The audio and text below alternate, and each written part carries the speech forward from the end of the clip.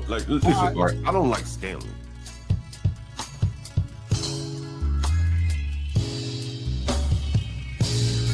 I think the only person I have been was Stanley.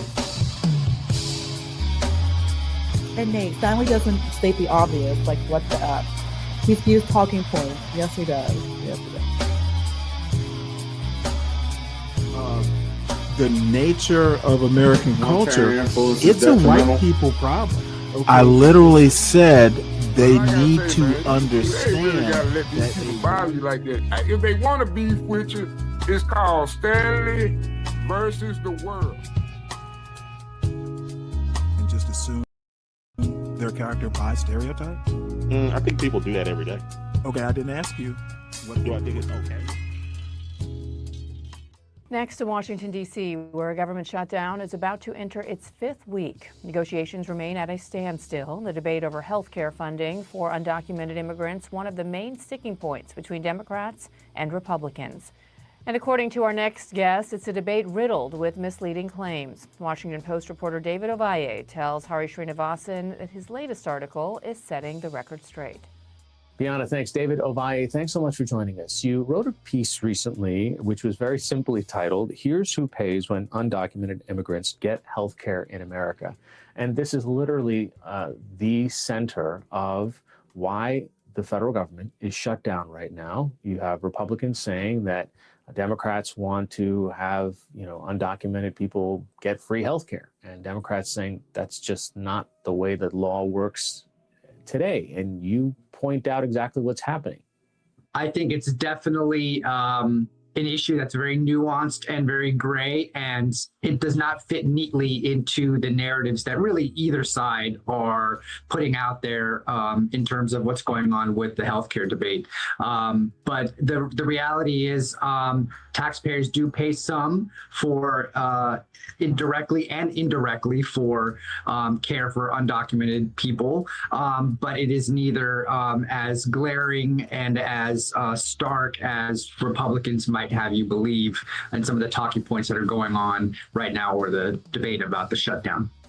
Okay, so the Democrats say, look, that's just not how the law works. You can't get health care in America if you aren't documented. That said, if an undocumented human being walks into an emergency room because their arm is broken, they're going to get health care in America. Who pays for that? Right. So at the end of the day, the Republicans have really zeroed in on emergency Medicaid. Now, what's interesting about emergency Medicaid is all of this stems from laws that were passed in the 80s under President Reagan that basically said you cannot deny someone emergency coverage at the emergency room if they come in. And obviously, there's the basic human element, right? We don't want people not being able to be treated for something like a car crash or for a fall or for some emergency thing. So there is the emergency Medicaid program, which if you are otherwise eligible for Medicaid, then you can get coverage the hospitals can get reimbursed for the services that are provided. Okay, so this is going to be for that very narrow emergency room visit, right? So this may pay for your broken arm if you fall on a construction site, right? But it's not going to pay for the rehabilitation visits. It's not going to pay for the ongoing care that you might need afterward. So it's really emergency Medicaid is less than 1% of all Medicaid spending. So it's compared to the vast majority of spending that is done for primarily U.S. citizens, it is a very, very small amount of money. But it is something that is explicitly built into law that allows for federal funds to pay for emergency care for people without papers. So less than 1%. The Republicans also talk about kind of the number that you hear in the press is $200 billion, that if the provisions are kind of reinstated, basically the big beautiful bill rolled back some of these kind of extensions of tax credits. If these tax credits come back in, $200 billion. Where's that number from? Well, there's a lot of conflation that's going on and a lot of the claims that are going back and forth. And so one of the things that I think is important for people to understand is the Trump administration has really zeroed in on people that it believes should never have been afforded any kind of legal status to begin with under the Biden administration, right? So these are going to be people that got protection under TPS programs, under other immigration programs. And so this was a lot of people that came into the United States and were given some sort of legal status. For the Republicans, they say, well, these are people that should have never gotten any kind of protections. And so therefore, the health care that they are afforded because of that legal status should not be afforded to them. So there's sort of some conflation going on there, because it's not really the undocumented population that we think of that had just snuck across the border and is living and working here. These are people that came in, have had some sort of legal status. Some of it's in limbo, right? We have hundreds of thousands of people from countries that are in sort of legal limbo right now because their TPS programs have been pulled back. But there are a lot of people that would fall under this bucket, right? So some of these numbers get a little bit conflated. But what the big beautiful bill did was it tightened eligibility for a lot of these programs. So some of those people are now no longer eligible for any of these federal healthcare programs. Yeah. And so what rolling back some of those provisions in the big beautiful bill would do is give those people back some of that coverage. Got it. You spoke to individuals. Good afternoon, everybody. Welcome to Stanley versus the World. Everybody, please make sure you hit the like button. Good to see you all here. We don't need to go any farther with this video. And Dave, that's an interesting comment. I hope you see my response to that. Willful ignorance apparently gives you plausible deniability. You can call people liars because you just don't know better. Bottom line is that the government shutdown over the Democrats wanting to give all this health care to foreigners, it's conflation. So we can move on to the actual news. And all I have to say is I appreciate the opportunity to educate the Deacon Daves of the world. So that's what I do. So let us move on. Speaking of healthcare, Obamacare prices become public, highlighting big increases. And let us hear this. Obamacare prices become public, highlighting big increases. This article is by Reed Abelson and Margot Sanger-Katz and read by an automated voice. The Trump administration has released a preview of the available plans sold through Obamacare marketplaces in 30 states, giving Americans who buy their own health insurance a first look at just how much prices would go up. Insurers have increased rates significantly for next year, an average of about 30% in the states where the federal government manages markets, and an average of 17% in states that run their own markets, according to a new analysis from KFF, the Health Research Group. But most of the more than 20 million Americans covered by the Affordable Care Act don't currently pay the full price of their insurance because they qualify for income-based tax credits that help make the plans affordable. That financial assistance has been in place since the federal ACA marketplaces opened in 2014 and became even more generous in 2021 when Congress increased the aid. The extra help is scheduled to expire next year unless Congress acts. The looming expiration of those subsidies has been a key sticking point in congressional wrangling over the government shutdown, which has lasted nearly a month. Democrats have demanded an extension of the subsidies as a condition of supporting legislation funding the entire government. Republican leaders say they will not discuss the issue until the government is reopened. The higher prices reflect a mix of factors, many tied to rising drug and hospital costs in the healthcare system itself. But insurance companies also raised prices for Obamacare plans because of concerns that the expiring subsidies would discourage younger, healthier customers from staying enrolled. Sue Monahan, a former university administrator in Oregon who is now retired, is one of the many Americans who faces a steep increase if the enhanced subsidies are allowed to expire. Ms. Monahan, 61, paid $439 a month for her coverage in 2025 after receiving a federal tax credit that covers roughly half of the premiums for her plan. When she went to shop for next year's plan, she learned that the monthly cost would jump to $1,059 for the same plan with an annual deductible of $7,100. Ms. Monahan said, Well, I think we don't even need to go farther than that. This is a problem. However, as I stated yesterday, the Democrats are in a little bit of a pickle because the biggest federal worker union basically said, you know what, we want to be paid and we want back pay too. And consequently, Democrats I think the Hill, the publication called The Hill, says Democrats are, they were standing firm, but now they're starting to wobble. The federal workers union is one of their kind of base, one of their base constituencies. And these people want to be paid. And the Obamacare negotiations are kind of a problem that can be slightly kicked down the road.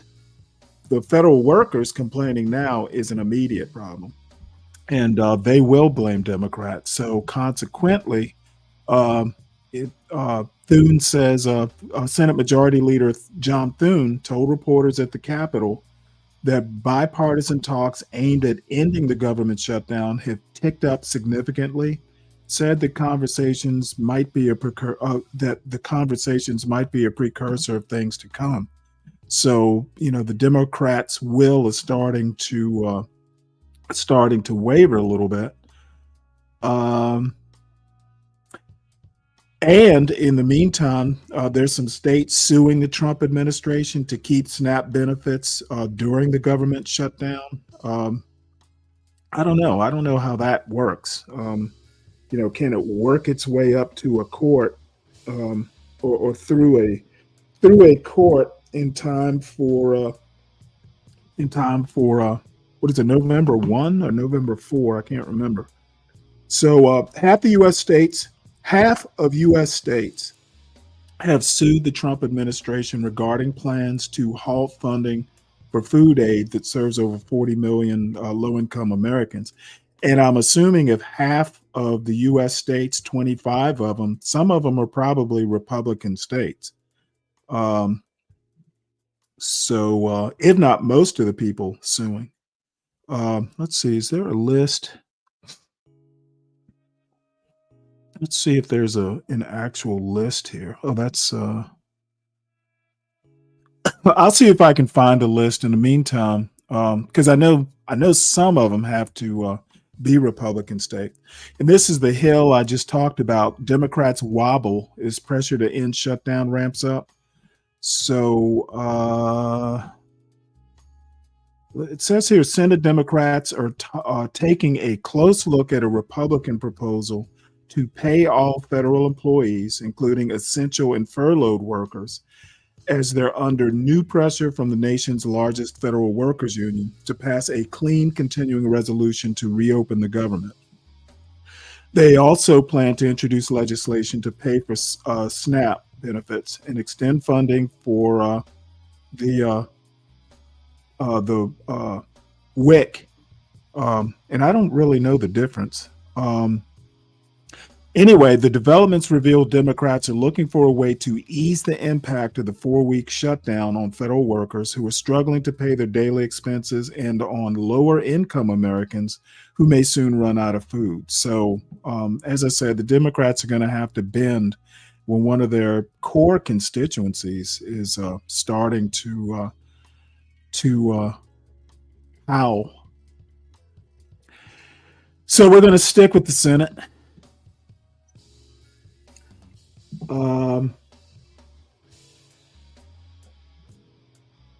This is actually interesting. The Senate approves bipartisan resolution to end tariffs on Brazil. It was basically, the last I recall, it was Trump being pissed off that Bolsonaro, Bolsonaro, they actually wound up convicting him of trying to overturn elections. And but the Senate approves bipartisan resolution to end tariffs. Let's listen to a little bit of this because Rand Paul and what's his name, Tim Kaine of Virginia, they kind of paired up. So it's bipartisan, and it's good to see the Senate actually stand up to something. Too bad the House isn't here to. As a matter of fact, I don't think the House has anything to do with tariffs. I think it might be just the Senate. I'm not sure about that. So let's see what we got here. You're listening to Senate Approves Bipartisan Resolution to End Tariffs on Brazil, a news story written by Riley Beggin and Theodoric Meyer, and read by an AI-generated voice. The Senate voted 52-48 with bipartisan support Tuesday to end the national emergency underpinning President Donald Trump's tariffs on Brazil, an indicator of growing GOP frustration with the president's trade policy. A simple majority was necessary to pass the resolution. Republican Senators Tom Tillis, North Carolina, Rand Paul, Kentucky, Susan Collins, Maine, Lisa Murkowski, Alaska, and Mitch McConnell, Kentucky, joined with Democrats to approve it. But the measure can't go into effect because the House voted earlier this year to block all legislation that would challenge Trump's tariffs until March 2026. Okay. Trump in So the House summer does, imposed a 50% tariff on all Brazilian goods, and the Brazilian government has threatened retaliatory tariffs in response. The What Trump does administration Brazil is sell us? engaged in a Okay, so that answered my question. So the House does have to vote on it, and I can't believe they basically, put everything off till March. I guess they want to wait and see what the Supreme Court says, and they should be ruling on the constitutionality of Trump's emergency. He's invoking an emergency provision to impose these tariffs. Oh, was it you? Let's see. When I ran into him at the Piggly Wiggly, not my fault. He looks femme. You ran into me at the Piggly Wiggly. Dude, I haven't been in a Piggly Wiggly in probably 20 years. I think there's still one in Savannah. Next time I go, maybe I'll swing to it. I tend to order my groceries, Zhang, so we know you're lying. So the next story, this is actually something that Tim Kaine and Rand Paul wrote an opinion piece, and I do want to hear it. They're saying they're basically explaining why we're forcing Senate votes on Trump tariffs. It's good to see Rand Paul at least growing a spine. You're listening to Why We're Forcing Senate Votes on Trump's Tariffs, an opinion piece written by Tim Kaine and Rand Paul and read by an AI-generated voice. Tim Kaine, a Democrat, is a U.S. Senator from Virginia. Rand Paul, a Republican, is a U.S. Senator from Kentucky. Here are some statements that should transcend party label. Tariffs are taxes on imports paid by American consumers. Congress, not the president, has the constitutional authority to levy taxes. Massive tariffs on close trading partners such as Brazil and Canada are ill-advised abuses of presidential power that will make Americans poorer. All of that is self-evident, but President Donald Trump nonetheless keeps doubling down on his price-hiking tariffs, even though they are already pummeling the U.S. economy. Further, Trump is misusing an unrelated emergency statute to do it. His reckless, unconstitutional actions risk sending our country full steam ahead into economic chaos. That's why the two of us are taking to the Senate floor this week to force votes on the president's 35% and 50% tariffs on imports from Canada and Brazil, respectively. These votes present our colleagues with an important choice. Do they side with American consumers or back an overreaching tax policy? First, Canada. The president's tariffs on our northern neighbor are the perfect crystallization of why his policy hurts Americans. Canada is by some metrics the most important trading partner the United States has. We cooperate on defense, manufacturing, and a whole host of other issues. Trump's first tranche of tariffs against Canada, which we also challenged by this same legislative means, imposed a 25% tax on goods based in part on economically unsound talk of trade deficits. This summer, even as his Liberation Day import taxes sent markets into panic mode, the president opted to raise his Canada tariffs from 25% to 35%. Then, as if to confirm that these unilaterally imposed import tax rates are unrelated to any policy goal, the president announced he will increase duties on Canadian products by 10 percentage points because he didn't like a television commercial featuring President Ronald Reagan's criticism of tariffs. Policymaking by presidential impulse deprives American businesses of the certainty they need to decide whether they can afford to create or sustain jobs, or even remain in business. As tariffs simultaneously threaten job losses and higher prices, the economic well-being of every American family is at risk. These tariffs have directly harmed both of our home states. Kentucky bourbon distillers expressed immediate worry about their Canadian markets, and the 23,000 people employed by the industry began to worry about their jobs. In Virginia, the nearly $2 billion wine industry faces similar challenges. These concerns have been borne out, with a mixture of thriftiness and nationalism fueling Canadian stores' decision to pull U.S. products from shelves. The economic damage wrought by the Trump tariffs will be felt in every corner of our country. U.S. manufacturers and businesses will pay more, resulting in higher costs for employers, higher prices for consumers, and fewer jobs for Americans. There's simply no economic rationale for the tariffs on Brazilian imports, a country with which the U.S. even has a long-standing trade surplus. America imports more than $40 billion in goods annually from Brazil. The Brazil tariffs are already causing coffee prices to rise by over 20%, while tariffs on Canadian goods will increase the cost of cars and home-building materials. With blinking red warning signs throughout the U.S. economy about rising costs and declining consumer sentiment, this is the last thing American consumers and businesses need. But beyond the impact on Americans' bank accounts, these frivolous tariffs...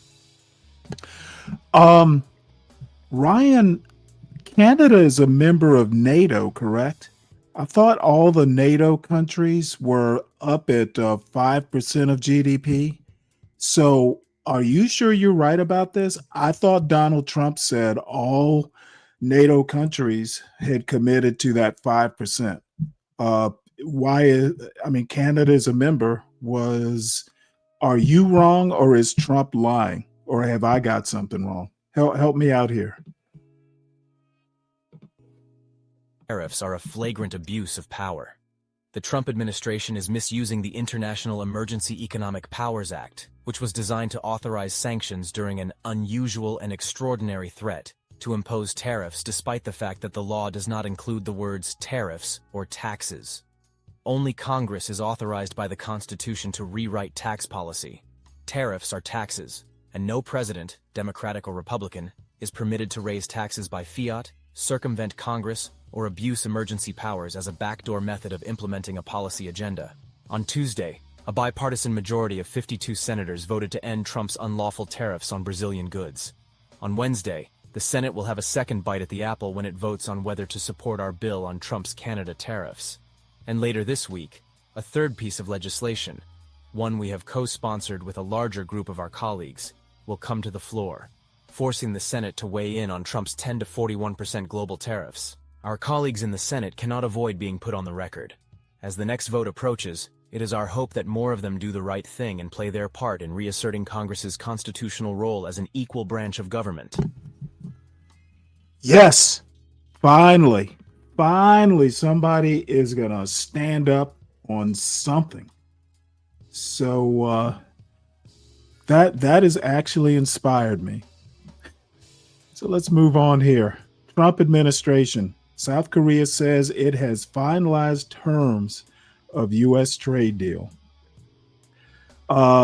Let's hope that battery plant. I actually meant to, before the show today, to look up the status of that battery, that giant Hyundai battery making facility. It's like it's as big as an airport, as near as I can see. Because I pass it on I-16 when I go to visit Savannah. Last I heard, it had kind of shut down the construction. So I'm assuming it's back up and running. I'll have to look that up. But it was South Korea.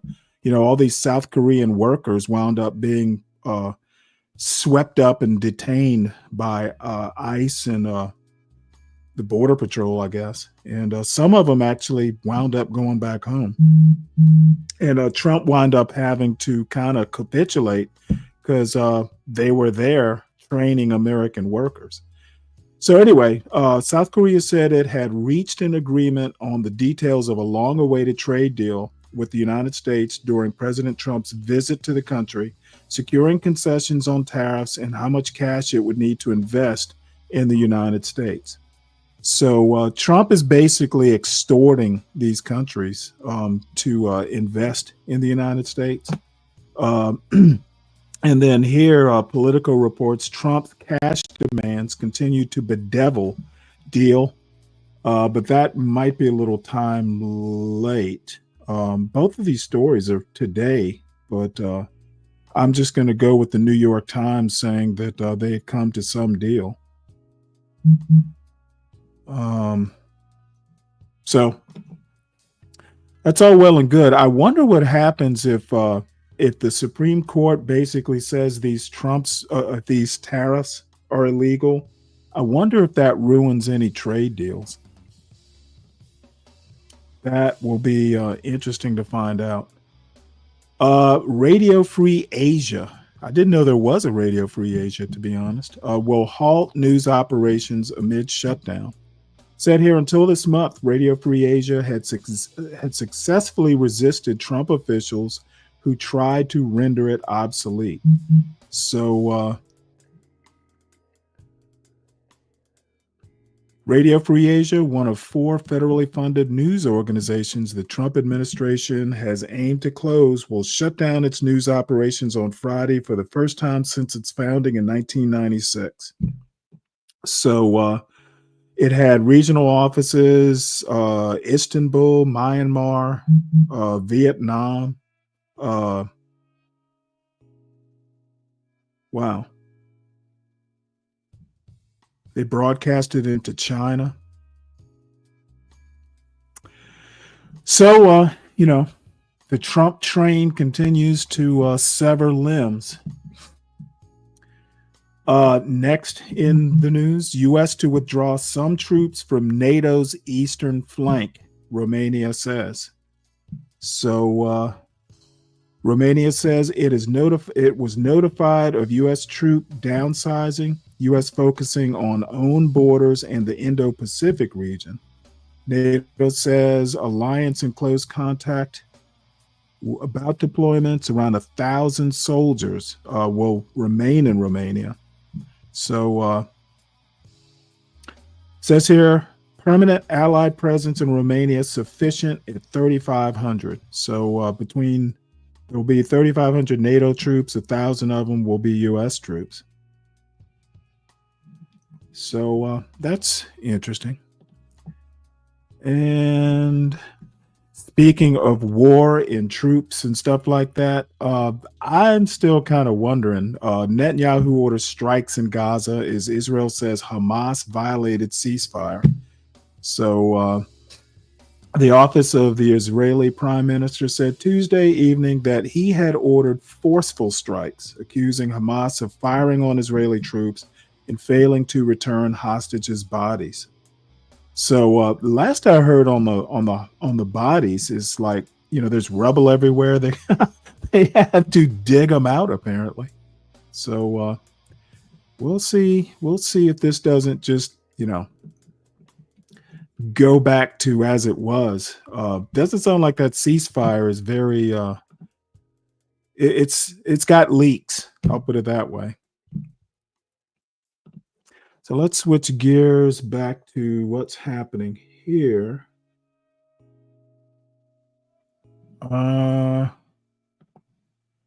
So this is interesting. 2 U.S. prosecutors suspended after describing January 6th attack as mob. So, wow. Talk about these guys just really want to rewrite history. You're listening to 2 U.S. prosecutors suspended after describing January 6th attack as mob, a news story written by Jeremy Roebuck and Emily Davies and read by an AI-generated voice. The Justice Department has placed 2 federal prosecutors in Washington on leave a day after they filed a document in court that referred to the January 6, 2021, attack on the U.S. Capitol as a riot carried out by a mob, 2 people familiar with the matter said. Assistant U.S. Attorneys Carlos Valdivia and Samuel White were told they were being suspended just hours after they filed a sentencing recommendation in a case against Taylor Taranto, a Washington state man accused of participating in the Capitol attack, who is now facing sentencing for unrelated weapons charges, according to the people familiar with the matter, who spoke on the condition of anonymity for fear of retribution. Although Valdivia and White were the primary signatories to the sentencing memo in Taranto's case, the document also bore the name of U.S. Attorney Jeanine Pirro, who was nominated for the role by President Donald Trump. The suspensions follow efforts by Trump and his allies to rewrite the narrative of the Capitol attack.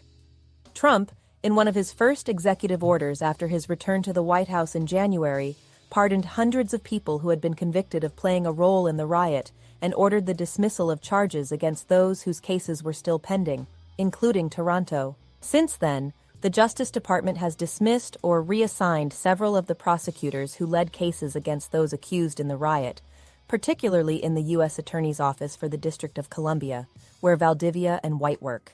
Prosecutors charged Taranto, a 39-year-old married father of 2, in 2023 with misdemeanors stemming from his role in the Capitol attack. In court filings, they said he had entered the building with the crowd of Trump supporters and later tussled with Metro police officers who were trying to repel the crowds.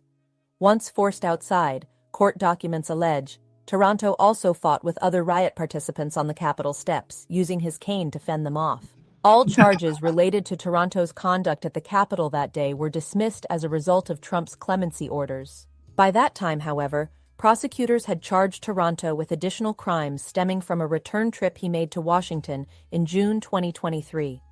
He live-streamed himself making threats against several high-profile people and the headquarters of the National Institute of Standards and Technology, according to an arrest affidavit filed in his case. Taranto said on video that he had outfitted his van with a car bomb that he threatened to detonate outside the headquarters building. He also filmed himself driving around the city, saying he was searching for tunnels that would provide him access to the homes of former President Barack Obama and lawmakers, government court filings said. Taranto filmed those last moves after Trump had posted what he said was Obama's address to social media. When secret... So, in their charging document, they mentioned that, oh, hey, this dude has a history of, violence or, just mayhem in the Capitol. And they happened to call January 6th activities a mob, which it actually was. I would say it was more an insurrection, but you know what? Let's not quibble. So they didn't like calling January 6th what it actually was. So these two get suspended. Yeah, you know what? That's like Trump basically, doing a 10% tariff on Canada because they did something he didn't like. Petty. If you're going to be the CEO of the country, you got to grow thicker skin there, bub. So let's continue with Trump's travails. Judge rules LA top federal prosecutor was illegally appointed. So that's just going to have a cascading effect probably. It says here, the Justice Department's top prosecutor in LA has been illegally serving in the role since July. A federal judge ruled Tuesday. Bill Stanley, Trump's pick in April to temporarily lead the U.S. Attorney's Office for the Central District of California, should have departed the post by July 31st under a 120-day limit imposed by federal law. An unusual maneuver by Pam Bondi to extend Stanley's tenure into 2026 violated federal appointment laws, the Hawaii-based George W. Bush appointee ruled. If you don't make some sort of if you don't go through the normal process, After 120 days, the courts appoint, like judges get together and they appoint the U.S. attorney. So extending him past the 120-day mark, you simply can't do that. So it goes. So let's see, what else do we have here?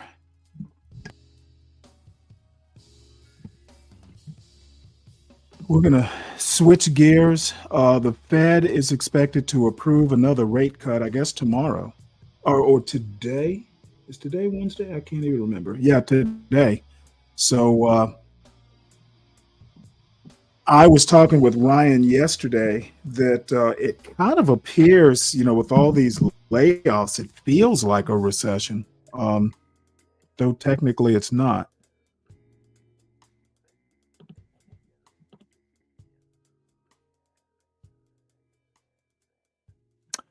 How Fed cuts affect your wealth. Let's see. Markets are assigning a nearly 100% probability that the Federal Open Market Committee will approve a second consecutive quarter percentage point or 25 basis point reduction. So nothing super surprising about that. You know what? Let's watch this.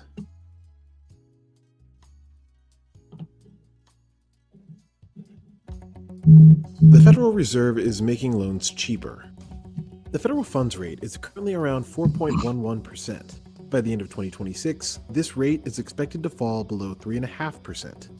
Wall Street is excited, but middle-class Americans aren't likely to benefit much from this decline. No, it's 25 basis points, not 45. If I said 45, that's my mistake. In markets, benefit the guys who already have the wealth. The top 0.1%, they have seen their wealth nearly double since 2020 to over $23 trillion. Stocks accounted for virtually all of that growth. Most Americans own stocks. However, older and wealthier Americans generally own more of them than everyone else. As a result, they benefit from the asset price booms that tend to follow Fed rate cuts. Individuals who were exposed to the private equity market, the private credit market, they've been able to just make bank. It's really important to own financial assets. If you have all of your money sitting in a savings account, odds are after time, you're going to find yourself being stretched more and more thinly. As the Fed gears up for a rate cut, we ask, are they helping or hurting the typical family?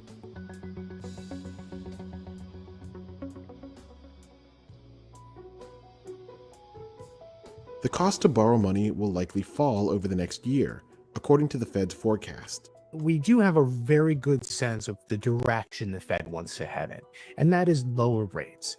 If you look at the Fed projections, maybe we're looking at closer to 3% of an overnight rate in a couple of years, and that really sets the floor for all other interest rates. Lowering this rate sets off a series of chain reactions in the economy. For example, your savings accounts may earn less money on interest after Fed rate cuts. That said, you also might pay less interest on your credit card debt. These moves also create conditions that can make it cheaper to finance cars, student loans, homes, and more. It really is sort of a flywheel for all other economic activity. And that's why you start to see, I think, financial investors get excited for lower rates. When you're spending a lot of money on interest costs, you're not spending it on things that are actually useful and productive. They're able to deploy that money and keep it for internal investment, capital expenditure, hiring. But there are downsides. This process tends to lead to higher wealth inequality. The Fed's easing cycle could unintentionally widen the generational wealth gap, lifting the net worth of retirees, baby boomers, while the 20-somethings and the 30-somethings who depend more on their wages and capital gains not benefiting as much. We see that it does not benefit everyone equally. If you are an Apple or any great big corporate borrower, you will see a difference from a 0.25% rate cut because you've got the best borrowing costs on planet Earth, basically. So you will see that benefit. But when it comes to things like automobile loans and credit card rates and even mortgages, it takes longer for them to filter through, and it takes more of them to make a real material difference in what it costs for average American working men and women to borrow. Younger households are hurt most by a reduction in interest rates. That's because they own the smallest share of financial assets. What happens when the Fed overnight rate come down? We ultimately start earning less money on cash, which makes it less attractive versus other investments. So it's really natural to think about, where do we want to reallocate that capital? Take, for example, real estate. In a lot of markets, real estate has become, and in some cases, unaffordable. Qualifying for a mortgage today requires a six-figure household income in most of the US. That's far above the median household income. The income requirements are higher if the buyer doesn't have a 20% down payment ready. Compare this to conditions from 2006. The median household brought in around $58,000 that year. They needed $54,000 to qualify for a mortgage.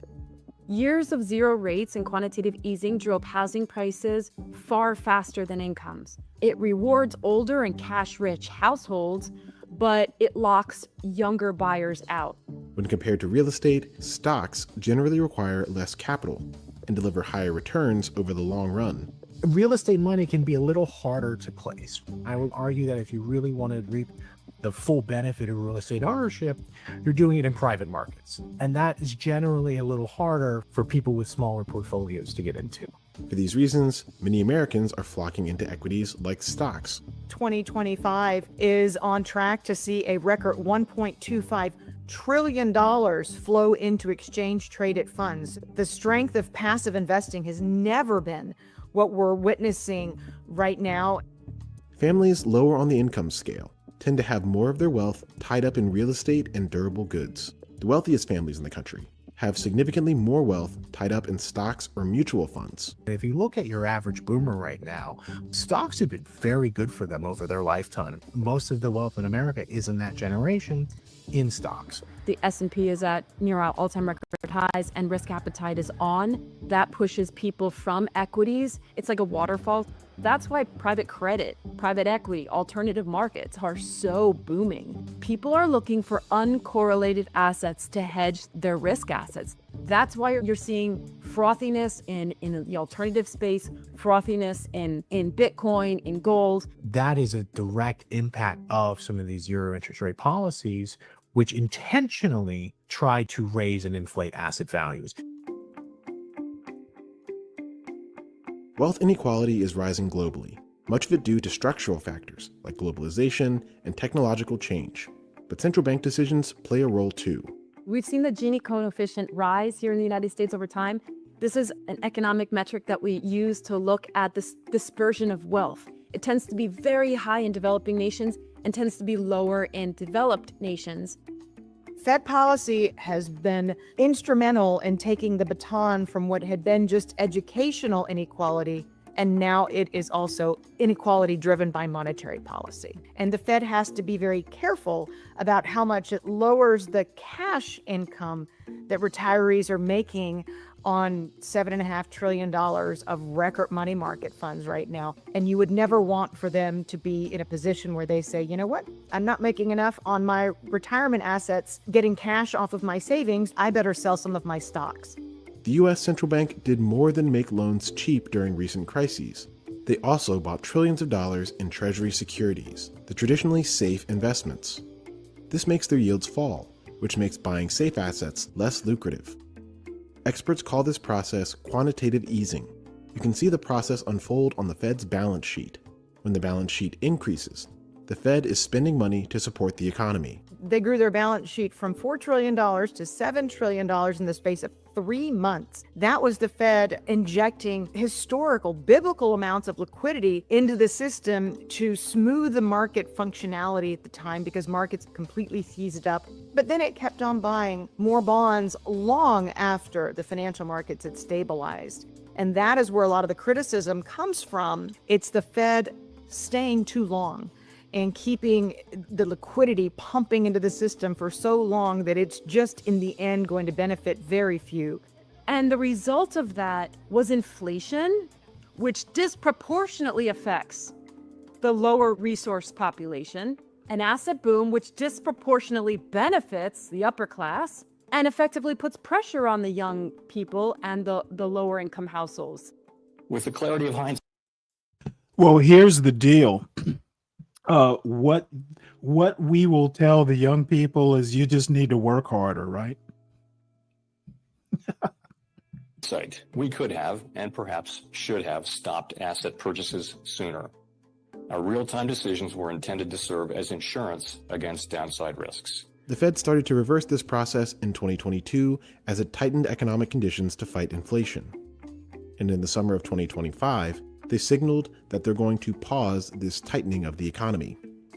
In October, Federal Reserve Chairman Jerome Powell signaled that this tightening would end, even as inflation remained above their target rate of 2%. There is no risk-free path. If we ease too aggressively, we could leave the inflation job unfinished and need to reverse course later to fully restore 2% inflation. I think in both the great financial crisis and COVID, both scenarios we have these zero interest rate policies, it was out of necessity, a real concern that the economic engine might grind to a halt. There are trade-offs to that.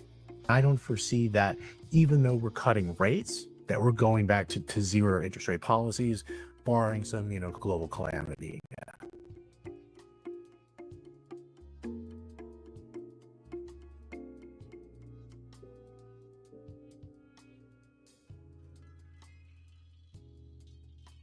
All right. Well, that was fun. I figured I'd play it though. When it comes to money, you know me, I'm Mr. Information. So, switching gears again, U.S. Appeals Court overturns West Virginia landmark opioid lawsuit decision. Apparently, a federal appeals court in Richmond, Virginia, overturned a previous decision that rejected compensation claims by an opioid-affected area against U.S. drug distributors for prescription pain pills. The court ruled that West Virginia's public nuisance law applies to opioid distribution lawsuits. So the case will be going back to a U.S. District Court in Charleston, West Virginia, for further proceedings. So plaintiffs aim to obtain over $2.5 billion for opioid use prevention, treatment, and education over 15 years. That's weird. No, it'll take $2.5 billion for prevention, treatment, and education. Interesting. They must really be hooked.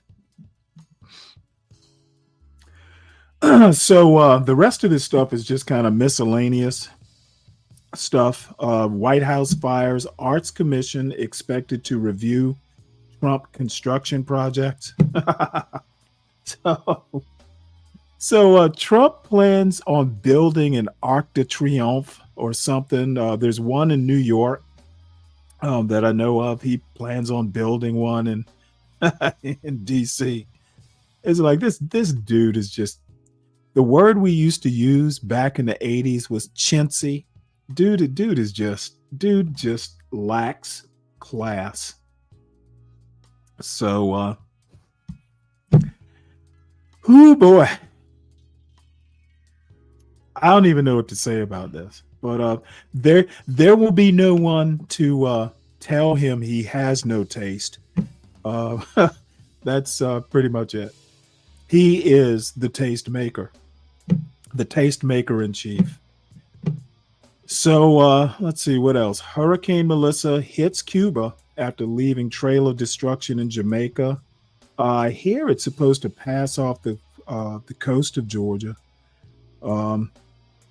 More on that. I haven't really tracked it too much, but I guess now that it's off of Cuba, I do need to check on it. It's been raining the past 2 or 3 days. I wonder if that might have something to do with it. So anyway, this is a ground news newsletter I get every week called the Blind Spot Report. Let's see if there's anything in there interesting. DeSantis sets new Florida record with 17 executions in a single year. Wow. Good for him. Congratulations. The House Democrats are launching a master ICE tracker. Oh, guess what? There's not a damn thing that they're going to be able to do because House oversight, they can do that. So I wonder if they're going to put that online. You know what? Let's read more about this. I think that's hilarious. So Senate Democrats Senate Democrats and House Democrats plan to create a master ICE tracker to inform the public about ICE activities, as announced by Representative Robert Garcia. Assaults on ICE agents have significantly increased, prompting the need for this tracker. Attorney General Pam Bondi criticized the tracker, claiming it endangers ICE agents and compromises public safety. The tracker aims to track instances verified by the community and is part of a broader investigation into ICE practices. So they're saying, hey, we need to track them for their safety. And Pam Bondi says, no, it is dangerous to track them. So that's actually going to be interesting. I hope that turns into some sort of fight. Tomorrow, you mean for in the Senate? I'm not sure how that. I mean, even if they get 60 votes, I think it has to go back to the House. So the House would need to come back into session. I'm guessing probably because the Democrats are in a little bit of a pickle because of the that federal worker union complaining.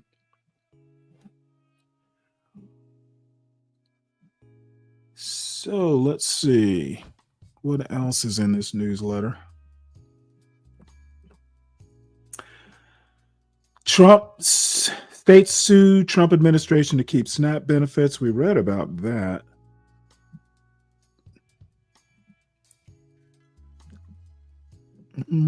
Trump administration on pace to set new deportation record by the end of the first year. Government says its actions have led to more than 2 million people leaving the country, including 1.6 million who left voluntarily and 400,000 who were deported. Elon Musk's politics cost Tesla over 1 million sales in U.S. alone. But he wants to be paid $1 trillion. Interesting. Let's see. Poll of the week. Have the politics of a company's leadership influenced your buying decisions in the past year? Not for me, but that's a good question. Texas doctor loses license for prescribing gender transition drugs to minor.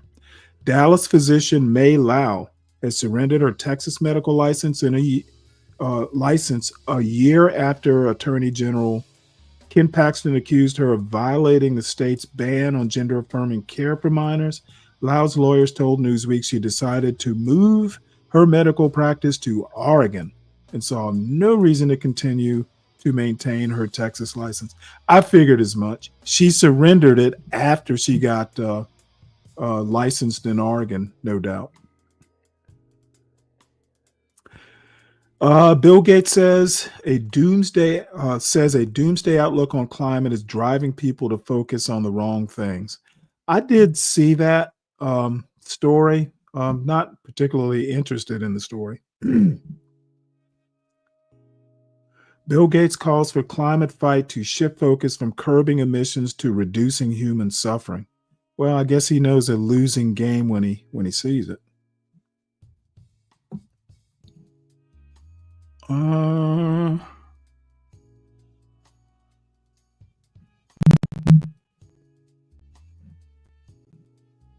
Interesting. This poll results from last time. Do you think race should be a factor in deciding voting districts? Yes, 33%, no, 58%, unsure, 8.2%. Those are people who don't know United States history. Do you believe the University of Texas was right to fire Professor Markman? No idea who he is. Unless he was the one who criticized Charlie Kirk, maybe. Anyway, let's move on. This is interesting. In Utah, Trump's vision for homelessness begins to take shape. State officials promise large-scale involuntary addiction and mental health treatment at Salt Lake City's edge. Critics see a prison or a warehouse. Let's listen to a little bit of this. In Utah, Trump's vision for homelessness begins to take shape. This article is by Ellen Berry and Jason DeParle and read by an automated voice. To glimpse the future of homelessness policy in the age of President Trump, consider 16 acres of scrubby pasture on the outskirts of Salt Lake City, where the state plans to place as many as 1,300 homeless people in what supporters call a services campus and critics deem a detention camp. State planners say the site, announced last month after a secretive search, will treat addiction and mental illness and provide a humane alternative to the streets, where afflictions often go untreated and people die at alarming rates. They also vow stern measures to move homeless people to the remote site and force many of them to undergo treatment, reflecting a nationwide push by some conservatives for a new approach to homelessness, one embraced and promoted by Mr. Trump. With outdoor sleeping ban, removal to the edge of town may become the only way some homeless Utahns can avoid jail. Planners say the facility will also hold hundreds of mentally ill homeless people under court-ordered civil commitment, and the effort will include an accountability center for those with addictions. An accountability center is involuntary, okay? You're not coming in and out, Randy Shumway, chairman of the State Homeless Services Board, said in an interview. Utah will end a harmful culture of permissiveness, he said, and guide homeless people towards human thriving. While the Utah effort began before Mr. Trump's return to office, it mirrors his pledge to move the homeless from urban cores to tent cities with services. And it accelerated after Mr. Trump issued an executive order in July, calling for strict camping bans and expanded power to involuntarily treat homeless people. Government Spencer Cox, a Republican, quickly praised Mr. Trump's order and told Utah planners to follow it. Critics of the new plan say that confining people to a site on the city's outskirts threatens civil liberties and warn that the promised services may not materialize. The efforts coincide with deep cuts to Medicaid, which could thwart the project's financing. "I'm super anxious about it," said Jen Plum, a physician and Democratic state senator who calls the promise of high-quality medical care pie in the sky. Utah already has a severe shortage of psychiatric beds, she noted. The legislature is unlikely to fund hundreds of new beds, she said, and even if it did, there is no workforce to staff them. Without enormous new spending, she said, the center could function less as a treatment facility than a prison or a warehouse. The emerging portrait of the Utah Center, scheduled to open in 2027, brings to life a vow that Mr. Trump made 2 years ago in an extraordinary campaign video. Accusing homeless people of turning great cities into unsanitary nightmares, he pledged to use every tool, lever, and authority to get the homeless off our streets. He said the administration would open up large parcels of inexpensive land, where dangerously deranged people can be relocated and their problems identified. Much about Utah's plans remain unclear, including the details of involuntary treatment, what a proposal calls work-conditioned housing, and whether the residents will sleep in buildings or tents, but supporters call it a model. Utah is a harbinger of the future, said Devin Kurtz of the Cicero Institute, a conservative policy group that has pushed for the changes in Utah and at the federal level. Contain and treat. The national push for stern measures follows a decade in which unsheltered homelessness grew nearly 60% according to federal data, a result of factors that include spiking rents and untreated mental illness and substance abuse. As tent clusters and open-air drug use rose, so did calls for encampment bans. The move for stricter measures gained momentum last year after the Supreme Court ruled that authorities could ban camping even in places that lack shelter space. Although Utah seems the clearest example of what Mr. Trump has in mind, other communities have used threats of arrest to move homeless people to designated areas. As New Orleans prepared for this year's Super Bowl, state police moved more than 120 people from downtown to a distant warehouse hastily converted for 3 months into a shelter. San Diego enforces a camping ban punishable by arrest while designating 2 tent sites with a total of 800 beds as an alternative to the street, but a recent lawsuit faults the sites for inhumane conditions, including rats, mold, and risks of fires and floods. In Las Vegas, a $200 million homeless campus is under construction, with half of the money coming from the casino industry, amid concerns that homelessness depresses tourism. It promises 900 beds across 26 acres with intensive services and coincides with new prohibitions on sleeping in public, punishable by up to 10 days in jail. Utah's plan is novel in that combines elements of a homeless shelter and a psychiatric hospital, sharply expanding involuntary treatment. Critics say it accelerates a disturbing shift toward coercion. And moving marginalized people to government camps, they say, is an idea with a long and shameful history. It's what they did in World War II in Japanese detention camps, said Jesse Rabinowitz of the National Homelessness Law Center, a Washington advocacy group. This reads similar to rounding up Jews or other people the Nazis didn't like. Asked in the confirmation process if he supported relocation camps for homeless people, Scott Turner, the housing secretary, did not reject the idea. Our current approach to addressing homelessness is badly broken, he wrote. Utah's pivot is especially radical. It was once a leader in housing first, an approach to homelessness that prioritizes permanent housing and offers treatment on a voluntary basis. Housing first has been the standard approach nationally for more than a decade, with studies showing it is effective in keeping people housed, but it is expensive and slow, and there is less evidence that it improves health outcomes. The Utah plan returns to an earlier treatment-first model that conditions aid on sobriety or compliance with psychiatric treatment. Celebrated by conservatives, such programs offer the hope of healing, but risk excluding people who cannot or will not comply. The business of souls. As the planning for the facility got underway last year, the Republican-dominated legislature replaced the state's homelessness planning board, which included many nonprofit providers, with a smaller body dominated by political appointees and business figures. It is led by Mr. Shumway, a salt. Yeah, I'm gonna stop that here. I think we get the gist. And the Fed has indeed lowered the interest, the prime interest rate by 0.25%. 25 basis points. So I guess we knew that was coming. So that is pretty much all the news. A couple things that I found interesting, and I started this yesterday but didn't finish it. I just discovered this. I guess it's kind of like a Pew Research like foundation. It's called the Public Religious Research Institute. And its mission, oops, hold on one second. Its mission, if I can get this right. Oh, there it is. PRRI is a nonprofit, nonpartisan organization dedicated to conducting independent research and driving conversations at the intersection of religion, culture, and politics. So, well, they lowered rates last quarter. So he caved a while ago, and I mean, I don't think he has a choice but cave. This economy is soft. Unemployment is going to tick higher.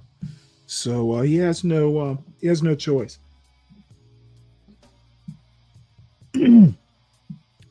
So very interesting group, and what they've done is basically conduct their research around a religious affiliation. And just a quick idea of how of the categories they polled. And it's really detailed. So I'm not going to I may read the executive summary, but let me put it to you this way. The way they polled, they looked at all Americans, they looked at Republican, Independent, Democrat. Then they also look at religious affiliation. Let me see, can I get you an example? I mean, it was kind of exhaustive. For instance, right here, all Americans, Democrat, Independent, Republican. Then they go by Jewish, non-Christian, unaffiliated, white Catholic, white evangelical Protestant, Hispanic Catholic, Hispanic Protestant, Christian nationalism. Are you a rejecter, skeptic, or sympathizer or adherent? And then they ask questions about Trump. Then they also asked about social connections, belonging, empathy, alienation. So this is actually a very interesting way.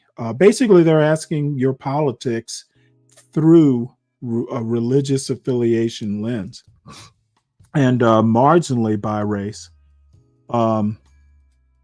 So I found this really interesting. Bottom line is that the only people who are strongly approving of Trump right now are the evangelicals.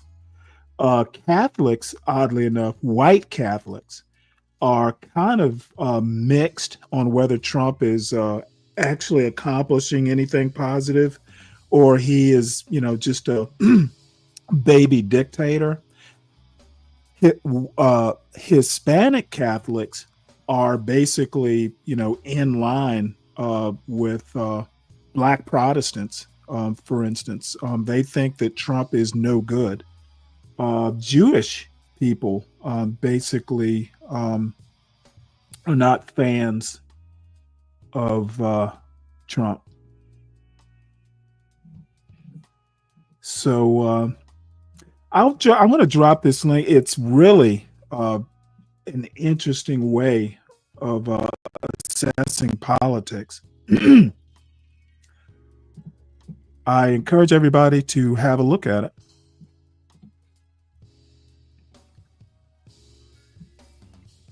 Oops, PRRI.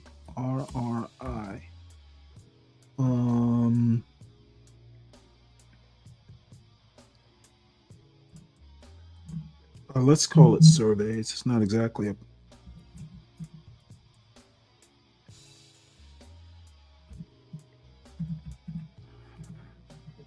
So if you're into politics and stuff like that, I'm definitely going to start keeping up with them. So the next on the list is a Pew Research poll on how parents manage screen time for kids. And since I'm so into into parenting, I figured this might be something to look a little bit deeper into. I'm not going to get knee deep into it.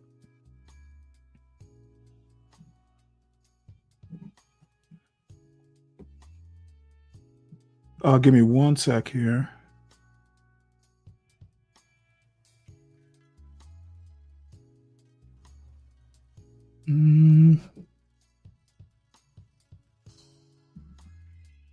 I was hoping there was a way to get on a mailing list here.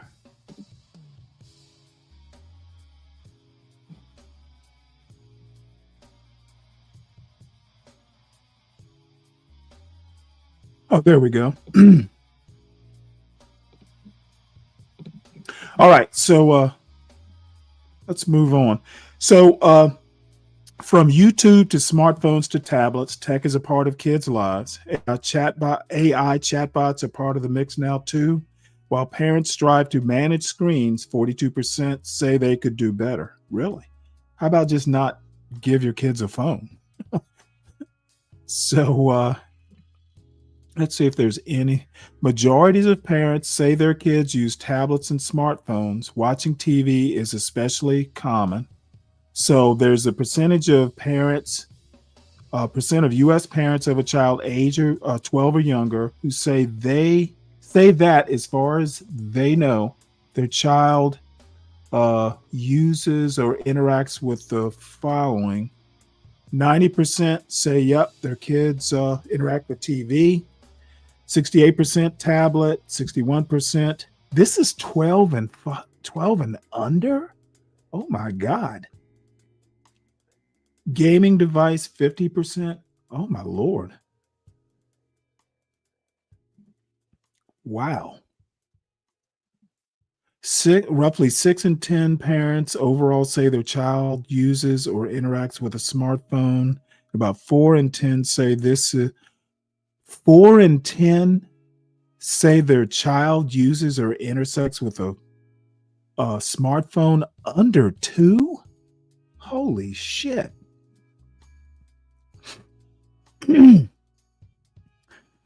About 1 in 4 parents say their kid has their own smartphone, so that's 25%, and more than half with an 11 or 12-year-old say so. So half the 11 or 12-year-old, their parents say they have a smartphone. Wow. Even for the youngest kids, YouTube is widely used. Holy shit. A majority of parents say their children, including those under 2, watch videos on YouTube daily. 12 or younger, 51% say their kids use YouTube daily. Wow. 35% under 2, 51% 2 to 4, 5 to 12, 54%.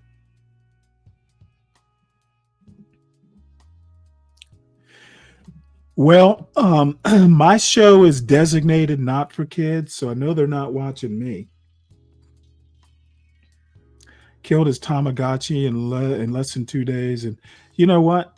I literally, last time I had something that stupid, I think I had a pet rock back in, back in the 70s. It was pretty much a paperweight, but pet rocks back in my day were kind of a thing, believe that or not.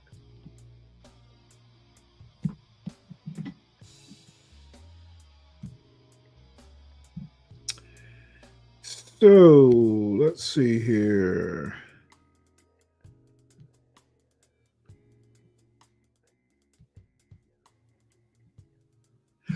All right. Well, and I will drop this Pew Research poll as well. Is kids and screens. This is Pew Research. Oh, you know what? I'm just going to have to drop the link apparently. There's a long URL. Oh, I tell you what, I put the URL in the show notes, and the PRRI is in the show notes too. I forgot I put it there. Let's see. I threw rock at Bantus trying to cannibalize my people. We are not the same. Hey, well, you know what? In the West, we could tame our rocks. We didn't throw them at people. All right. So I do have some videos that I'm aiming to show.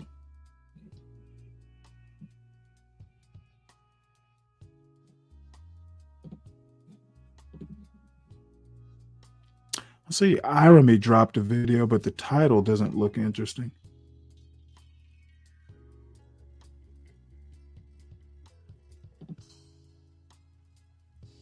So what do I want to do first?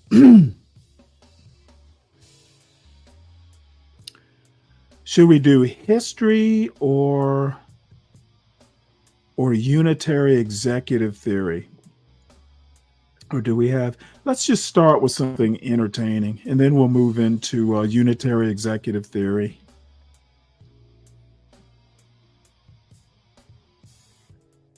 Little sideshow. Oops, let's start at the beginning. Family and fellow soldiers, I'm the professor, and this is the moment of truth. You can tell that some people just can't hack it when it comes to not having a white media company to hand them a regular paycheck.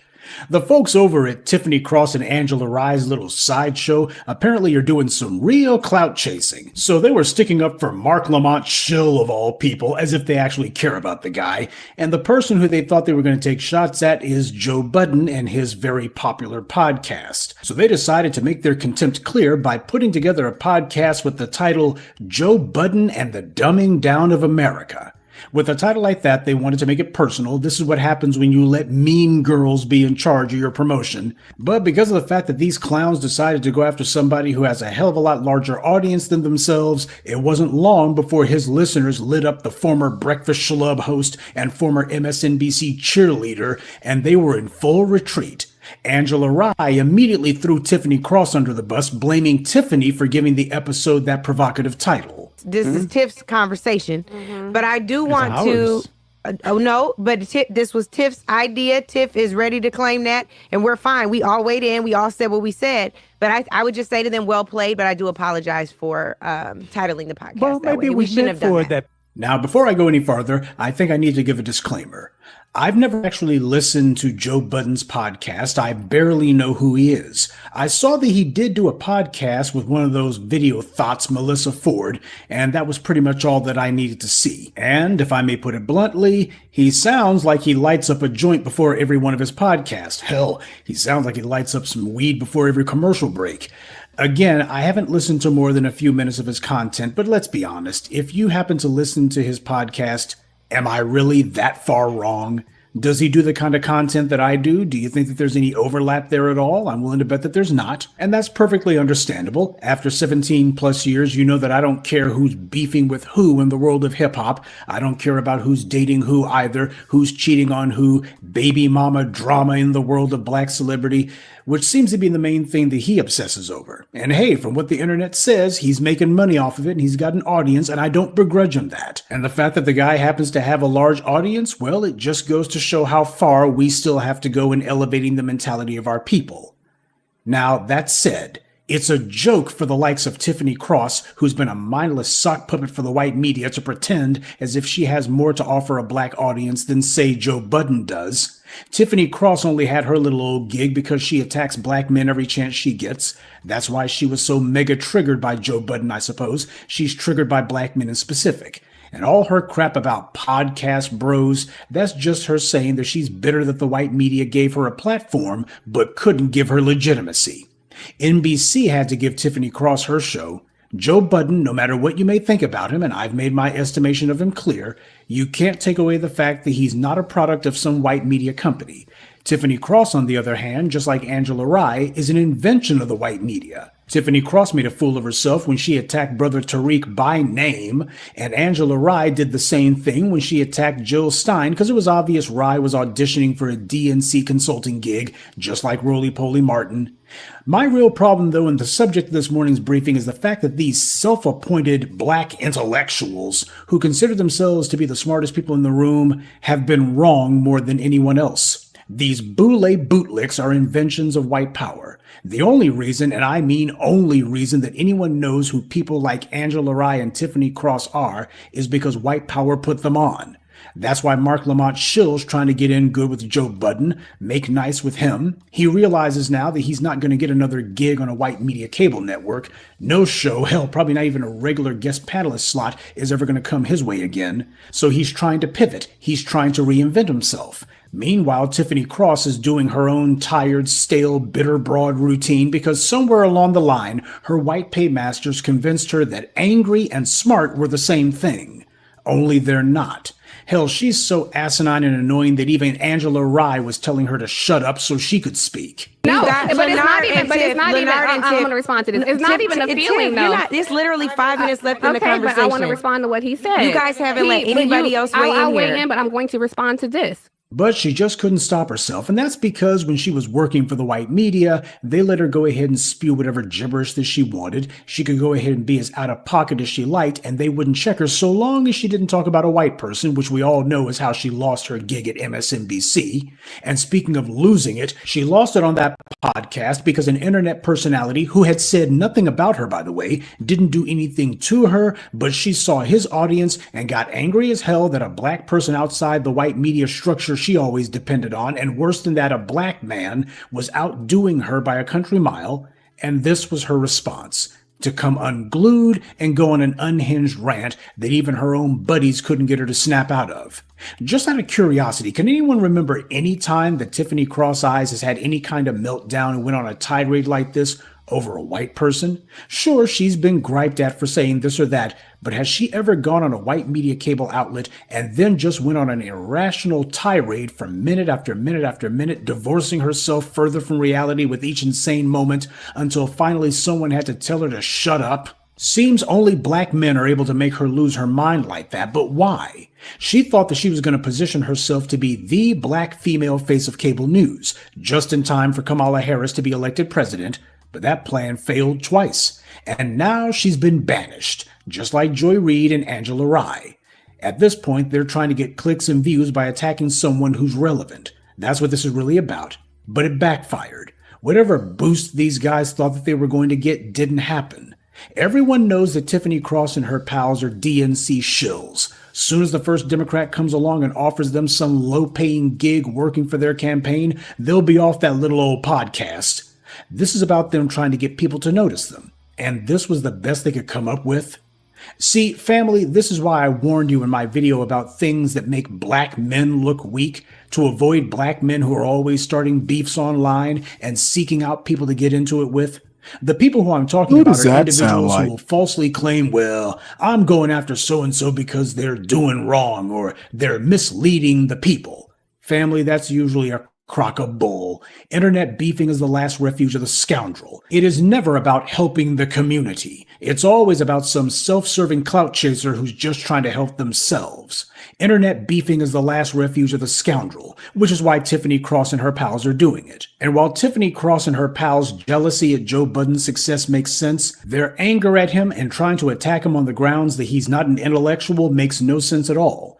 Did he ever say that he does highbrow or intellectual anything? Did he ever claim to offer the highest level of discourse and analysis of the day's events? Or did he make his niche to talk to hip-hop artists and discuss things that are admittedly of interest to a urban audience? That's not an insult, it's just a statement of fact. This is not somebody who's trying to talk to the intelligentsia. He's trying to talk to the proverbial people on the block. His content doesn't challenge his listeners because that's not what he's trying to do. He's not going to be what Tiffany Cross wants him to be, and that's a good thing because nobody wants to be what Tiffany Cross is, a professional DNC butt kisser.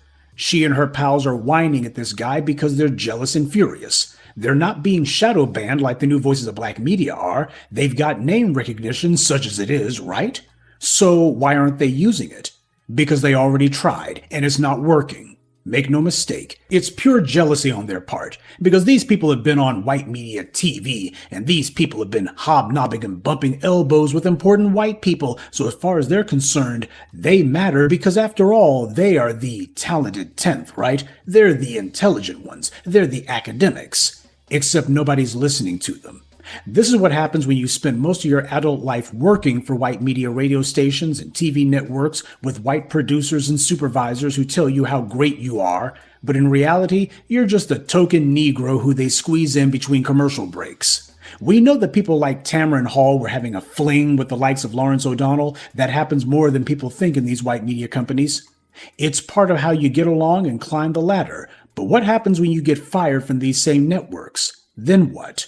You wind up like these people. And sure, Tiffany Cross and Angela Rye can whine that Budden's podcast isn't elevating the mentality of the black community, but guess what? Neither is Tiffany Cross or Angela Rye or anyone else over on that dumpster they call a podcast. No one can lie and claim that they ever learned something that they didn't know or that they got a perspective they hadn't considered after listening to those people.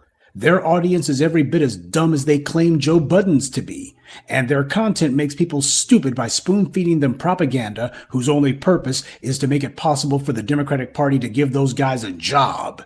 Nothing they've done has made anyone smarter or more informed. They've only made people more ignorant. This is the incompetent operative class trying and failing to be media gatekeepers. That's what this is really about. This is them making their attempt to say that we can shut somebody down, or we can put pressure on them. Well, how'd that work out for them? Nobody cares what they think. Hell, even Charlemagne the Fraud had to go ahead and rebuke what they were saying. Now, you know you hit rock bottom when he's the one taking you to task for some of the stuff that's come out of your mouth. You know, if Tiffany Cross truly feels that Joe Budden is so detrimental and that his show is dumbing people down, then why is she even mentioning him? Shouldn't she be avoiding him and his audience at all costs? If I look at somebody's content and I deem it to be lowbrow, dim-witted, or otherwise unworthy, then I'm not going to start an internet beef with them. I'm just going to ignore them because I can't do anything about them anyway. I'm much better off putting out content that does meet my standards than complaining about other podcasts that don't. But Tiffany Cross and her pals are clout chasing. And you want to know something? The so-called content that these guys put out is basically the same shtick as Joe Budden, only they don't talk to any musicians or hip-hop artists. Instead, they suck up to politicians and pundits. They do the same ebonics-laden rhetoric that he does, and nobody can lie and claim that they actually learned anything from Tiffany Cross or Angela Rye. They just do the same stale, worn-out cheerleading for the DNC that they've always done. Just like roly-poly, they're auditioning for a job. They all saw what Simone Sanders did, going from shoveling shinola for Joe Biden, lying about his policies, then getting a job working in the basement of the White House communications office. And after less than a year, she was out, but that's okay, because by then she had lined up her next gig at MSNBC. All of these boule, bootlicks, and butt kissers like Angela Rye and roly-poly, they saw what happened with Simone Sanders, and they've been drooling at the mouth ever since, wishing that that could be them. If they just kiss enough DNC backsides, it will be them, or at least that's what they tell themselves. But Tiffany Cross... Well, excuse me. Professor Black Truth just has a problem. But he has a problem with white media, what he calls the white media. And I guess that's probably an apt name from it. Other people might call it corporate media. He thinks the black media has more integrity, mainly because it kind of, caters to a black audience. He finds problems with people like Roland Martin because Roland Martin, I think Roland Martin kind of plays it both sides. He wants to cater to a black audience, but wants a lot of attention from corporate media. And, Roland's big deal, and I haven't watched Roland in probably a couple of years, other than maybe a clip or two. He wants a lot of corporate sponsorship, like Toyota and stuff like that. To a certain extent, he's right about Tiffany Cross, Angela Rye, and Andrew Gillum. They've got something called the Native Land podcast, which I've watched a couple times, and I'm not a regular watcher. That's how insignificant I think it is. She wanted to go in, one of them or both of them, Tiffany Cross and Angela Rye, wanted to go in on the Joe Budden podcast, mainly because Mark Lamont Hill is kind of a regular on there.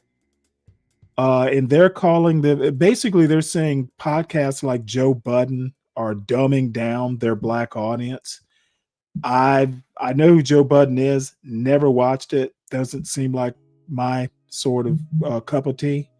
So I was just actually interested in what he had to say, because the title, Professor Black Truth's title, was interesting. It's what does he call it?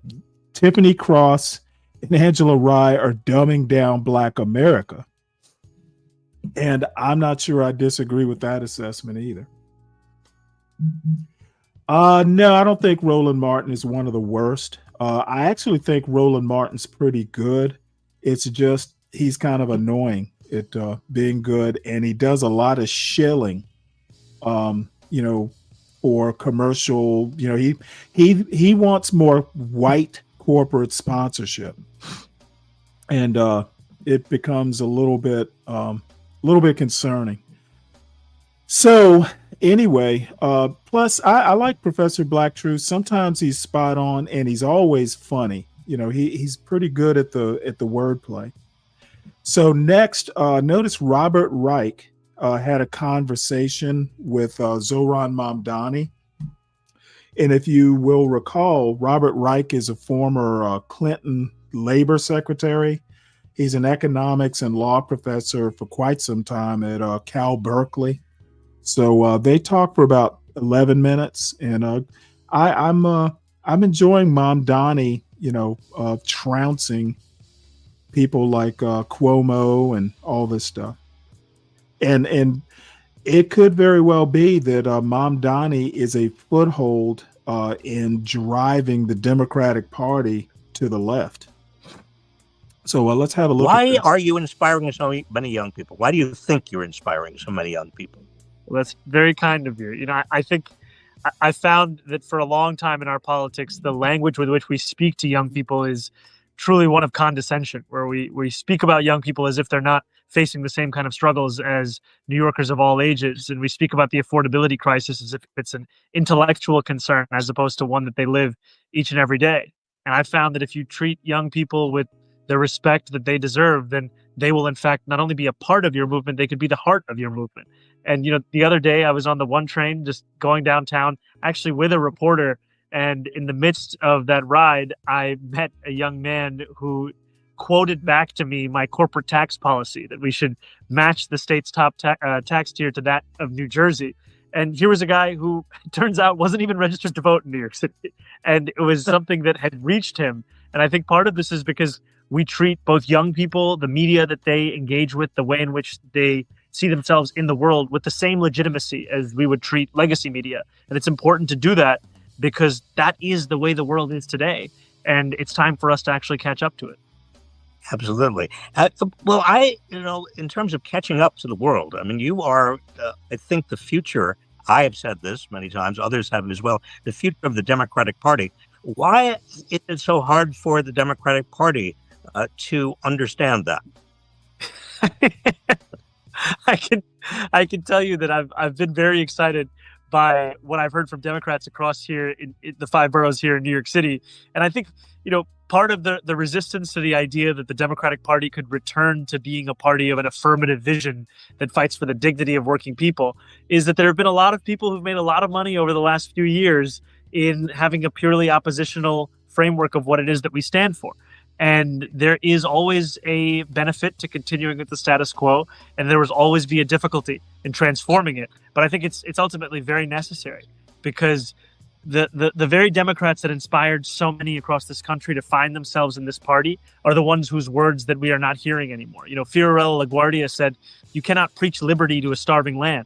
And it does not matter how many times we extol the virtues of democracy. If that democracy cannot deliver the material needs for working class people, then what use does it have to those people? So our job is to say that, in the same moment where we take on the authoritarian administration of Washington, D.C., we have to also take on the affordability crisis here in New York City. And that's a crisis where we bear an immense amount of responsibility as the Democratic Party, because it has been Democrats time and again who have had these positions of power. And we've seen two of the most prominent ones in Eric Adams and Andrew Cuomo. We've seen their language, their policies, more and more, they are akin to that of the same ones that we are fighting in Washington, D.C. Well, the material condition for working people is the phrase you used. And I think Franklin D. Roosevelt used the same phrase, if I'm correct in my memory. And then Democratic Party seems to have lost that. Why is it, in your view, that the two senators from New York State still have not endorsed you? I find that hard to understand. I can't speak for them, Robert, but what I will tell you is that if endorsements were the things that decided elections, then I wouldn't be speaking to you as the Democratic nominee. And what we've in fact found is that campaigns are powered by the people who believe in them from the very beginning. And today I'm proud to say we have 92,000 volunteers, and they are really what separates us from being an idea to fulfilling that same idea. They are the ones who have delivered us to this moment. And over these next 6 days, in as much as I tell New Yorkers to go out and vote, I also tell them come out and canvass, because, we have seen time and time again that there are New Yorkers who they are just starting to tune into this race. I was at a canvas kickoff in Hell's Kitchen yesterday, and one of my friends, Charlie, was there knocking on doors. He said afterwards that he met someone who had yet to hear about the race. And that makes sense, because New Yorkers are too busy trying to afford to live in this city than to pay attention to the politics of that city. So it's our job to make that case to them. Well, we are in the final days of this race, as you well know. By this time next week, you could be mayor of New York City, and that is not only a great achievement in and of itself, but it also is a great achievement for America. Let me just ask you, where are you getting your energy from? I mean, I have been a candidate for office.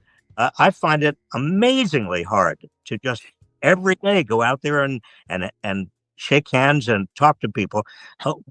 Where's your energy coming from? Well, if you look at my eyes, you can start to see that the energy might be waning a little over here. But I'll be honest with you that it is something that I find in other New Yorkers, because as difficult as the days may be, they pale in comparison to what New Yorkers are struggling through each and every day. And when I go outside and I see what this campaign means to people, it's something that continues to power me through, because we have to run through the tape. We have to ensure that we do not wake up the morning after the election and ask ourselves the dreaded question of what if. We have to know that no matter what happens that evening, we did everything that we could. And that's why I'm spending so much of my time going to our canvas launches, speaking to our volunteers, because, again, it comes back to the people this democracy seeks to serve. They are the ones that can shape the future of it, which I know is truly something that terrifies Donald Trump and his billionaire donors who are trying to pave the way for Andrew Cuomo's narrow path to return to public life. It also terrifies the corporate Democrat. How are you? I mean, this is all about power, right? I mean, politics is about power. How are you managing? How have you managed so far? And how do you think you'll manage in the future to deal with the powers that really don't want average working people necessarily to do better, because they don't want, and we're talking about wealthy people by and large, corporate Democrats, Wall Street Democrats, they don't want to pay out more taxes to support what working people need. How do you talk to them? Well, today we had Andrew Cuomo's taxes come out, and it was shown that he makes close to $5 million a year. And so I understand why he'd oppose our proposal to increase taxes on the top 1% by 2%, because that would include him too. But, what I've taken as the approach is, to be honest, whether I'm on a sidewalk or in a C-suite, I say the same policies. And I think that honesty about the need for us to raise revenue from those who are either the wealthiest or the most profitable corporations, and then invest that same money back into the affordability agenda that would benefit all New Yorkers. That's something that I've found is it allows us to build a broader coalition while always being straightforward as to what we are proposing, why we are doing it. But at the core of all of it is who it's for, which is New Yorkers. And I've found that there are New Yorkers who resonate with the words of Ed Koch that he shared decades ago, where he said, if you agree with me on 9 out of 12 issues, vote for me. 12 out of 12, see a psychiatrist. You're talking about New York, but I'm sitting here in California, and your campaign is electrifying people across this country. I mean, I'm not going to ask you about your future political ambitions. That would be unfair.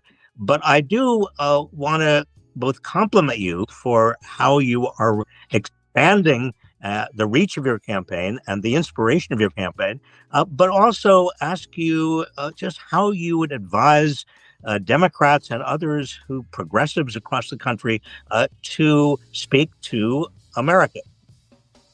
I will, first of all, thank you very much, Robert, for your very kind words. And I think that, to me, the lesson of this campaign, it's one that I often think of just in the context of New York City. I don't know if you remember that New Yorker cover that had the map of the world and it ended at New Jersey. That's often how I feel. Yes, I had that cover on my wall years ago.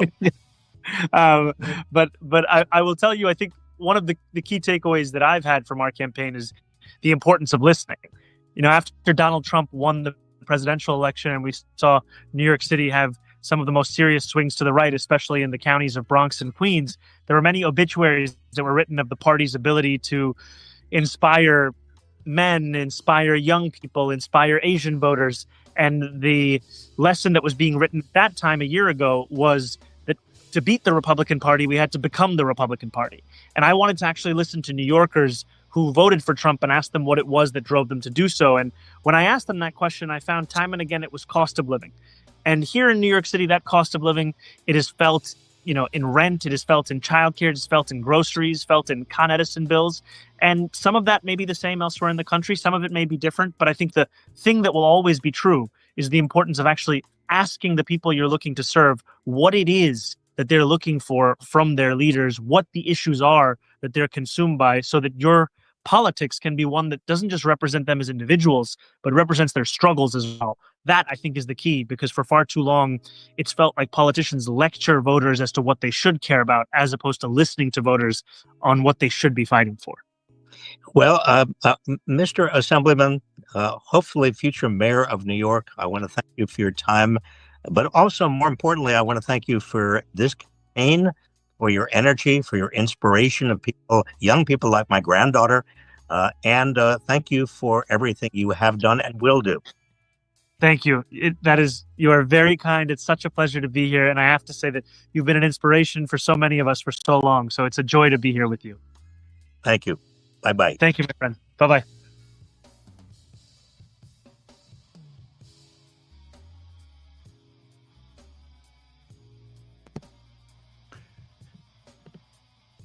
We'll just stop that there.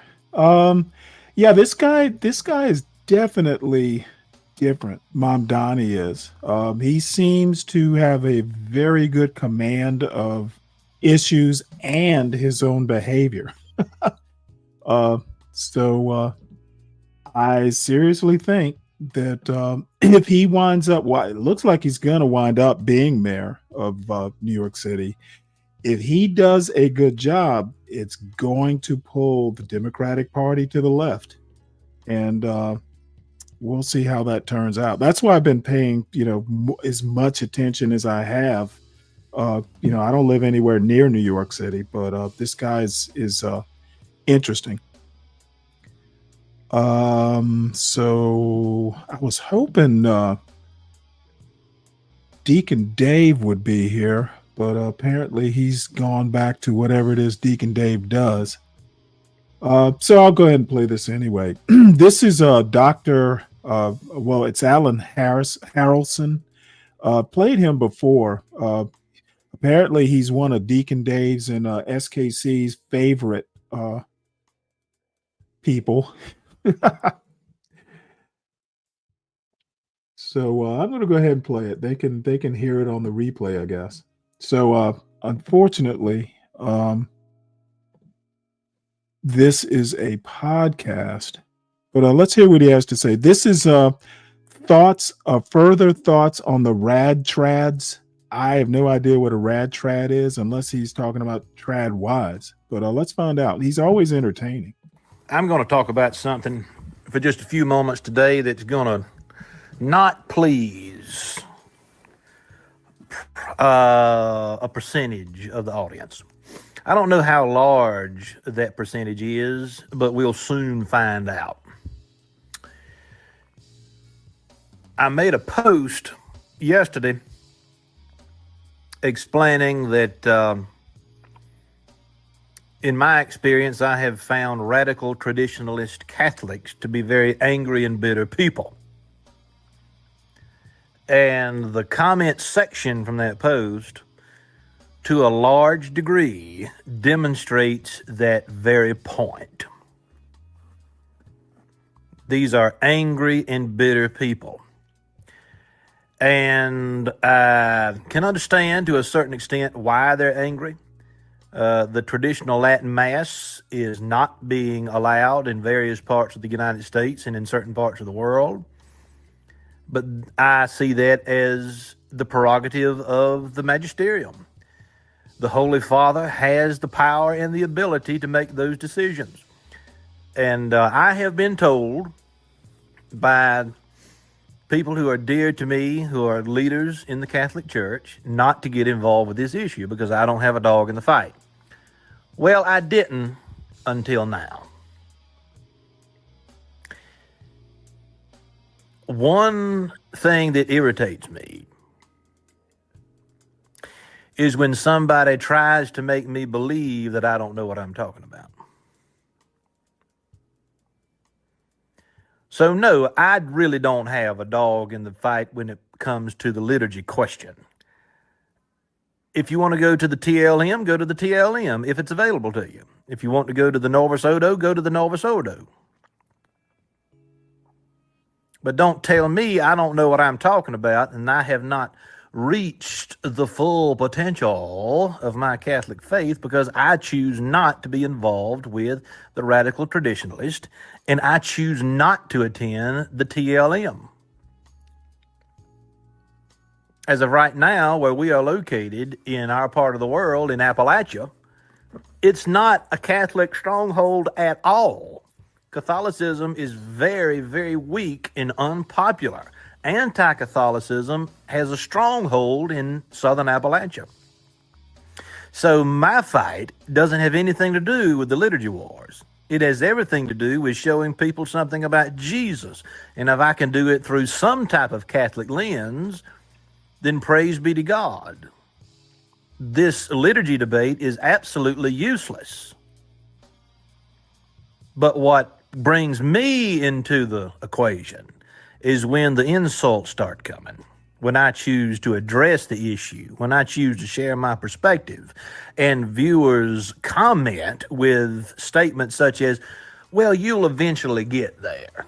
You'll eventually get there. You'll get it in time. Is the sacrament of confirmation any less important or any less a sacrament in my life compared to those who are attending a traditional Latin Mass? Is the sacrament somehow not sufficient? Is confirmation not confirmation if it happens in a Novus Ordo? So where am I supposed to arrive to? There is no such thing as arriving until you're dead and you're with the Lord. These liturgy debates are turning people away from the church. I would have been turned away from the church had I been focused on it when I was discerning my path towards Catholicism. Because to me, it's legalism. It's what we in the Protestant world used to call legalism. And there's an argument to be made in my mind, actually it's very clear to me, that the radical traditionalists are the new Puritans. You think, let's talk about that for just a couple moments. The Puritans in England left England because they didn't think that the Church of England went far enough in separating itself from Catholicism. And so they moved to the New England area of North America and they create Puritan colonies. And it seems to me that the radical traditionalists are going to be upset with any Catholic authority that does not sufficiently separate itself from Vatican II. You're not going far enough to separate yourself from Vatican II. And why do I say that? Well, I'm just not going to use my words. I'm going to go to Bishop Robert Barron. I have in my hand the Word on Fire Vatican II Collection, Declaration and Decrees, the foreword by Bishop Robert Barron. Now, let's go to his foreword and see what the good bishop has to say about this issue. The radical traditionalists of the present moment represent an energetic comeback of the neo-scholastics who lost the day at Vatican II. They reject both the hermeneutic of continuity and the hermeneutic of rupture, preferring to see the entire Vatican II project as misbegotten from the beginning. That is an important statement from the good bishop. Preferring to see the entire Vatican II project as misbegotten from the beginning. Thank God that the Catholic Church and its traditions do not rest upon personal preference. Here's the good bishop again. With the book you are reading, I am nailing my colors to the mast. I and Word on Fire stand firmly with Vatican II and hence against the radical traditionalists. We are convinced that even as many voices have already... You know, I don't know. I'm not sure I want to go through with the rest of this. I didn't realize he was going to just concentrate. My only observation about this is that it always amuses me that Catholic converts are the most rigid. They have the most to say about what's going on in the Catholic world, more so than cradle Catholics. Converts are the most devout, that is for sure. And I guess you convert for a reason. So yeah, I'm gonna leave it there. I wouldn't mind going to a traditional Latin mass. Oddly enough, I've never been to one that I can recall. Used to be back in the day, they would do the mass in Latin and the priest would face the altar, not the congregation. So it's definitely interesting. So anyway, a while ago, who was it that I was talking to about I hate big ass suspension bridges? And talk came about the scariest bridge was the Skyway Bridge in Florida, I guess on the way to St. Petersburg. So this video is like 3 years old, but apparently there was a new bridge and an old bridge. And this is driving over the old and new Sunshine Skyway Bridge. Apparently it's around St. Petersburg. So we must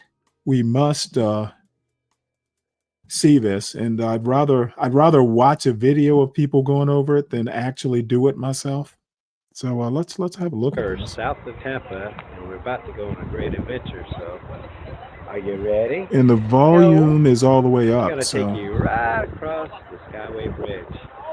So keep on do they watching. really? I didn't realize that, Some John. things here about the bridge, some facts, and some things you may not know, and a bonus at the end. So stick around for that. And we'll catch you up there on that thing. So let's check it out.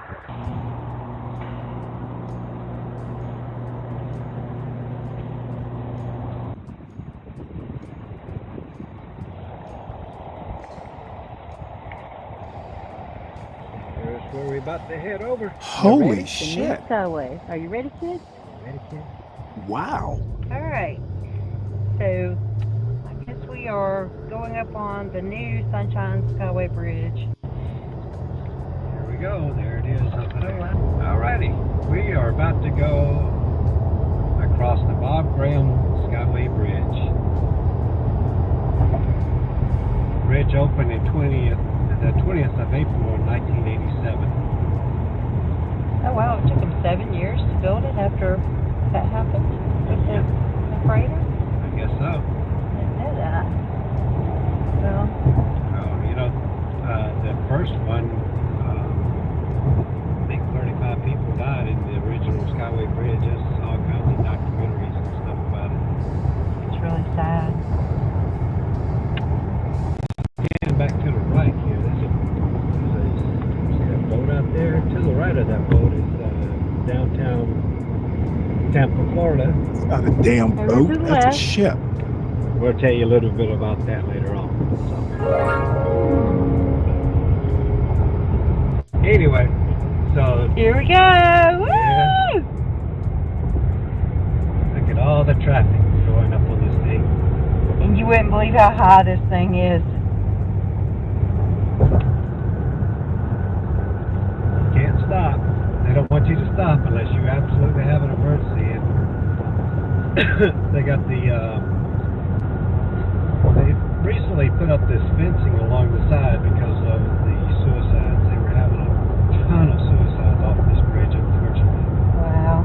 So if you're contemplating suicide, please reach out. We'll leave the information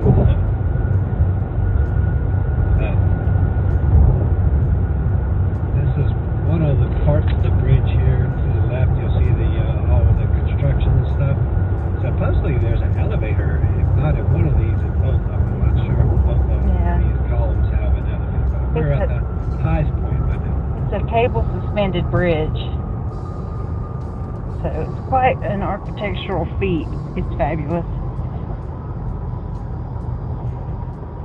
Covers 3 counties, Manatee, Hillsborough, and Pinellas County. Yeah.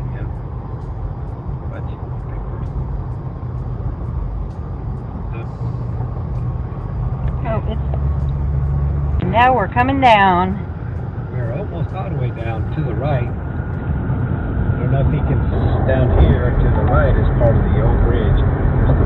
Yeah, I've been through that bridge tunnel many a day. What's left of the old bridge over there. Not as much as there is on the other side. I've been over the tunnel many a time as well. Alrighty, wow. They got some construction going on at the top.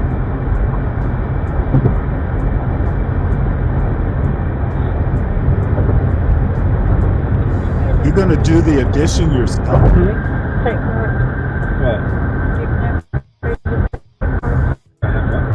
State parks, do you get them free? No. Interesting. Was it federal? Hillsborough. Oh, Hillsborough, okay. I thought it was a veterans thing.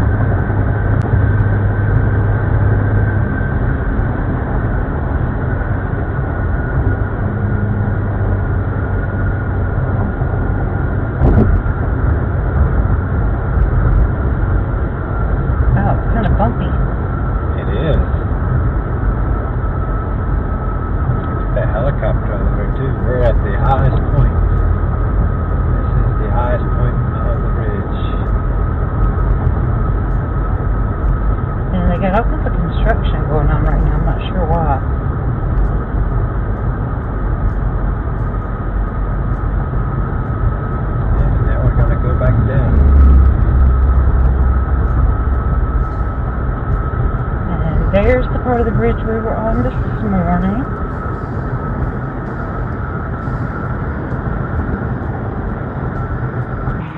Okay, here's the bonus. We are actually driving on top of the original Skyway Bridge. Well, a portion of it. To the right.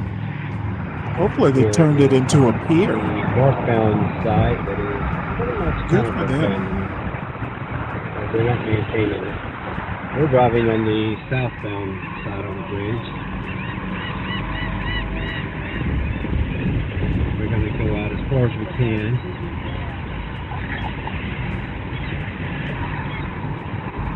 Then I guess they're gonna have to figure out how to turn around. To the right is where we were just at. We just showed you the Skyway Bridge, went over it and everything. So this is your bonus right here. This is a portion of the original bridge. And we'll give you the history of that here in just a minute. It's a very popular fishing spot. As you can see, there are hundreds of people out here fishing.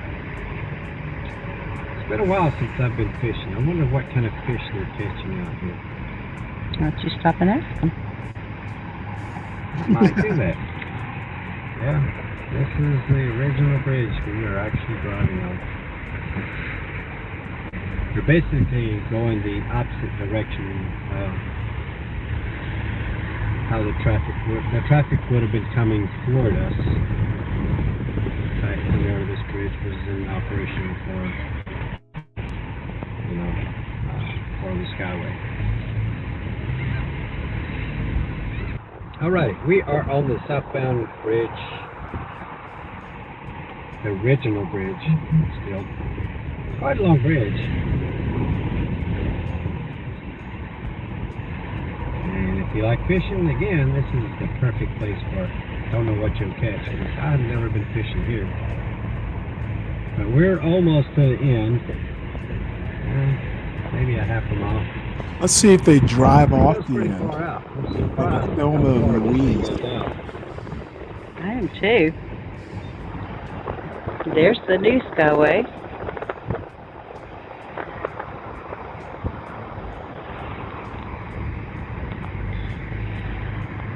Gonna bring me fishing? Sure. You want to go on that? You want to go on that one? No, I don't, but I will. That's just portions of the old northbound bridge throughout. I've seen five Sections. Five different sections. I guess the other parts have fallen in the water there. Yeah, I had heard this thing was haunted. Yeah, it's some stories out there about it being haunted. It's also cursed. There's been two major accidents, one of them being the original bridge being hit by a freighter. We've already talked about that. So, and then the other ship that was sunk here, and then there's been numerous suicides here, unfortunately. Oh God. So it has some dark past. Some dark past to it.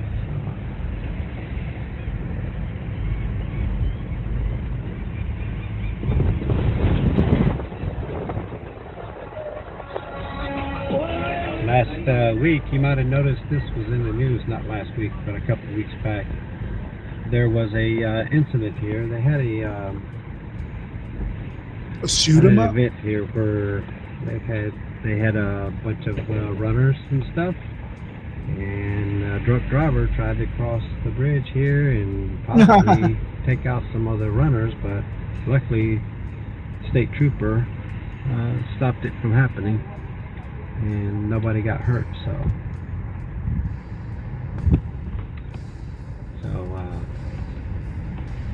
thank God for the state trooper that was there. Who's Big JXXX? The original bridge opened Yeah, in all are 1984, welcome over here. almost 70 years ago, and was the site of two major maritime disasters within a few months in 1980. In January 1980, the United States Coast Guard cutter Blackthorn collided with the tanker Capricorn near the bridge, resulting in the sinking of the cutter and the loss of 23 members. In May 1980, the freighter MV Summit Venture collided with the bridge support during a sudden squall, resulting in a structural collapse of the southbound span and the death of 35 people and vehicles plunged into the bay. Within a few years, the damaged span was demolished. The surviving span was partially demolished and converted into a long fishing pier, and the current bridge was built. There's about 3 restroom stops along the bridge here. This is a really popular fishing place, though. Hundreds of people come out here to fish every week. Damn. Click. It's nice. Like, subscribe, and Click on the little red button. click on the little red button. And that's going to wrap it up for us on this video. Hope you enjoyed it. That was actually pretty cool. Boy, I would love to go fishing on that pier. I've got an 11-foot surf caster with that bridge's name on it. So this is a clip from a Sociology 119. It's one that I didn't watch, but this clip sounds pretty interesting. So let's have a look at it. Well, thank you, Deacon Dave. Thanks for thinking of me. So it's called "Let's Get Real: Is There Discrimination in America?" And they've got 3 young people up on the desk. So let's see what they have to say. What's the most common discrimination? Like what group of people or what people are most likely to be discriminated against? I feel like it's difficult to physically quantify that just because. Who do you think people say? If I ask this classroom, who are they going to say experiences the greatest amount of discrimination? I would probably say. Look at those look at how different those numbers are between Democrats and Republicans. You know, if you ask me, I would say women. Those numbers are so vastly different that these are 2 completely different stories that are being told. If you're only watching one and you're not paying attention to the other, like one side and not the other, But then what I'm hearing from is you're just being programmed.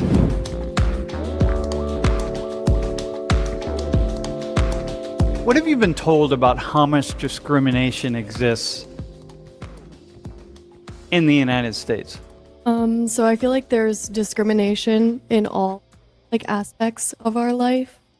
Like, I feel like when you think about discrimination, a lot of the time it comes down to race or gender, but biases they do. So you've been told that. You've learned that. So I would say in a teaching aspect, we have been taught a lot about discrimination, at least for the race side of things. But I feel like the bigger picture has to deal with being more broad than just race, like kind of agreeing with what Isabel was saying. There's also, you could be discriminated by your social caste or how wealthy or poor your family is. A lot of people really recognize that, but it is really a bigger issue. How about than forehead discrimination?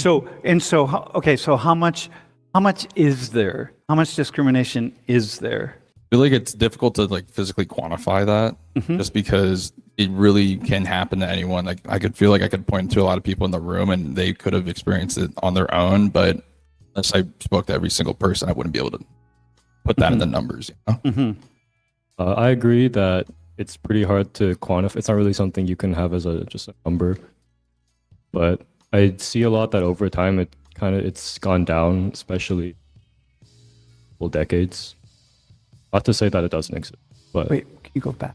Have you been told? Just think about going to school and society, media, et cetera. Would you say that you've learned that there's a lot of discrimination, or a little bit, or somewhere in between, or? I agree with what Isabella said, that it's kind of something that is in every part of our decision making, not just on things like race or gender, but just how we would perceive other people. All sorts of things. Even like Isabella having 2 tattoos, right? So she could get discriminated against on the basis of that. Yeah, someone could do that. Okay. All right. So what's the most common discrimination? Just thinking about the U.S. Actually, Hank, we'll stick with you. What's the most common discrimination? What group of people or what people are most likely to be discriminated against? I think in media, it's mostly race and gender. Race and gender. And in race, which group? Darker colors. I think in reality, in other places, I feel like there's a lot of wealth discrimination. But I think in media, they tend to lean more towards gender. So here, so people with more darkly pigmented skin, so not just black people, but Afro-Caribbean, black Latinos, etc. Yes. So skin is a big thing. I would kind of agree with both of them, since especially in at least American high schools and just growing up with the school education system, it's a lot of the race would have to do with discrimination based on a darker skin tone, or I guess in simple terms, anything that's not exactly white. At least that's what portrayed is, especially within the media in more recent times. They kind of just want to keep pushing that idea. Let me make one point it's here. Really more broad than that. And so I feel like don't there's know. a certain. Hey, how much did you? I don't know if the professor actually talks about this. Look, most of the discrimination, in my opinion, and I'm not a sociologist like the professor is in this class, but most of the discrimination happens at a systemic level, not on a personal level. So, a lot of people, I suspect, at least when I was growing up, when they talked about, discrimination, like, have you ever experienced discrimination? Well, a lot of times at a systemic level, you may not even know you're being discriminated against. A lot of the discrimination is systemic. A lot of it happens behind closed doors. Nobody discriminates one-on-one. So, I hope that point comes up at some point. It's rare that people would suffer personal discrimination. It probably happens. It happens a lot. But I literally, I don't know that I've ever been discriminated against, but who knows? Who knows what job I didn't get? Who knows what, promotion I didn't get?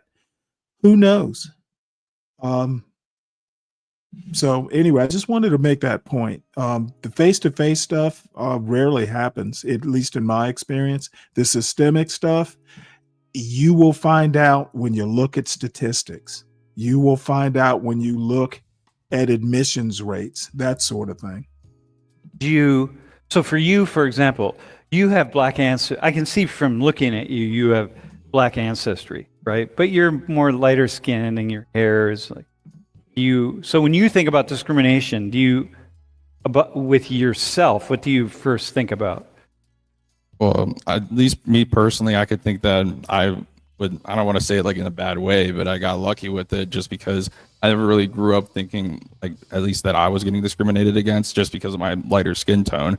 But you see my blood sister, same parents as me, has a pretty considerable margin more melanin than I do, which it's just a matter of like a couple years where she is a lot darker than me and gets mistaken as more African American than I am. But it also adds in the picture that I didn't really fully realize my ancestry until recently, so it just wasn't something I grew up thinking about in my day-to-day life. Hey, Hank, do you feel, a lot of people feel like the issues of discrimination are really kids in school systems these days, whatever these days are really inundated with conversations about discrimination and racism and sexism. Did you feel like that growing up? You mean like they talk about it too much? Yeah. Or an exception, maybe not too much, but a lot. Like, do you feel like people were talking about it just a lot? Whatever that means for you. On media, on the news, or TV, I think that's kind of a big thing. But me to my friends or my family, not really. No. Do you ever think about yourself as being, Korean, Taiwanese, being discriminated against? Like, do you think about discrimination for you? No. Not really. Yeah. I lived in Korea for 6 years, so that probably I had less opportunity to do that. Probably. Yeah. Hey, Isabella, I have a question for you. What do you think? How do you think I would answer this question? How much discrimination exists in the United States today? I mean, I feel like you've been doing this for a long time and you've witnessed like a lot of social change. Yeah. Like for how long you've been teaching this class. So I would say you're probably more I'm sure he optimistic about the appreciates you reminding discrimination him. in the United States as it's progressing a less substantial amount. So if you had to, that's an interesting say, like, Sam comment probably there, Jen. thinks that there's less discrimination, but do you think I think there's a lot?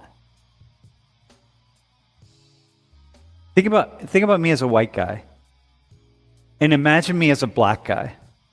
Okay, Black Sam teaching this class, or as a woman, or as being gay. But let's just do Black Sam and White Sam.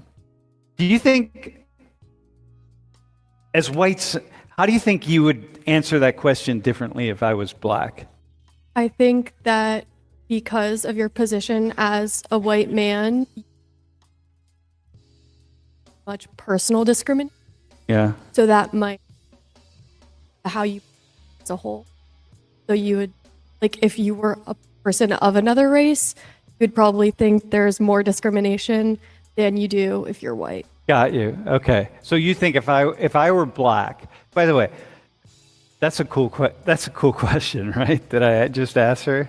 Like, I'm not trying to trick you, by the way. I just think that's a really cool question, right?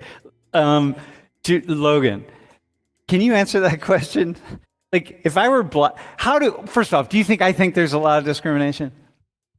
Well, considering you've been teaching at Penn State for the last 30 years, roughly, I mean, this classroom is as diverse as it can probably get. So I believe you would be more on like the lesser side of things for discrimination, but at least in terms for your personal Wait, can you explain that? Because that really would have nothing to, the fact that the class is diverse or whatever, right? It's really a matter of like, I look at the world, I study race relations, I study gender, I study all these things, right?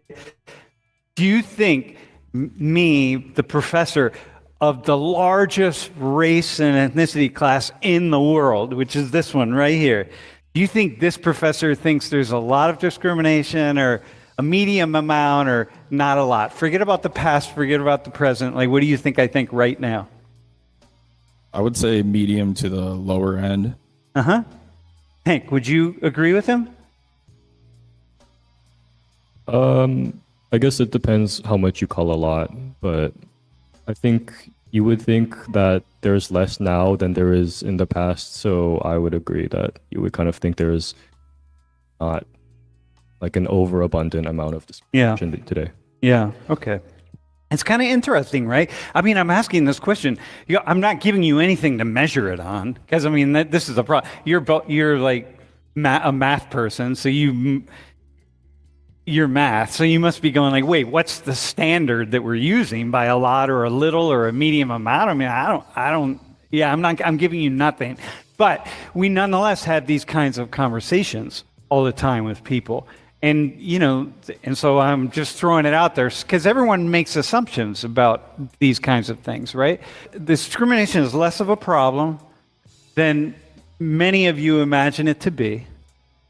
And there's a lot more discrimination happening than is actually happening in the United States and in the world. Wherever you are on the spectrum in here, like if you think there's a lot of discrimination in the United States or the world, but we'll just stick with the United States, there's probably a lot less than you think there is. And if you think there's not much discrimination, really, there's not a lot. We've come a long way, things are changing. I will tell you, there's probably a lot more discrimination. There's more discrimination than you imagine that there is. Okay? And I think, dude, that's fair, right? Would that be fair? Like, because first off, how do you know how much discrimination is happening in the world, man? You really don't. You really don't have any measurement for it. Do you have any sense? Like, this is something I've been studying for 40 years. And I will tell you, I barely have my thoughts wrapped around it. So like, how would you know? I'm asking you this question, how much discrimination is happening in the world? And like, are you thinking like, how the hell would I know? No? I mean, I feel like the only way there is to know is to study it and to like understand experiences that people have had in like certain populations, and I estimate off of that. Like, I don't know if there's any like real equation. Well, listen, and even if you only have your own experience, like you have your experience as a woman, right? But that's not all women. Like, how do you know? That's one singular experience. You just have no idea. So this is the stuff we're having a.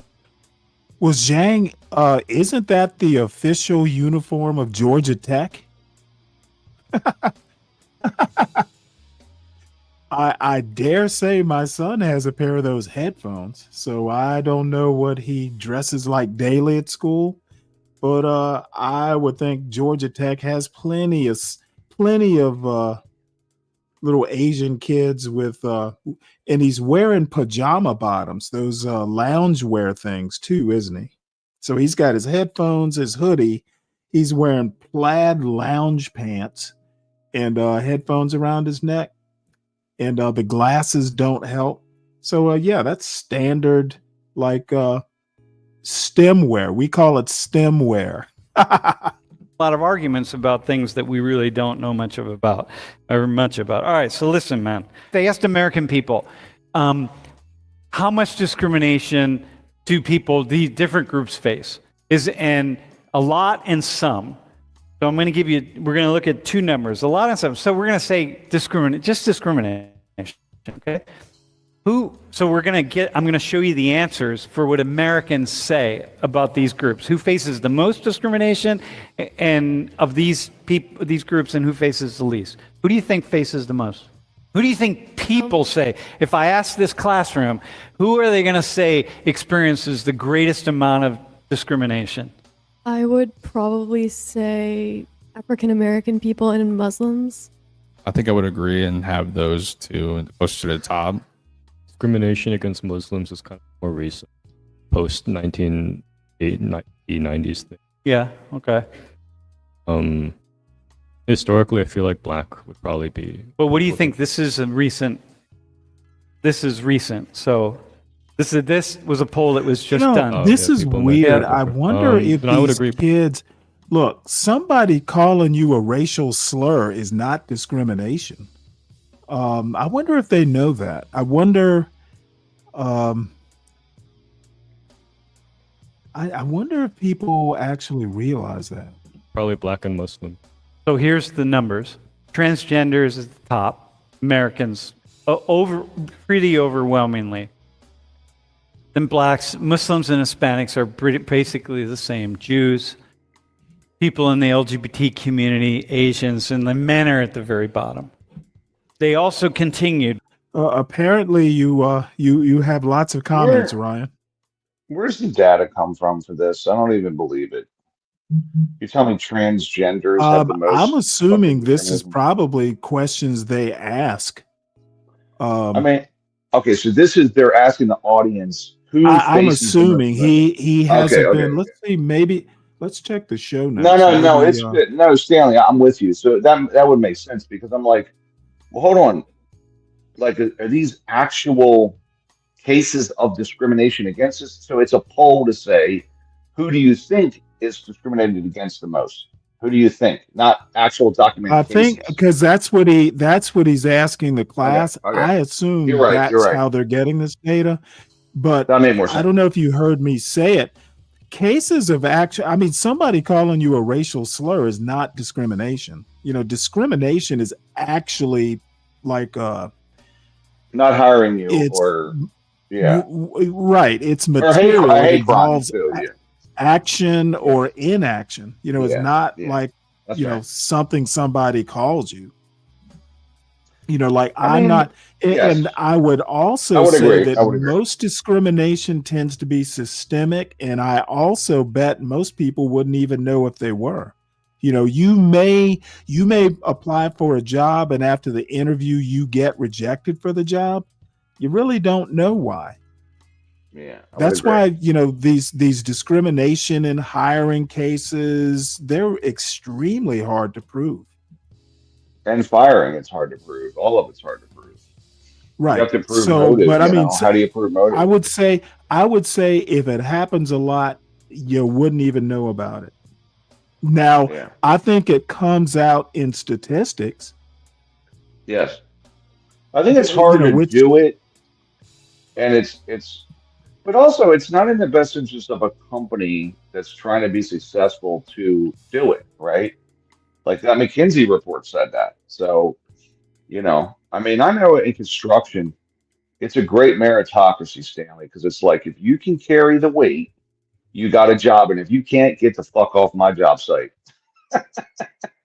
That's how it is. Like right? I said, discrimination tends to be systemic.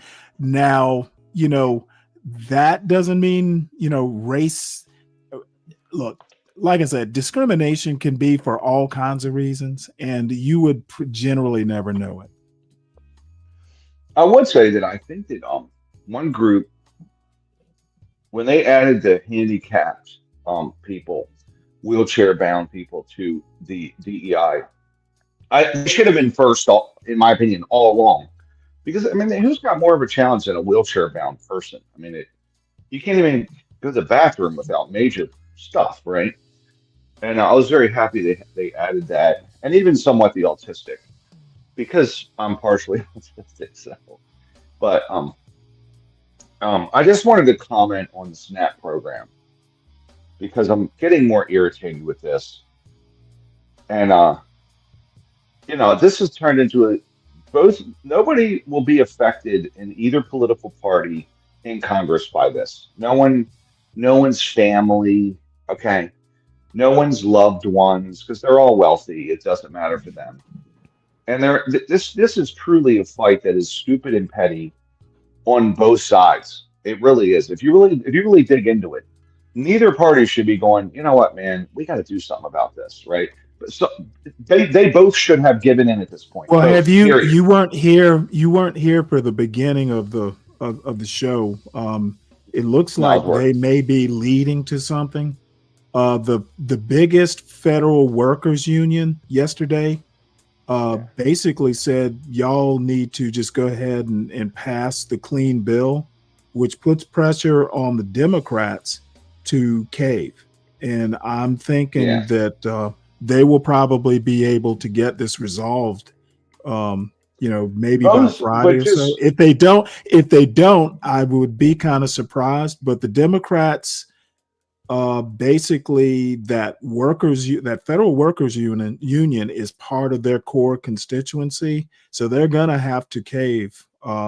Now the thing is that the Republicans are not out of the woods yet, because the other thing I talked about at the beginning of the show is people are able to access the Obamacare websites to see how big the increases are going to be. And the Republicans have been getting heat over the Obamacare rates and the SNAP stuff too. So you're right. Both sides are going to come out. I mean, both sides have no choice. Well, they're both getting this done. Letting people go hungry is a bad look. It's just, I will say that the SNAP program needs a total overhaul. And I think that it really makes me mad as a person that never participated in that stuff. And I'm glad I didn't. I felt like I would be giving in, right? I felt like I'd be failing if I did. And so for me, I don't want to feel that way, emotionally, self-esteem wise. So, but the fact that you couldn't go on Amazon and buy chocolates when I was younger. They now have this fucking program. I'm telling you, Stanley. I mean, you can go buy meats and cheeses for Christmas, like Christmas gifts, like Christmas fucking presents, right? You can buy candies. You can buy protein powder for exercise. Protein powder. It's just expensive. A lot of people that are working in the middle class and the lower middle class that are out there busting their ass 50 hours a week, they buying that shit because they can't afford it. And I think it's kind of disgusting that we're allowing this as a country when they should go to provisions for people to survive and not fucking charcoal chocolates, European chocolates you can buy. Okay, so literally, I can't buy like my little child a box of chocolates for Christmas. Might be his only Christmas present, and I can buy it with SNAP. So you would deprive my child of chocolates as, say, a Christmas gift, and I can't. I bought him a box of chocolates and an orange. You're full of shit. You're full of shit. My child You're full of the shit. Only Christmas present that I can afford. You're full of shit. You parsimonious, totally agree. Grinch. You agree. You totally agree, Stanley. Dude, I think it's food. I think chocolate is food. Okay. I think protein powder speaks for itself. Protein is nutritious. Dude, it's a workout supplement, man. Come on. So what? It's still protein. Bullshit. You're telling me that this, like WIC pays WIC, right? I got WIC as a kid. It pays for powdered milk. Sucks. It pays for welfare cheese, which is actually good. You do realize milk has protein as well. Why not get milk? If you buy powdered milk, that's protein. Listen, I'm okay with paying for powdered milk for people on SNAP. I don't think people should starve. But I have gone into the store as a bricklayer where I was actually still laboring, and I'm in the store and I'm buying just a fucking ramen noodles and hot dogs, and people are on SNAP and they're just buying the fucking whole store of crab legs and shit like that. It's very irritating. I'm like, crab legs are food. Are you serious? You're fucking serious. Yes, I'm serious. They are actual food. Well, that is the reason why a program like that will get whittled down and won't survive, because it's being abused. Okay, I just not don't for people see. to buy This is in all Kit Kats. honesty. In all honesty, I don't have a problem with someone on SNAP getting a steak every now and again. Okay, every now and again, right? What if you just bought all filet mignons every time you went? 40%, yeah, 40%, 40 million people are on this program. That's a lot of people. Probably too many people are on the program, you know? So I think Let me the program, also say this. Years ago, I've told this story about right after my wife died. The first time I took my son to the grocery store, it was after work. I picked him up from school and I, got what I needed for dinner and walked through the checkout line. I was just kind of like, damn, I had to commute back from work, pick him up from school. I need to make dinner and I'm kind of exhausted. So I get out to the parking lot and my son just starts crying spontaneously. And I'm like, what the fuck are you crying for? Well, it turns out mommy used to buy him candy or something every time they went to the checkout line. Apparently she would get him a snack. So my question is, Ryan, if I had been on SNAP and I had gone back in because my son is crying because he misses his mommy, you would begrudge me getting him a bag of Doritos? why do you give an outlier example as if this is okay? People on SNAP are buying more Coca-Cola than people that aren't on SNAP on average, right? Coca-Cola, the sweetened drinks. Whoa! Can you just address my hypothetical? You would begrudge me trying to quiet my poor, sorry, grieving child a bag of Doritos with my SNAP benefits? If SNAP said you can spend 5% of the budget on fucking Doritos and shit, I would say, okay, that's fair. It's ridiculous, but it's fair. I don't what think was the number you said? 6%? That's not a high number. Yeah, like 6% of, dude, it's like 14%. No, it's like 14% is snack foods. I saw a statistic on it. 10% or 12% is Cokes.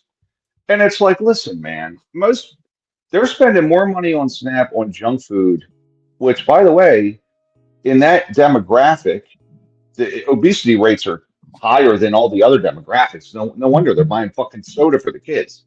So, at the end of the day, listen, I don't want to see people starve, but I don't want to reward people either for not producing anything. How about you just worry about Ryan and let the professionals deal with, Stanley on SNAP trying to shut his poor, quiet, I'm gonna give you 7-year-old child who's missing his mommy and crying in the parking lot. Yeah, an outlier. An outlier. I didn't get him anything from the checkout. Outlier.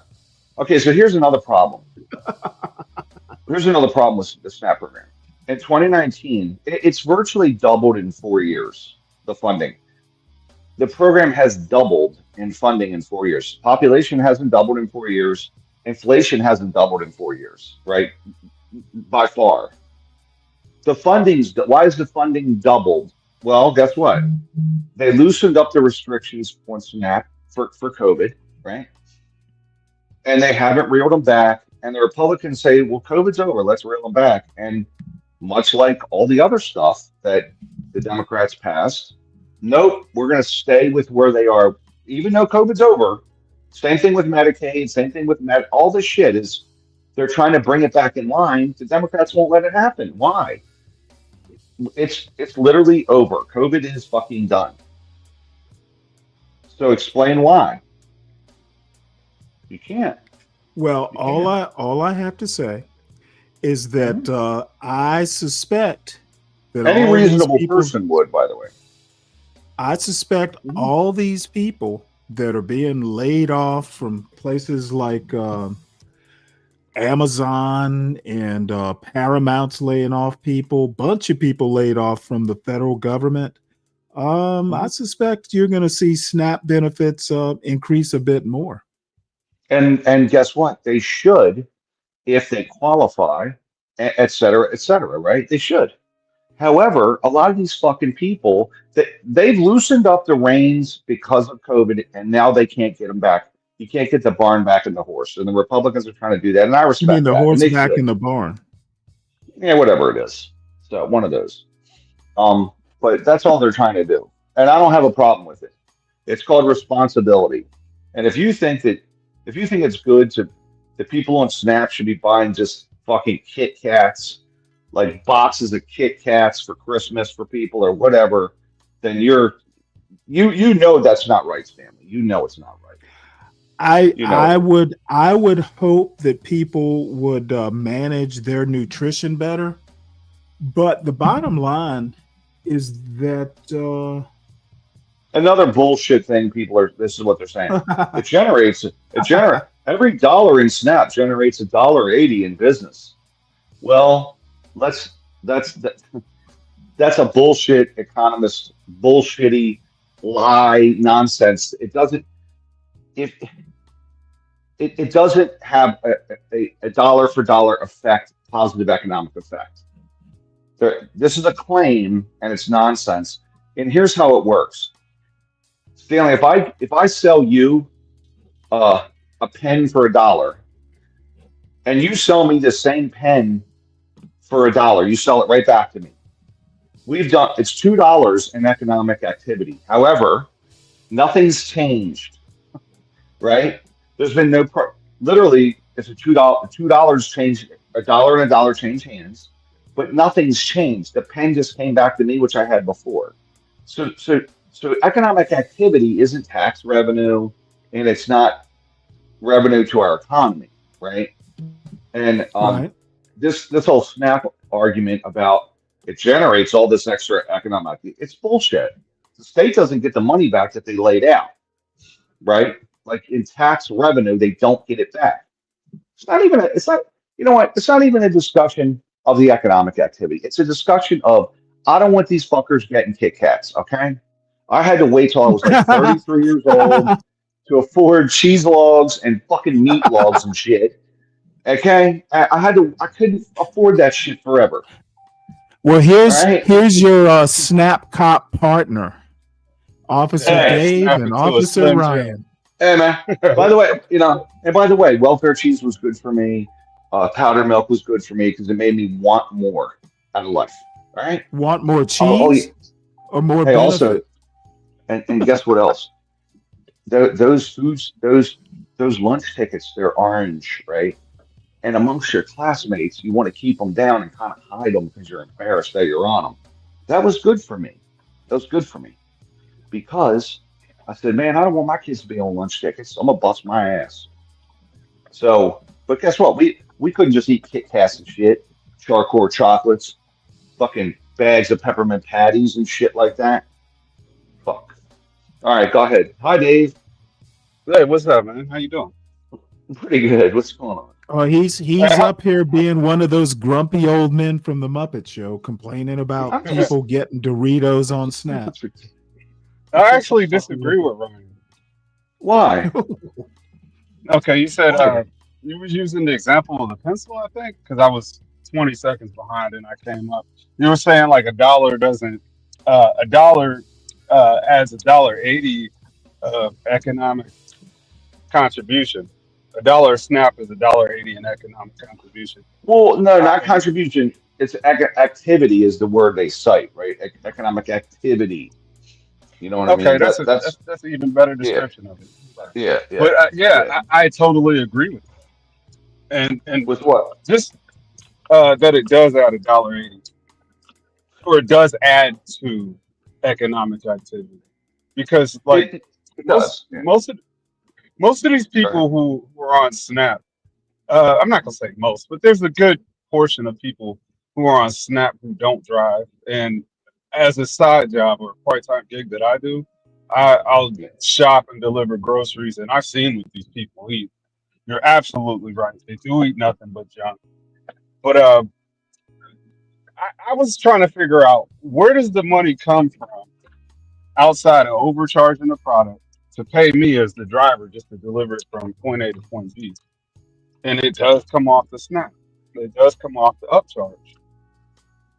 So it does add extra economic activity. You know, Well, okay. Well, and surely it does, because they're spending that money. You got drivers being paid. You got stores being paid. Those stores then use that money to pay employees. Them employees, that those employees then go buy stuff. So it definitely has an effect on economic activity. But the way they present it in the argument is as if it pays for itself by way of, so when they give out money for SNAP, people spend the money on food, and the money comes back into the government's coffers by magic, which it doesn't. Like it doesn't pay for itself by giving out the money. If you think about it, if you give out $1, it creates $1.80 in activity. The tax on that's 5%, right? So therefore, $1.80, what the hell is that? 9 cents, 90 fucking, I don't know. $1.80 would be 18 cents, 9 cents. So let's say the tax is, for every dollar they spend, you create $1.80 in economic, you get back 9 cents. So it doesn't pay for itself, which that's how they present it. So it is good for some, like for you and for others, store owners and things. Some of the money comes back, but it certainly doesn't all come back. But everybody's making fun of you for welfare cheese. They're making fun of you for welfare cheese now. No, these are the people with the poor diet, so they do keep big corporations also in business as well. Like they're keeping the fucking medical industry in business, the hospitals. Like, yeah, these are. That's right. Imagine how much costs would skyrocket without them as volume. What? Come on, man. But it's I don't think it's good. They're like the Walmart of healthcare. I just don't understand why we're responsible for helping them swim. Get your ass up and go get a job. I agree with that. You know what? On that thought, we'll go back to the sociology. I think it rots the soul. I think it rots the fucking soul to not generate anything and live off of everyone else. Stop being the one-man nanny state. And by the way, let me do this. Everybody, please make sure you're hitting the like button. And also, if you are new to the chat, we're actually almost, we're getting near halfway to the 500 subscriber mark. So I appreciate all the people that are kind of drumming up, Deacon Dave, drumming up, potential subscribers. Make sure that you support the show by supporting the host. The Sovereign Beer Fund is always open for donations and just investment, especially as we get towards Saturday. It's Wednesday.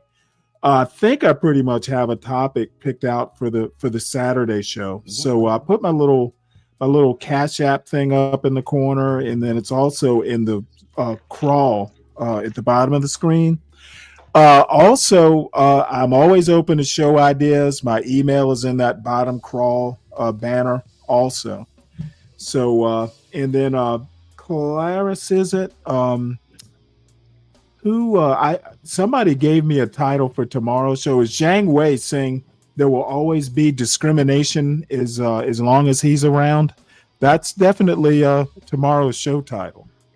I wanna highlight you as a discriminator. What is wrong with people, man? Well, anyway, we need these people with the poor diets because they soak up the propaganda and they repeat it and talk. Right. Hold that thought. I just got this little news alert. You remember a couple years back, or maybe it was even last year, according to this report, this lady was she called the cops thinking that there was a prowler or something in her house, and she was like boiling water or some shit, and the cop wound up shooting her because he was afraid she was gonna throw hot water or something on him. Well, he's been convicted of second-degree murder. Yeah, I'm sure he is. It was a bad shoot. So let me play this right quick, and then we can get back to the sociology stuff.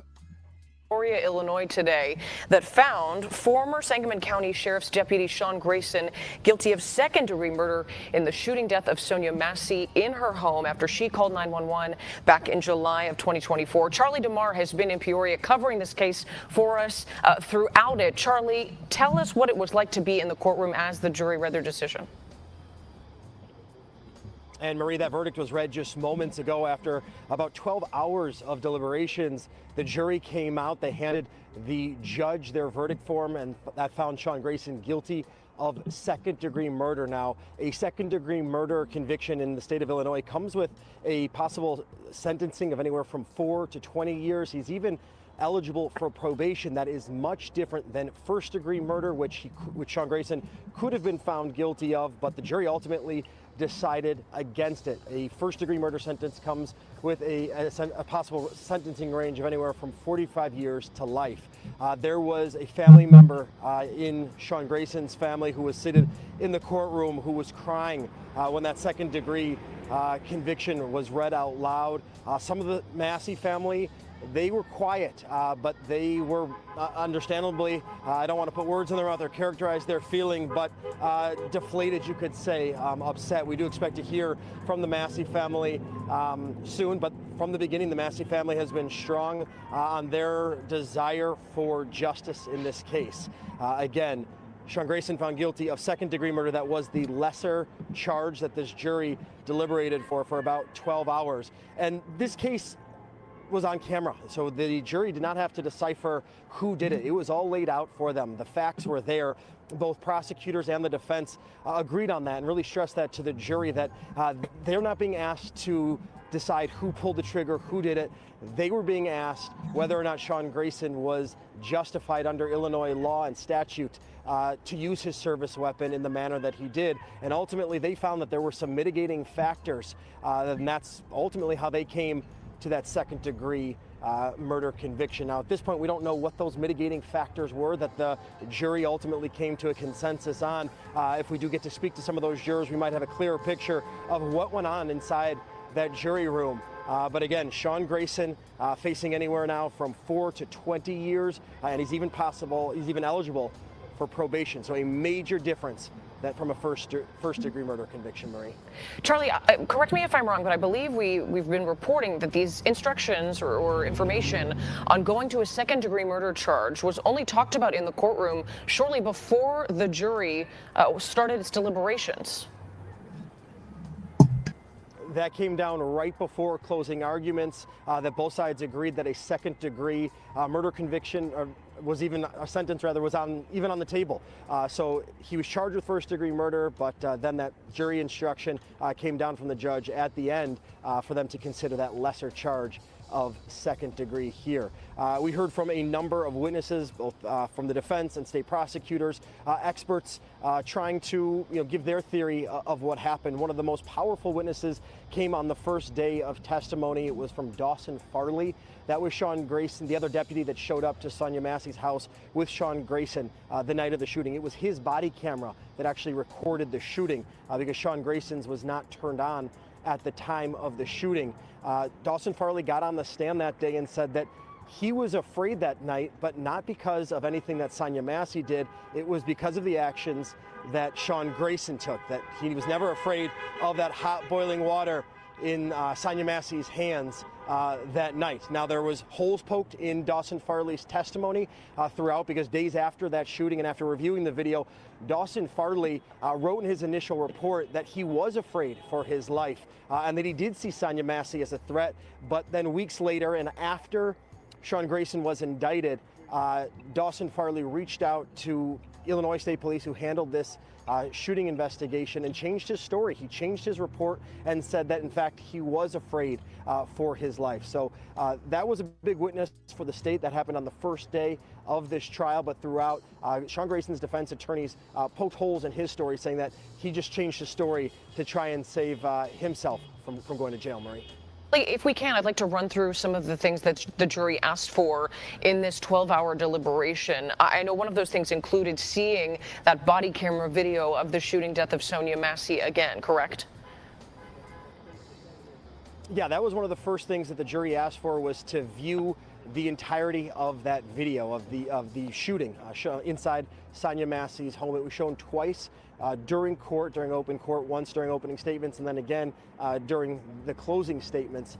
They also asked to see Sean Grayson's employment history that happened earlier today, and they also asked to see a list of the evidence in its entirety.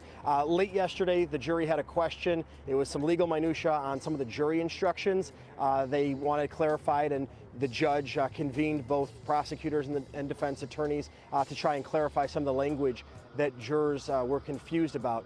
So they really didn't have a lot of questions. They didn't come back with a lot of questions for the judge, but they wanted to see that video again. And it was believed that that was clearly the biggest piece of evidence in this case, was that video, because it showed Sean Grayson shooting and killing Sonia Massey, and the jury was not left to try and fact find, to determine, well, did he shoot or no. It was laid out clear as day for the jury. It was up to the jury to determine whether or not Sean Grayson was legally justified to do so. Charlie, because of all of the attention on this case, understandably, that is the reason why you're in Peoria, and that's why the trial happened there and not in Sangamon County. But I'd be remiss to mention, you can see that crowd of people just over your shoulder. We've heard people honking. Still a lot of attention on this case. Can you describe the energy that's been outside? He was quite a ways. I mean, even if she threw the water, I mean, he wasn't anywhere near her. It was a bad. He also cut his partner off. If you look at the video, he gets in front of the one cop, he literally crosses the gun of the other officer, which is a total no-no. So he looks like just a stupid cop. Wait, but both officers drew their gun? I believe one officer, one. Well, no, there was only one body cam. Both officers drew their gun. I'm not exactly. Let me go back. Let me back. One had a taser. One had a taser. One had a gun. And I think the guy with the gun crossed the guy with the taser, if I recall. But it's been a while since we saw it. Clear as day for the jury. It was up to the. Let me see if we can get that body cam footage again. To do so. Charlie, because of all of the attention on this case, understandably, that is the reason why you're in Peoria. And that's there we go. Sean Grayson shooting and killing defense attorneys to try and clarify some of the language. Okay, so now this is the other officer. There was only one body cam, and that was the partner's. The shooter didn't even have his body cam on. So let's play this forward. That jurors were confused about. So they really didn't have a lot of questions. They didn't come back with a lot of questions for the judge, but they wanted to see that video again. And it was believed that that was clearly the biggest piece of evidence in this case, was that video, because it showed Sean Grayson shooting. I mean, that's weird. She came out and met him at the door. I mean, I'm trying to remember, why would they even consider her a threat? Now, I think she also had some mental issues, right? Yeah, that too. And she was moving all around the place. They should have stopped and said, listen, we need to isolate her. Wait outside or something. Yeah, let's go outside and talk. And I mean, the whole thing was handled poorly, procedurally for sure. Yeah, these domestic violence cases are just scary. They are truly dangerous. I have a friend that works in social services, and he has to go to these people's houses and take their kids. He's like, it's just, I can't imagine that day, having to go into someone's home and say, hey, we got to take your kids, right? Is he armed, or does he usually goes with cops? No, the cops right? go. Yeah, the cops will go, but then he's got to talk to them. I mean, he's doing assessments and shit, and I got another friend that drove by him. His name's Tor, Tore, is how you spell his name. He's a Florida redneck. He was, but anyway, he said he drove by and saw Tor in the front yard with this couple screaming at each other. He's got the kid.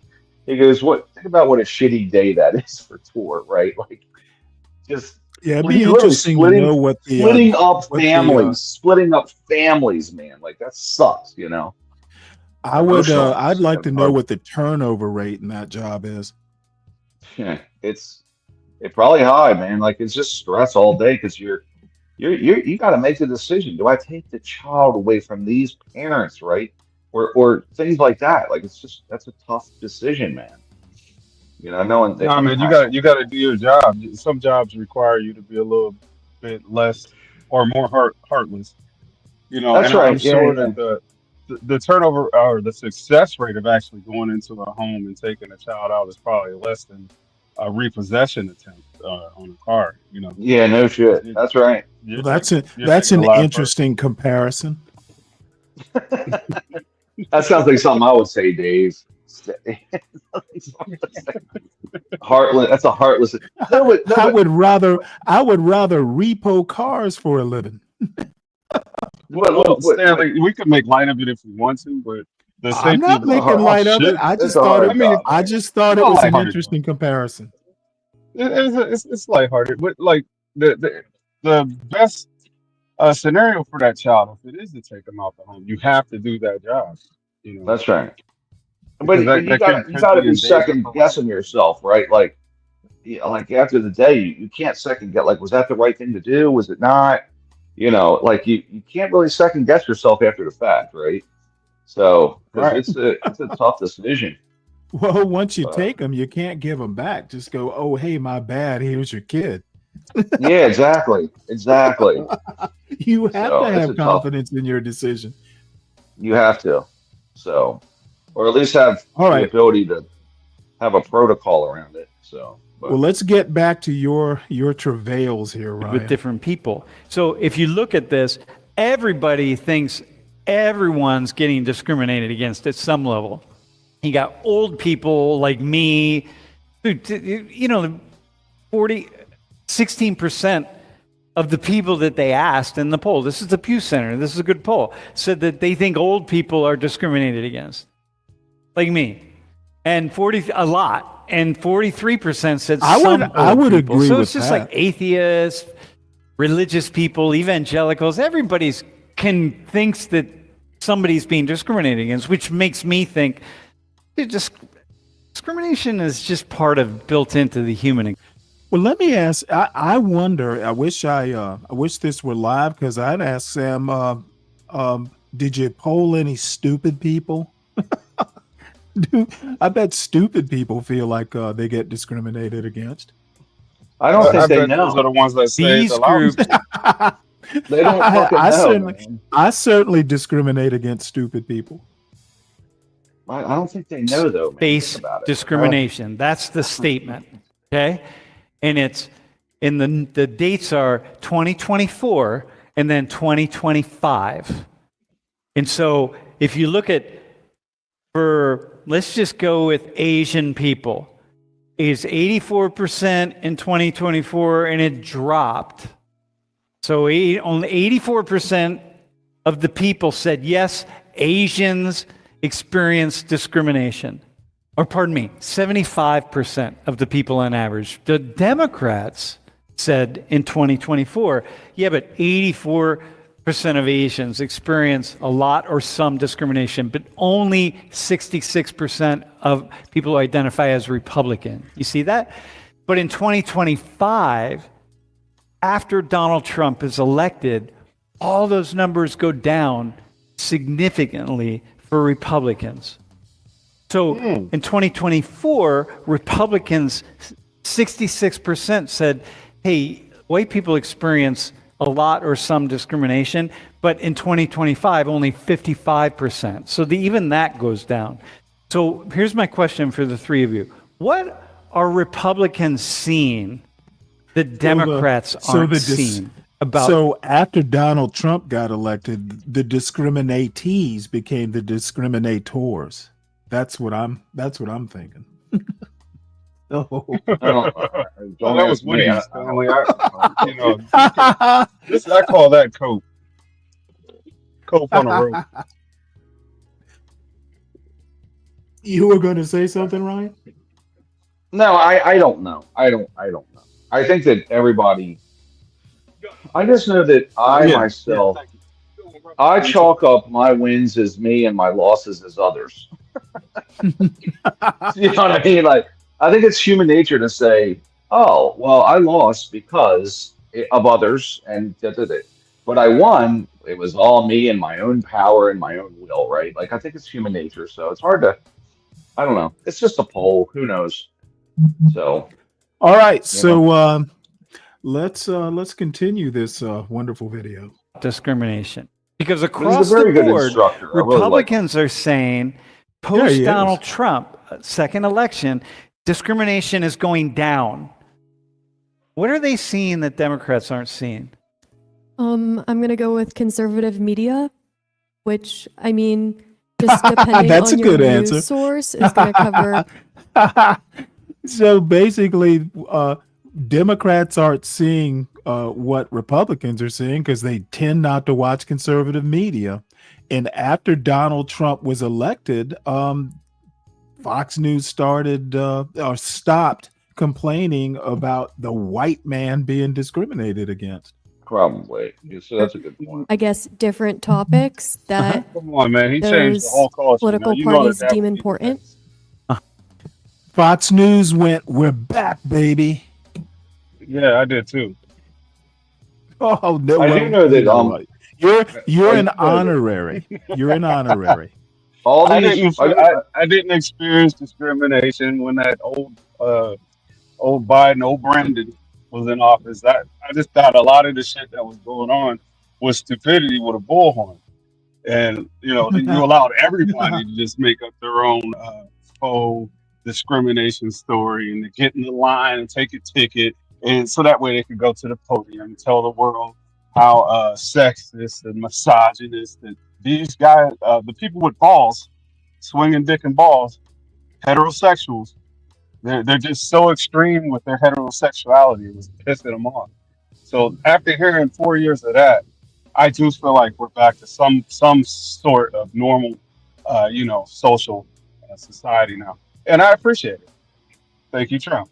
So you think life under Trump is back to normal? Yeah, I'm loving it. I know what he's saying. Jesus. And I do you? agree. Well, then why don't you translate the Coonese for me?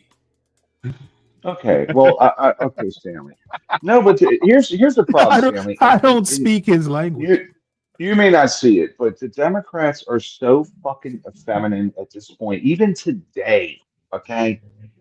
Like saying what I was saying. That's it, right, Dave? And anybody that's a man's man doesn't feel in any way like I can. Anybody who's a man's man. I can't connect to them. You can't connect to them. Well, I know what Dave's saying, though. I agree. You are God's gift to manhood for sure.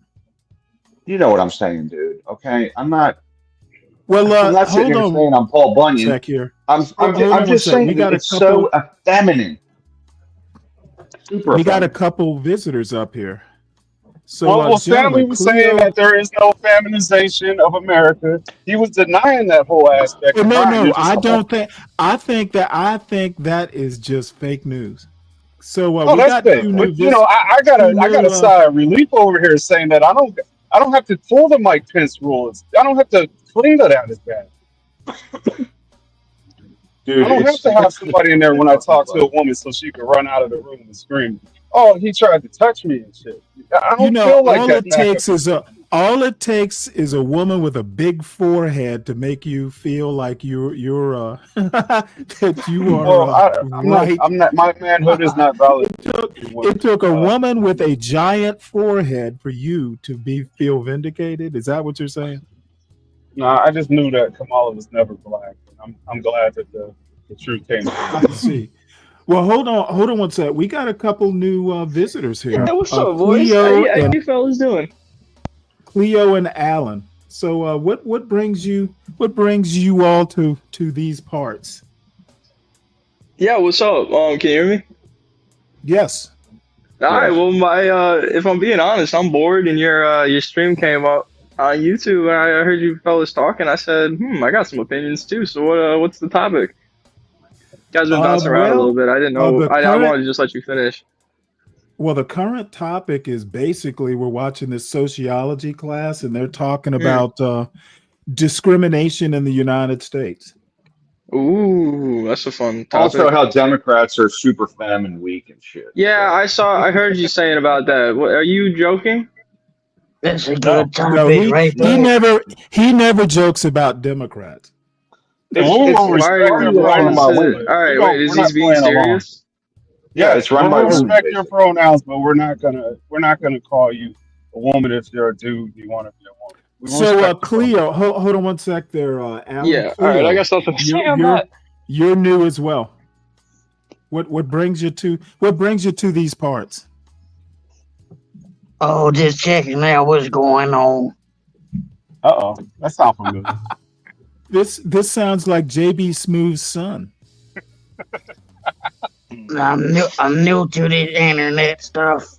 What's up, JB? Well, wait, JB is up here, Cleo is up here, and Alan is up here. So I have no clue who these freaks are.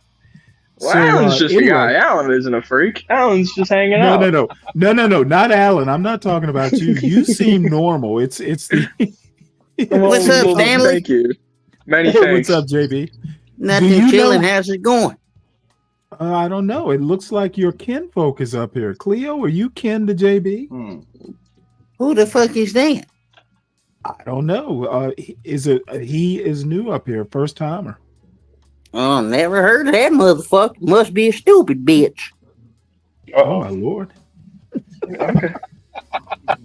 Well, this is fun. So nice to meet you. So Cleo, what's your story? How did you find us? The ignorant bastard ain't talking. Huh? Well, apparently the cat's got his tongue. Fucking, I bet it's one of them stupid motherfuckers. All right. So anyway, so Ryan, you're done bashing Democrats. Dave,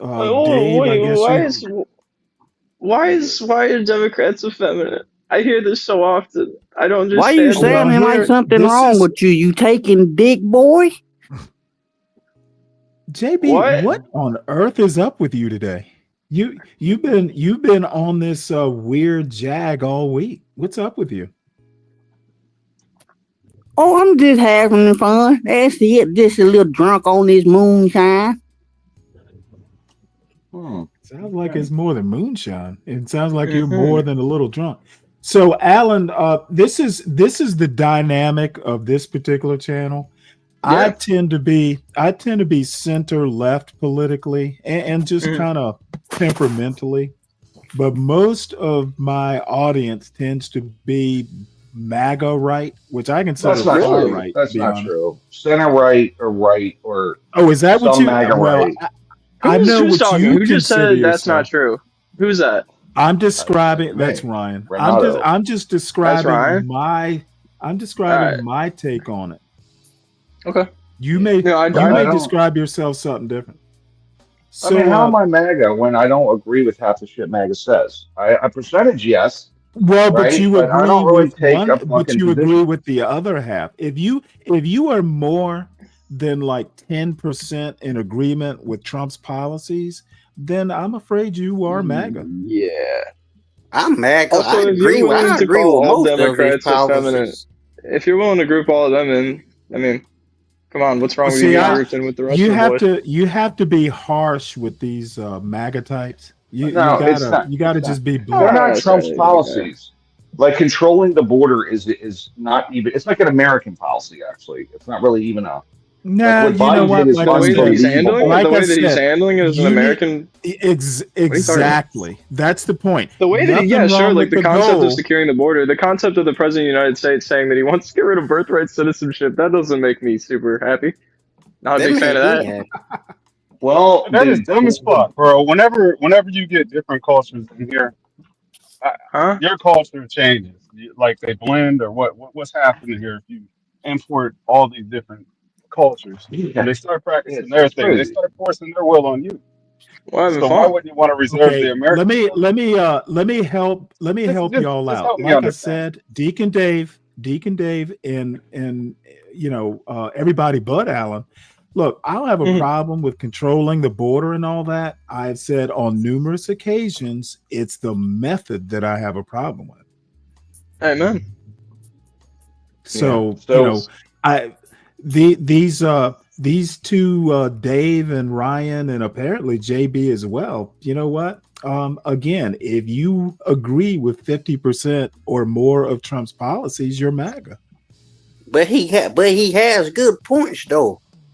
Like what? No, But the I agree goals with are good. everything he's The doing with goals. the border and all that. Run it. Wait, I'm Okay, just here for do a you minute. I'm agree? just curious. I've been Do doing you a lot of agree this with lately. how he's doing it, though? I mean, not quite, but I agree with it. Okay, though. well then that's my point. That's my point. Okay. I don't like being clear.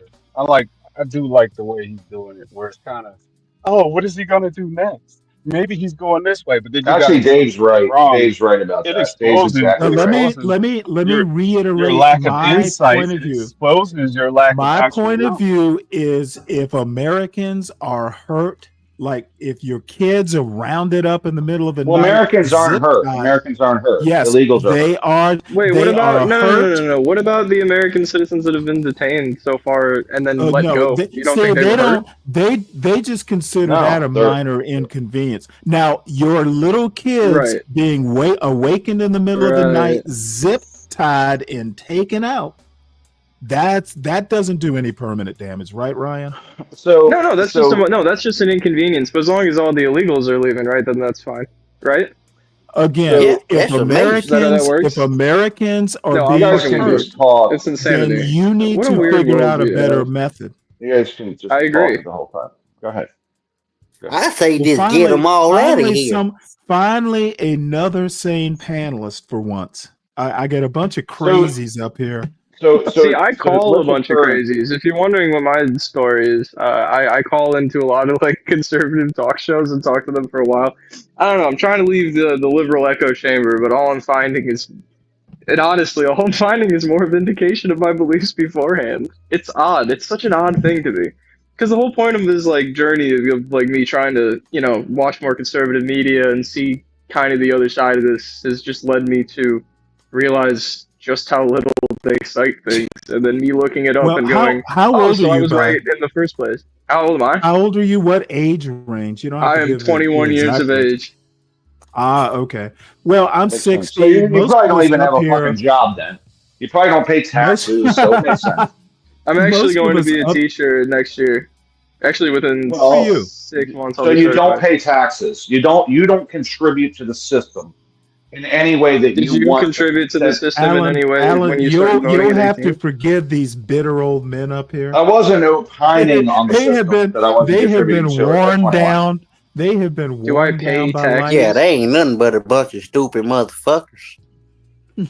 Well, you don't pay federal taxes unless you have a job, which it sounds like you're a college student. No, so but you're I lucky have you seen don't. I did see my dad get gutted by the fucking housing crash only for him to still be fucked, even though voting Republican all of the time.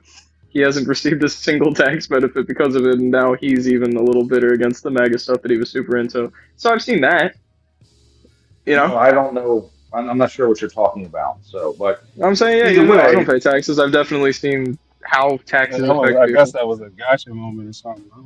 It wasn't a gotcha moment, I'm just saying. Okay, well, see, the MAGA folks don't listen very well either. He's relating to you his father's experience. If you would take the time, which is he voted Republican and He's he lost his basically house. saying he has never experienced, but his father has. In terms of losing his house, is that what he said? I didn't understand what he said. No. Just in terms of him consistently being pissed at me for being a liberal pussy in college and being pissed that I didn't vote Trump in 24 only for everything that he voted for to not happen. And now he's like giving me calls being like, you know what? kind of see it now. He was really excited for the tax breaks that haven't happened, or really much of anything. His job has not done better. In fact, it's actually doing a lot of worse. The government shutdown it's not good. That's all I'm saying. So yeah, you're right. I don't pay taxes, but was that? No. It doesn't even really matter. I'm just saying that, like, I don't know. I haven't paid taxes, sure, but I definitely have seen how the quote-unquote tax breaks have not really benefited the people that did vote for it, if you get what I'm saying. That's all. I'm just trying to relate with you. The tax breaks, the tax breaks really wouldn't, like, the structure of the tax breaks is only going to benefit people that pay taxes. So depending on what tax bracket your dad's in, it may or may not help him.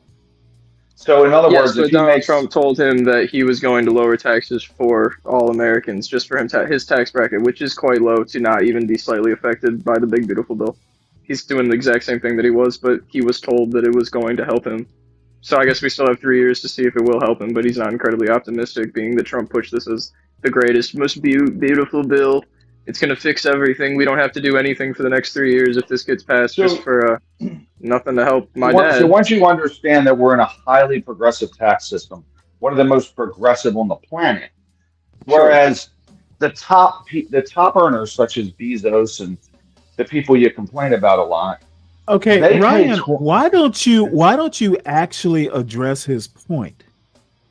He don't know I'm confused on what his point of asking me if I pay taxes means in the first place. I still understand how some of the world works. Ryan is one of these guys. He likes economics and numbers, and he likes basically frittering away everybody else's. Yeah, and I don't really know much about it. He's trying to bamboozle I have seen you. the effects of zealotism not leading to much, which is why I'm still like, that's okay. That's what I was trying to say. Like, my whole family is really conservative. You brought your dad in. You brought your dad in, okay? All I was saying was this.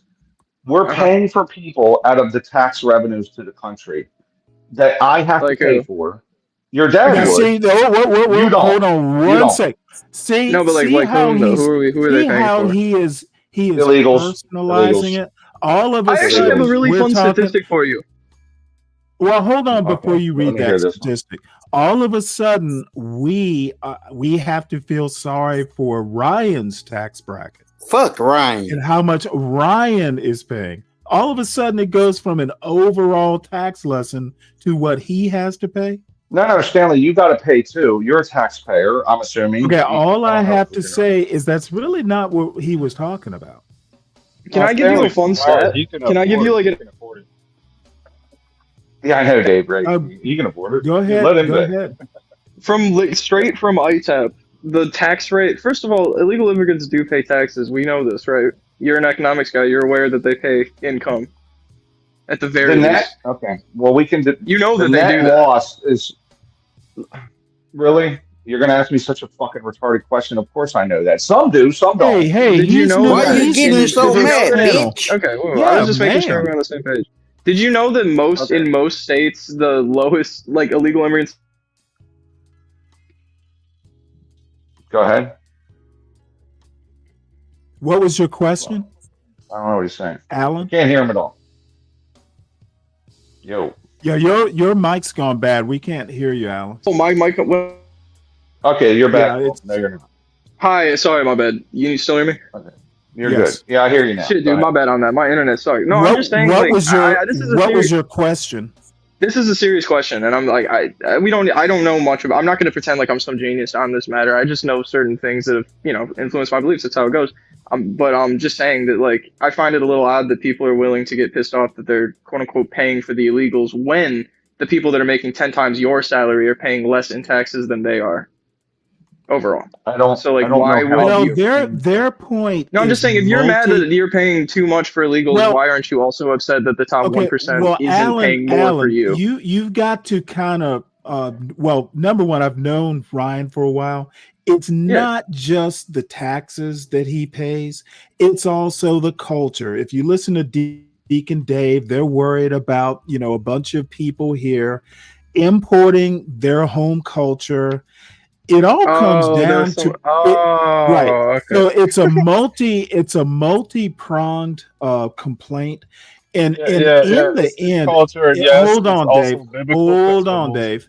in all the that, man. You got to end, mix it it all. all comes down. It all comes down to white people and their adjacents being worried Don't inject your black that people the into this. culture, Welcome, Dave. Welcome, Dave. essentially, one of MAGA's major problems with The illegals victimhood. is that they feel that white culture is under attack. Are you guys great replacement theory subscribers? Don't That's a serious overtalk. question. I'm just curious. I need to finish what I'm saying. Sorry. No. Essentially, essentially, it is a demographic / culture fear that especially the nationalists, the white and religious nationalists, they have a huge fear that like at 2040, what's going to happen? They will be a minority majority. Like if the Hispanics and the blacks and the Asians all get together and outvote them, they're going to lose power. That's really the root. Are you done, Stanley? They can complain about taxes. No, they can I get what complain you're about saying. immigration. Do you think that They that's can an complain actually about all realistic kinds of things. expectation? That's a I'm serious sorry, question. I mean, I'm younger than you. Do you think that that's actually a realistic expectation? No, it's that not white a people straw are man. the minority? It's my interpretation of it based You on built a your lot best- of different things. Because Because I actually Alan listen to conservative media. Me too, man. For years, for decades, I've who are you listened to talking Rush about? Limbaugh Conservative and media? his ilk. Okay, dude, I'm on the side with the white nationalists. I have been listening to talk radio since the early 90s, son. I know all the cast of characters, everybody from Rush Limbaugh to what's his name, Michael Savage, Michael Reagan. I know the whole cast of characters. I've been keeping up with I have been keeping up with conservative media since the late. You know what? Stop over talking. I can get my voice heard as host. I've been keeping up with conservative media since the firing line days, since the crossfire days. So I know I can read between the lines, and ultimately it winds up that white America and elite white America at that, they don't want to share power. And then there's the whole other side of it where you got the tech billionaires who are just done with non-elites. Okay, the tech billionaires have a different problem. They think they ought to be running the country because they're the smartest people in the country. Yeah, you want to ask Ryan what he thinks? I don't care what Ryan thinks. I didn't ask him for No, a I'm reason. kind of curious what Ryan thinks about the thing that I said. I mean, like, why would you would rather disfranchise more and more immigrants than just request billionaires pay a little bit more on their taxes to get the same outcome? Either you're lessening the taxes you're paying for immigrants, or you're just asking nicely that a person that makes 10 to 100 times your salary pays their fair share. Why would you rather go for the former? That's my genuine What do they question. pay? Tell me what they pay. What do you mean? So in other words, if I'm a billionaire, you made a claim, you gotta kind of like. No, you What do you mean? don't What have do they to pay? do It depends on anything. the You don't have to. Who said it? Who's my setting gross the income's rules $1 here? million. My gross income's $1 billion for Yeah, I'm this sure. year. Okay, How much so- taxes do I pay on $1 billion? That's my income. Tell me how much I pay. Do you want me to actually look up the brackets? He doesn't. Yeah. What's the? I mean, like, there's like what? No, we would pay $370 million. 13 million Approximately $370 million he would pay on $1 billion. Right. So okay, that's if you basically don't do like most of these billionaires, they take out loans for their money. Okay, that's how they get around taxes. Okay, they have you can't get around taxes with loans. Okay, Sam. I need you to let me explain because I should have played that story. Look, these guys are mostly paper billionaires. They have a bunch of different assets and they borrow money against their assets. Yeah, okay, but true. You can't buy your own personal house and yacht. Okay, with the I do money. not understand why you don't understand my point. Okay, nobody's talking about taxes. I'm telling you how they get around it. They are indeed the gentleman speaking was talking about billionaire taxes. They are indeed billionaires. They borrow money against their stock. There are ways around paying taxes. Okay, but to take money out of a business, right? You have to pay yourself. They don't take money out of a business. They're not taking money out of a business. To buy your house and yacht, you have to do it. There's no way around it. It's tax fraud. You can't do it. Listen to what I'm saying. You might make a one-time purchase of a house, and there are probably ways to avoid taxes on a house. What I'm saying is they're not paying a whole lot in taxes because they're not making income. They don't get a salary. And I'm also not saying that they're not paying a lot in taxes. I just think that I'm just saying that it's weird that every time they the Democrat pay taxes on their against salary, but that's nowhere near their net worth.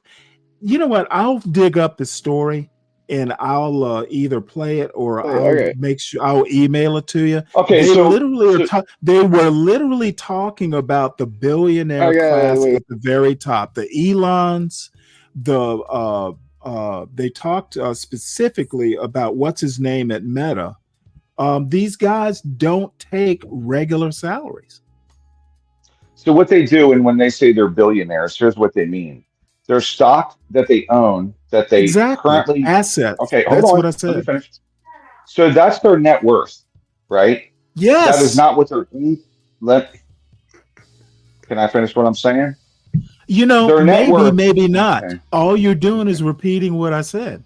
Yep, that's all you're doing. If I'm a billionaire, it doesn't mean that my income is a billionaire, and it doesn't. Okay. I literally said that. Yeah, he's not listening. The only goddamn way you can buy yourself anything, if you're a billionaire, buy yourself a house or a car or anything with that money. I'm not talking about what is to convert the stock, which is personal income tax. Ryan, if you're liquidating stock, that's capital gains, right? Yes, but they're over the minimum for that. Therefore, it's personal income tax. I understand. It's not capital gains. It's personal income tax. I'm not saying you're wrong. So I'm saying that they do not pay taxes. The graduated income tax doesn't really affect them that much. And if it does, that much, it does not. A huge amount. The top 1% pay like 40% of the tax and collect the income they make, dude. If they make income, it's going to be like not that much. It is. Okay, when they go out and they buy their super yacht, they're not using their salary to buy it. When they sell their stock, that's their income tax they pay. Yes, that's the income right? The only way to get that money. However, a lot of times, if they make a big purchase, they're not selling the stock; they're borrowing against it. So, but it would still have to pay that back to make the purpose.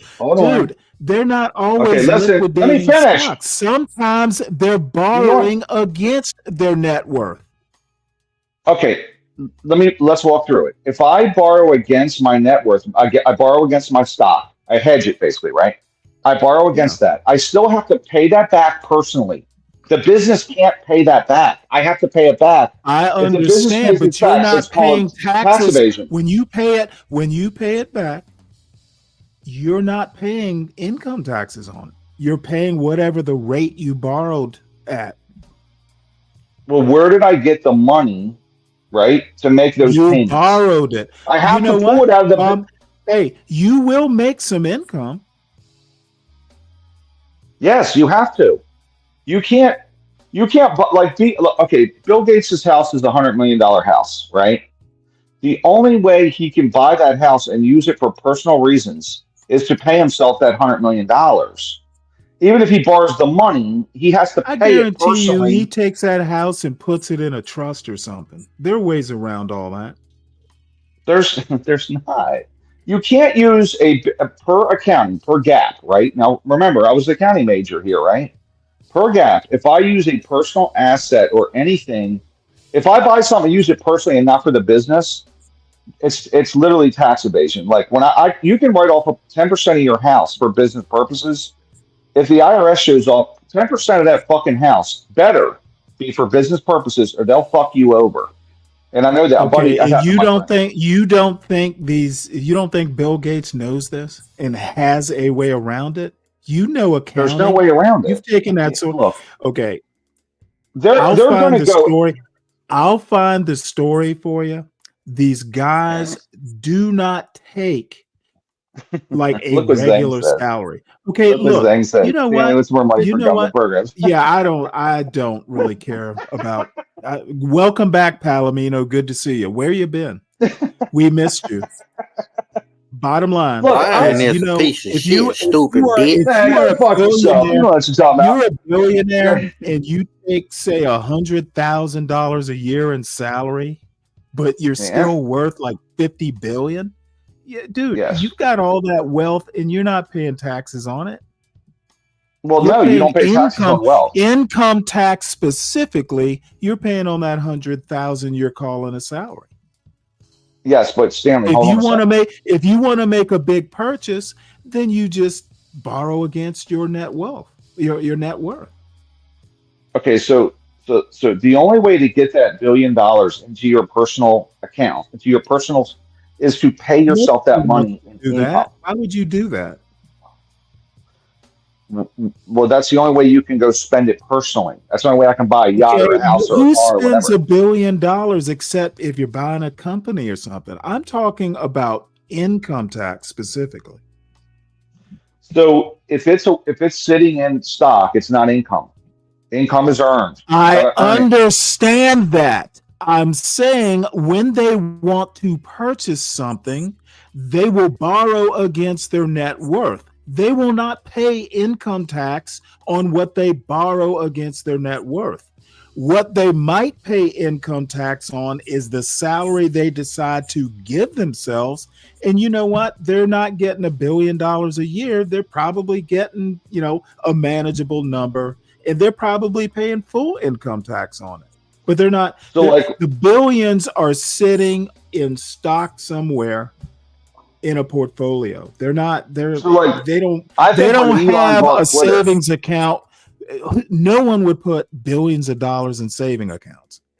Hold on, let me address DiCapriano. DiCapriano, you're exactly right. Income tax versus capital gains tax. However, over a certain amount, capital gains is out the window. It's called the AMT, alternative minimum tax. You're going to pay the highest rate, which happens to be 37% over, I think, 650,000. So just so you know, that's the deal. But I'll see can I find that story. It was actually fascinating. The point is that there are all kinds of ways for the ultra rich, A, to avoid income tax, and B, to avoid taxes altogether. They will pay some tax. Nobody's saying they don't pay taxes at all. I'm saying that the middle class is impacted by income tax more than the ultra rich are. The 1% pay, I think, 30% of all the taxes collected. The 1% pay 30% of all taxes collected federally. And they don't pay enough. They do not pay enough, but there's no way you can get at paper numbers. Well, why the fuck should they pay for the rest of the country? Dude, they are not going to pay tax. We don't tax wealth. Let me just say that. Stanley, you're absolutely right. We do not tax wealth. You can have $100 billion in assets, and until you do something with it, it's just going to sit there accruing interest or whatever. That's right. We don't tax wealth. We do not. If you got all that money in stock and it's accruing value, like 1 year, it's worth $1 billion. 10 years later, it's worth $5 billion. That doesn't get taxed. But you are richer, right? Correct. Yes, your personal wealth is richer. However, so hold on, Stanley. But then when I want to get that money out for myself and give it to my kids and spend it on a yacht, I still have to take that 5 million and convert that to personal money, which means I'm going to pay taxes on it. Or you will borrow against it. When you say borrow against it, I mean, I got $1 billion and I want to get a $200,000 yacht. I'm going to go to the bank and say, hey, look, I want you to loan me $200,000. Here's my collateral. Yes, here's my collateral. And as I make those payments, where am I getting those payments from? Where am I getting that money? You might be getting it from your $100,000 salary.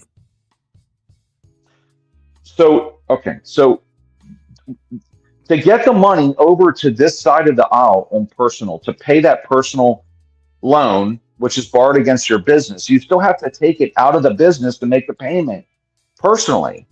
Okay, follow me? It's I'm earned income. saying is I'm not talking about them taking it out of the business. I'm talking if you got $55 billion in stock. Okay, the business doesn't have to be you're borrowing against your wealth. You're not touching the business. The business is your wealth because it's in your stock shares, right? The stocks you're borrowing against that's is not asset as stock. your ownership stake is not the business. It's your ownership stake. Or am I misunderstanding something? Yes, because your ownership. Okay, let me put it to you this way. If I have $100,000 in Microsoft stock and I decide I'm going to borrow against it, I'm going to get a car or something, $50,000 car. Okay, I just use whatever's necessary for the collateral. Nothing to do with you're borrowing against those shares. I'm borrowing against my wealth. Yes, you're borrowing against the shares. That's what I'm talking about.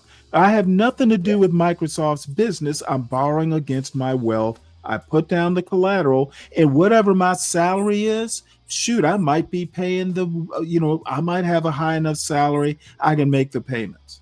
Now, I might want to liquidate stock. I will pay capital gains, etc., sales tax on the car and all that. But you couldn't do it. It's secured. You couldn't do it.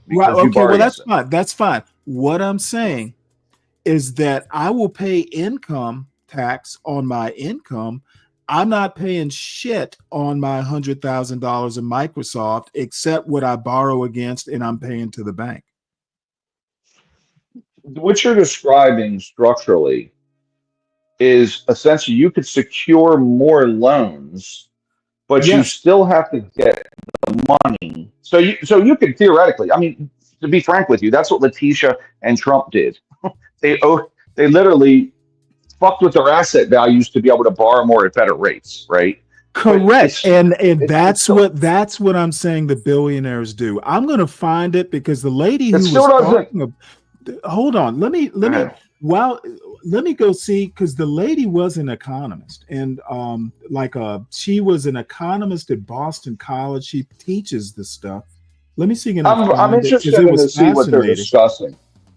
Okay, let me find it. I'm going to play Sam the rest of this and let me find that video because it was fascinating. I meant to show it, but I figured it would bore everybody. I want to address Alan real quick, though, because we were talking. I want to address Alan real quick.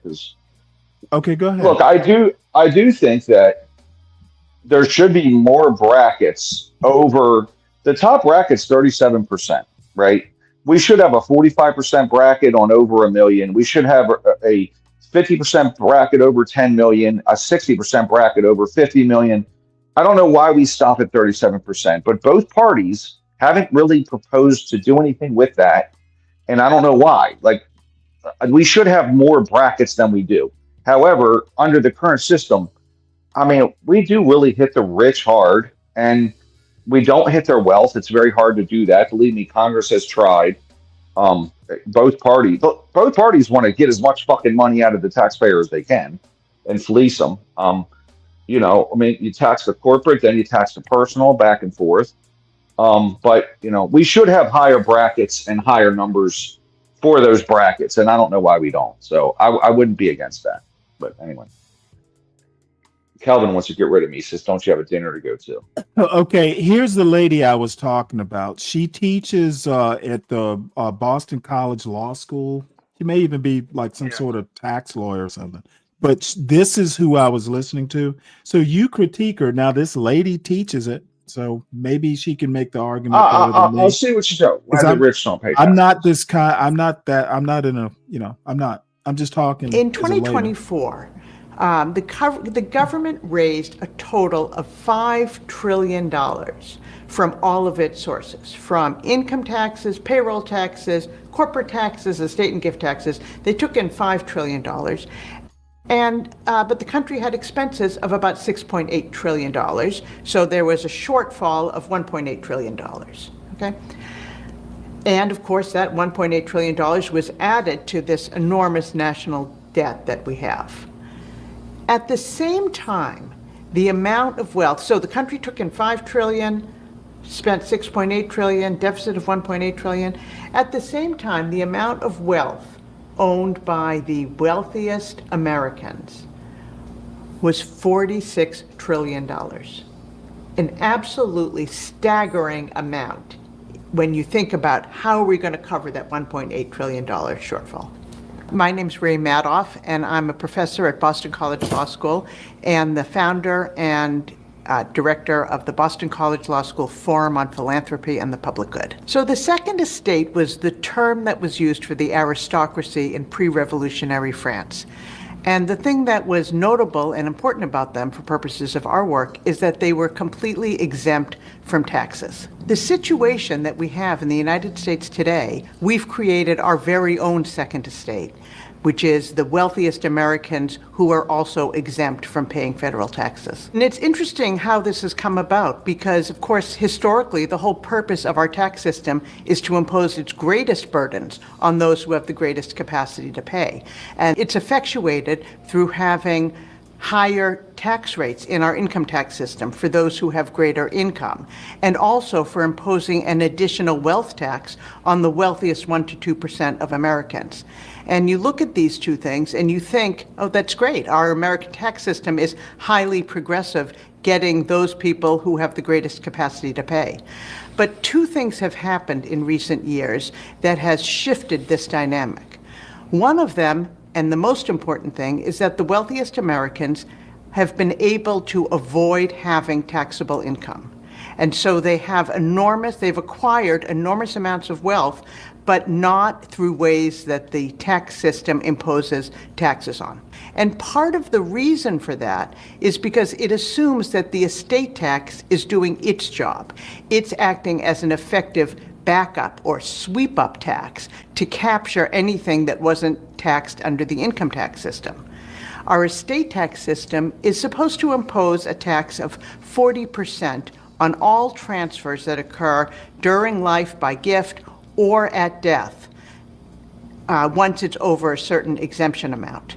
But the problem is that there has not been a single amendment to the estate tax since 1990. And as a result, the loopholes have flourished. And today, the estate tax produces hardly any revenue at all, even as our wealthiest Americans have become more and more wealthy. The wealthy are able to avoid income taxes because their greatest sources of wealth are their investments and their inheritances. And both of those are largely excluded from the income tax system. The way that investments are excluded is that as property grows in value, right, as Mark Zuckerberg goes from being somebody who has a startup from his dorm room to something that's worth, over $100 billion, all of that growth in value is not subject to tax unless he actually sells the stock. And of course, he has no interest in selling the stock because he wants to maintain control over the assets.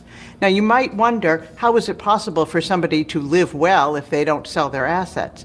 But there's another tool available to them, which is that people with wealth can borrow against those assets. They can pledge those assets for loans and get tax-free wealth that is never subject to tax. And this is a very common technique amongst the wealthiest Americans. A lot of them have a lot of accumulated debt because it enables them to live off of their wealth without having to recognize any taxable income. On the inheritance side, our income tax system totally excludes all money received by gifts, by inheritances, or by insurance distributions. And so what that means is that wealthy people who inherit 10 million, 20 million, 100 million, or even $1 billion never pay any income taxes on that at all. The only tax system that we have that applies to those types of transfers are the estate tax. And the estate tax has become absolutely riddled with loopholes. Part of the reason for that is this campaign that took effect in the early 1990s, which was a campaign that was designed to transform how the public viewed the estate tax as a tax that affected a small number of people and served as a backstop to the income tax, to instead being an immoral double tax that hurt family farms and businesses. And this campaign was so effective that it resulted in a 1 year, there was a 1 year that there was no estate taxes collected at all. Its greater impact was that it made Congress reluctant to tackle the estate tax because there was so much public antipathy towards it. Of course, Republicans tend to be very much opposed to the estate tax as a matter of policy, but even Democrats are reluctant to support the estate tax because they know how unpopular it's become in general with the public at large. However, it is this maintenance of the estate tax, the continued existence of the estate tax, that is serving to benefit the richest Americans. Because what it does is it provides a cover that makes people think that the wealthy are subject to taxes when in fact they aren't. If you actually got rid of the estate tax, you would see how our income tax system is so unfairly biased towards the type of wealth that the wealthy acquire. And it would give us an opportunity to promote a greater and more fairer tax system. It's very confusing to Americans when you suggest, or when people say that the rich aren't paying any taxes, because after all, most Americans have a very heavy tax liability, and they know that the more income they earn, the more taxes they're going to have to pay. And so it doesn't, and that these taxes are very difficult to avoid. So how is it that the wealthy avoid taxes? It seems like they would be subject to taxes too. One thing that's happening here is that the high income Americans are covering for high wealth owners. People assume that people with a lot of wealth have a lot of taxable income, but that's not necessarily the case. The people with the most taxable income do in fact pay the most taxes, but the wealthy aren't necessarily people with high taxable income. And this was something that... Okay, and what was I saying? It's the people who are high income, but the high income people aren't necessarily the richest people. No, okay, so here's the difference. Listen to what I just said. High income we agree, does not mean you are part of that 1%. When they say the top 1% of earners, it's the top 1% of earners pay all the taxes. I'm talking wealth, not earners. So the wealthy have various ways. I'm not talking income earners. I'm talking wealth. The 1% of the wealthiest do not pay taxes because they're not necessarily earning income. And they're not the wealthiest people are not necessarily the highest income earners. That's the point I'm trying to make. No, they'll sit on their assets. They'll sit. I mean, a lot of them are landowners and shit. Exactly. So look, I totally agree. But listen, how do you get the money from them? I mean, a wealth tax is very difficult to do. You don't. That's the complaint. No. You don't. Yeah. But same thing with the corporations. You don't get money except for the corporate taxes. Good luck. You cannot. There is no way. Okay, there is no mechanism other than this estate tax, I guess, to tax wealth. People will get wealthy, and they may not even pay taxes. Yeah, once you hit that point, you're good to go. But like top earners, though, and you just keep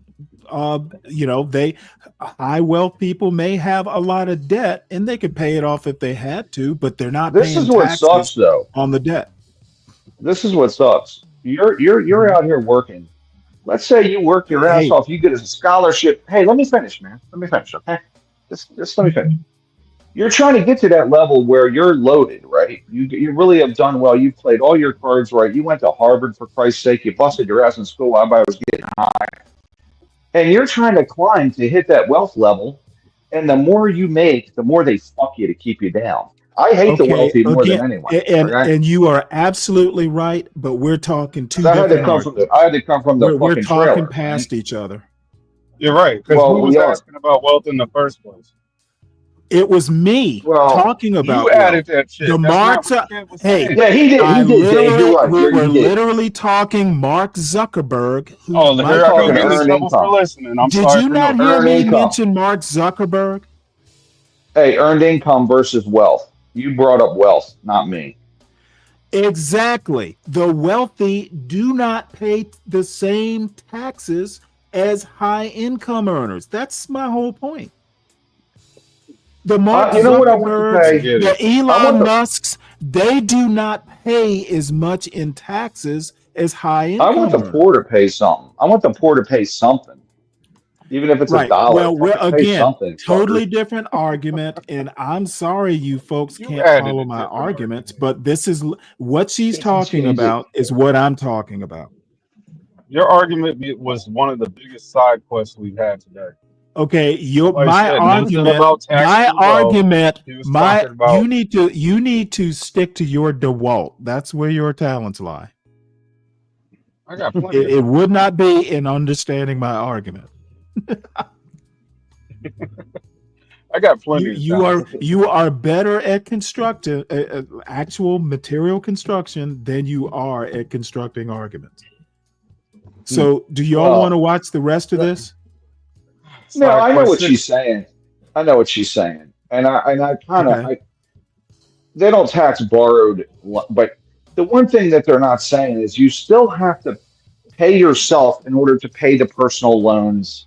So you can escape some, but or if you got $1 billion, dude, you could just keep taking loans until you die. you got to make payments. Though the bank's not just going to give you the money; they're going to make you make payments, but you have to pay yourself personally. Okay, I understand. All I'm saying is that the ultra rich do not pay the same amount in taxes. Like the professor said, the high income earners are actually the ones carrying the tax burden, and they're covering that's right. for the ultra They're wealthy. the ones getting fucked. Yeah, right. Because they're not trying to. They're trying to get to that level. They're not trying to cover for these fuckers. All I'm saying, or all the I'm poor saying either. is they're paying through the nose. Yeah, no shit. You think I don't know that, Stanley? I mean, I'm not. You can stop bragging now. But I'm not trying to brag, but I am annoyed. At least I understand that government. You got plenty of government cheese for that wine. You know what? That's not even funny. You don't, Stanley. You've never had one fucking slice of that shit, have you? You've never had one slice of that shit. Have my grandmother used to get government cheese when she was old. It's actually really fucking good. It is really good. So there's that. apparently years ago, like old people could get like government cheese too. Like at the old folks, there was like a rec center where all the seniors would gather to socialize, I guess. And they'd have government cheese there sometimes. So yes, I've had it. She'd make like cheese sandwiches with it. Hey, do you eating that mascarpone cheese? Have you had that? I'm sorry, say that again. Mascarpone, I think that's how you say it. Yeah, it's a dessert cheese. Never had it. I always think I'm gonna have to grab it. It's good stuff. Chocolate covered mascarpone is actually really good. Zhang, you keep giving me good one-liners. Man, So, fucking thing. Hold up. I'm back. Okay. You know how you know it's good cheese or government cheese? Because you still talk about it decades later. No. Listen. It'll melt almost instantly. It'll melt almost immediately. You put it in the microwave, it's just spray. Yeah, because it'll get it's gooey. not real cheese. It's just like American cheese, right? Yeah, basically. But it's not even. I don't think it's a thing anymore. American Man's right. I don't think they have it anymore. You know, I don't think that That's they right. actually buy it. SNAP benefits. I could They be go wrong get though. gourmet. They get gourmet cheese now. Actually, they do. You're right. They get fucking gourmet sausages and cheese, and I like Cracker Barrel shit, whatever that is. That fucking, you know what I'm talking about. You know, Oh, I know it. sharp Yeah, like cheddar, that sharp. 100% They sharp, got extra that sharp sharp cheddar, and real good ultra shit. sharp. Yeah, that Yeah, Cracker you gotta make sure they Barrel eat good. Make sure they eat You good. get like 8 That's for ounces. sure. It's like 8 ounces cost $10. Absolutely. Yep. Why not? Brie. They got Manchego, Brie, all the real good high end stuff for the poor. Hey, They're not even working for this fucking poor. when Be Brave says we live like kings, I guess he's on to something. Actually, Snap. Hey, People on hey, Snap. clip that. Clip that. Be Brave was right. Oh, don't No. say it. I'm Oh my being God. sarcastic. Triggered. He's triggered. Like you triggered him. You triggered him. All right. All right. Look. I agree. We agree on one thing. The wealthy, it pisses me off, but once you get that money through the system, ultimately, I just want to own bonds and live off the bonds tax free. That's what the wealthy are doing. Okay. Oh They're out of the yeah. system. Get like treasury bonds or something like Fuck that. yeah, You get absolutely. a shitload of treasury bonds and live off the interest. Oh yeah, you're not paying Absolutely. taxes on You that. never touch the principal. Like if you have 15 million in treasury bonds and they're paying 5%, you make $2.5 million a year. You never touch the principal. Like you're just Yep. it's guaranteed. Like the federal government's backing the money. You're in forever. You're golden. You're just killing it forever. You know? They're through the system. I want to be through the system right now. The people that are earning more and more, they're trying to eventually get there. You know, but it's hard to get there because they want to take more the more you make. You know, and give the shit away for fucking. Well, you'll cheese get and there. meat, You'll get there, cheese Ryan. and meat. Fucking. What's that shit? Cracker Barrel. What is that called? Those cheese and meat things you give away at Christmas. What the hell they call them? I know you know what they are. Hickory Farm. That's it. Hickory fucking Farm. Hickory Farm. That's it right there. Hickory Farm for the poor. Still around? I don't know, but I mean, I used to get one from my aunt. And I had the Grey Poupon mustard in there. You know what I'm talking about. Like Colby the Jack cheese balls, the cheese balls and the Absolutely. spring sausage. Fuck yeah. That's right. All that shit. $35 for that right there on Amazon on Snap. So you can do it now. You know, I've made my own spring sausage before. It's not that hard, actually. All right. Well, let's get back to these young kids. So, you think conservative media is more likely to report that discrimination is going down? It's less of an issue now, so let's not focus on it, or just not talk about it. I mean, yeah, even like with like DEI and all of that trying to be stopped, like of course they're gonna say Okay. would support their. Whereas the more mainstream or the liberal media is going to continue to push the narrative or the stories that discrimination is continues to be a serious issue in the United States, and we need to think about it, we need to talk about it. But you have all this other media that is starting to say, you know what, let's not talk about this anymore. It's not so much of an issue. I mean, I feel like I'm just looking at where the Republicans say that what discriminated against a lot more than Democratic or left-leaning. Yep. And I feel like even then, I would venture to say, like, well, Trump got elected president, and majority of the United States population is white. So just like math, so it's venture to a good percentage of Republicans are white. Yeah. And of course, they're going to think that white people are discriminated Got you. in an equal, like, how is that number equal that white people are discriminated against equally as all the other races? Yeah. Like, so, wait, ask that again? Like, it's 66% for all of those races for 2024. Yeah. Yep. white Yep. people are discriminated against equally to everybody as every else. other race. Uh-huh. I feel like the only what way they would think that is because there's obviously like different media coverage than what I guess other populations are absorbing. Yep. Okay. Yep. That's fair. Yeah. We are what we listen to. So if you're liberal and you listen to liberal media, you're going to get a liberal message. And if you're conservative and you listen to conservative media, you're going to get a conservative message. Logan, how about you? What do you think? What are Republicans or leaning Republicans seeing? What are they observing that the Democrats aren't observing? I think it's less about what they observe versus what they not observe, when it's more about, I guess, like the agenda that they both want to push for each side. Since I really did agree with Isabella about what she was saying with how, like, whatever they want you to see in the media, at least for the Republican media, that's what they want you to. And the Democrat media. Yeah, it goes both ways. Yeah, so yeah, that's yeah. why it goes up a little bit for the Democrats, or maybe slightly down. Roughly stays the same, but the Republican media kind of goes down since they are more against the DEI policies that have been going around, and the Democrats want to keep those policies or improve and make more of those as well. But when you just look at what both sides kind of go and view, it's a matter of what just mainly like the agenda they want to push. So I wouldn't really be sure why white people, they think 55% think that they face discrimination. I don't know why it's. Maybe I'm not sure if it's like a baseline or it's supposed to be that high in the first place. I guess it's a matter of sample size too. Yeah. But for the most part, it's about the agendas that they want to push. At least like if it was right after the election season, then I guess a lot of the I guess most of the executive orders that came in were kind of factoring into that as well. Yeah, exactly. Like, hey, this is a thing of the past. This is done. We don't need to think about this anymore.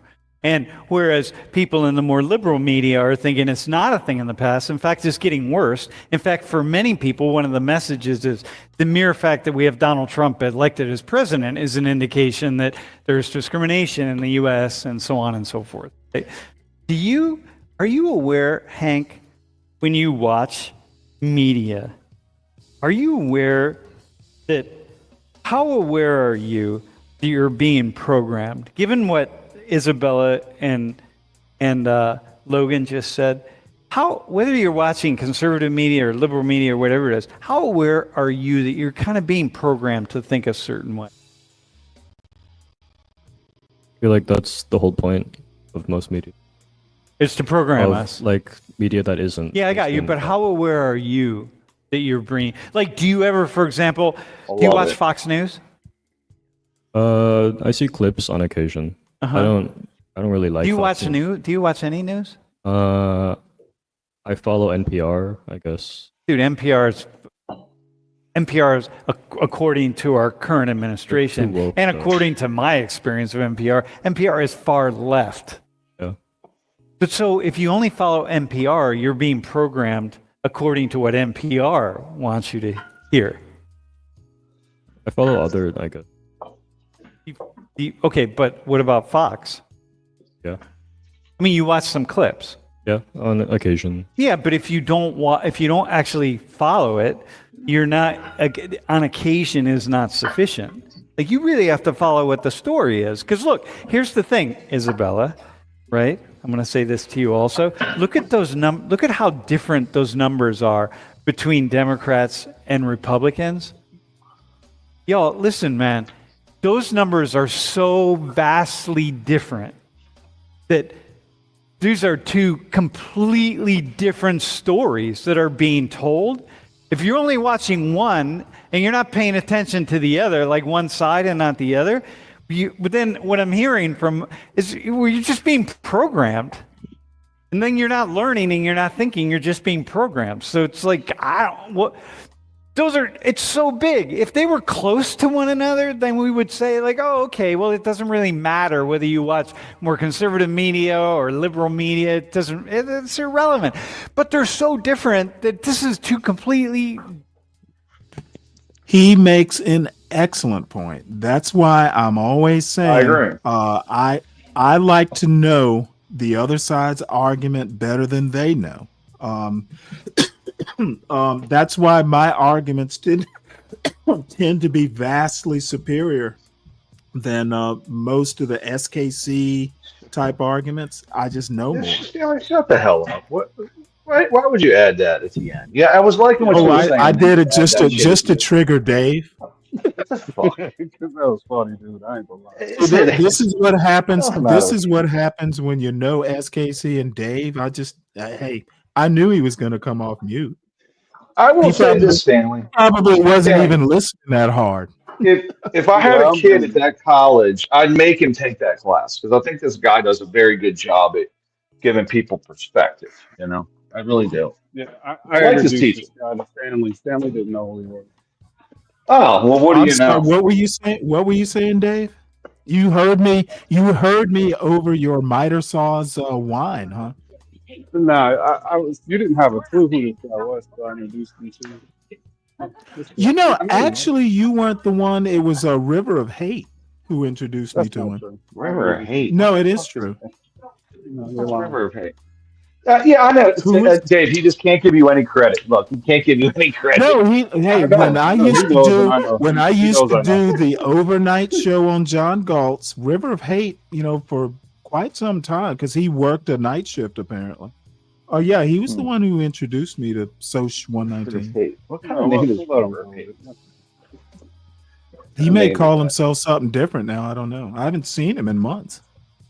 Yeah. Well, does he still show up on? Does he still show up on Hood Service? I haven't seen him. Probably No, like 6 months. Look at Kimmy. Kimmy believes that white people face discrimination in America. From who? Other white people? You could argue white. Because that's who's discriminating. It's white on white discrimination.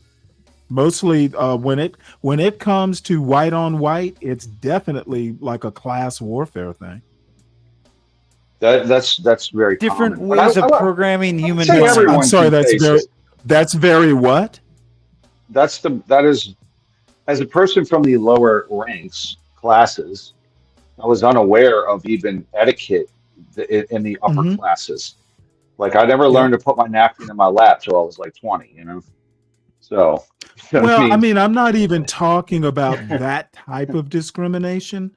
Look, you go and you look at Harvard, for instance. Even the black people getting into Harvard aren't generally even, the lowest economic rungs. Same thing with white kids. I don't think poor kids in Appalachia get the same opportunities that some, rich white kid in Greenwich, Connecticut are getting. So Stanley, if white people, hold on, if white people are being discriminated against, it is by other white people. If Asians and blacks are getting into Harvard when whites aren't, neither Asians nor blacks control the admissions process. It's white on white. And if you're not smart enough to figure that out, it's not my problem. I would only say that Asians were largely discriminated against with Harvard specifically. Okay, that's not my point. Kimmy said white people are being discriminated against. And my point to her point is that, hey, blame white people for discriminating against other white people.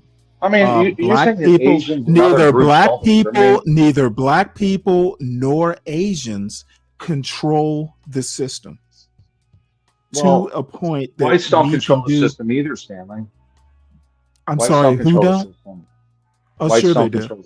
Sure they do. Whites are, well, how? How so? How many white presidents have we had? Stanley's black. I know, Dave. He's going to lose his mind. This is. Why do you minimize the role? This is literally what I know. Okay. Wait, American history will back me up on this. 90+% of the Congress at any given time is white and male. Okay, so currently we're 60% white, and everything else is everything else beyond that, right? Like I don't need to go through all the permutations. So when whites get down to is that 49%, if white people are being discriminated against, you can only blame white people.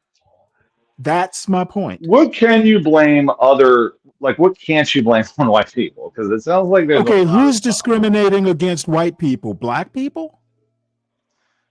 I think anyone can discriminate against a white Okay, I'm not right? talking person on person. I think it's hard. I don't think person on person discrimination that happens rarely or it's hard to prove.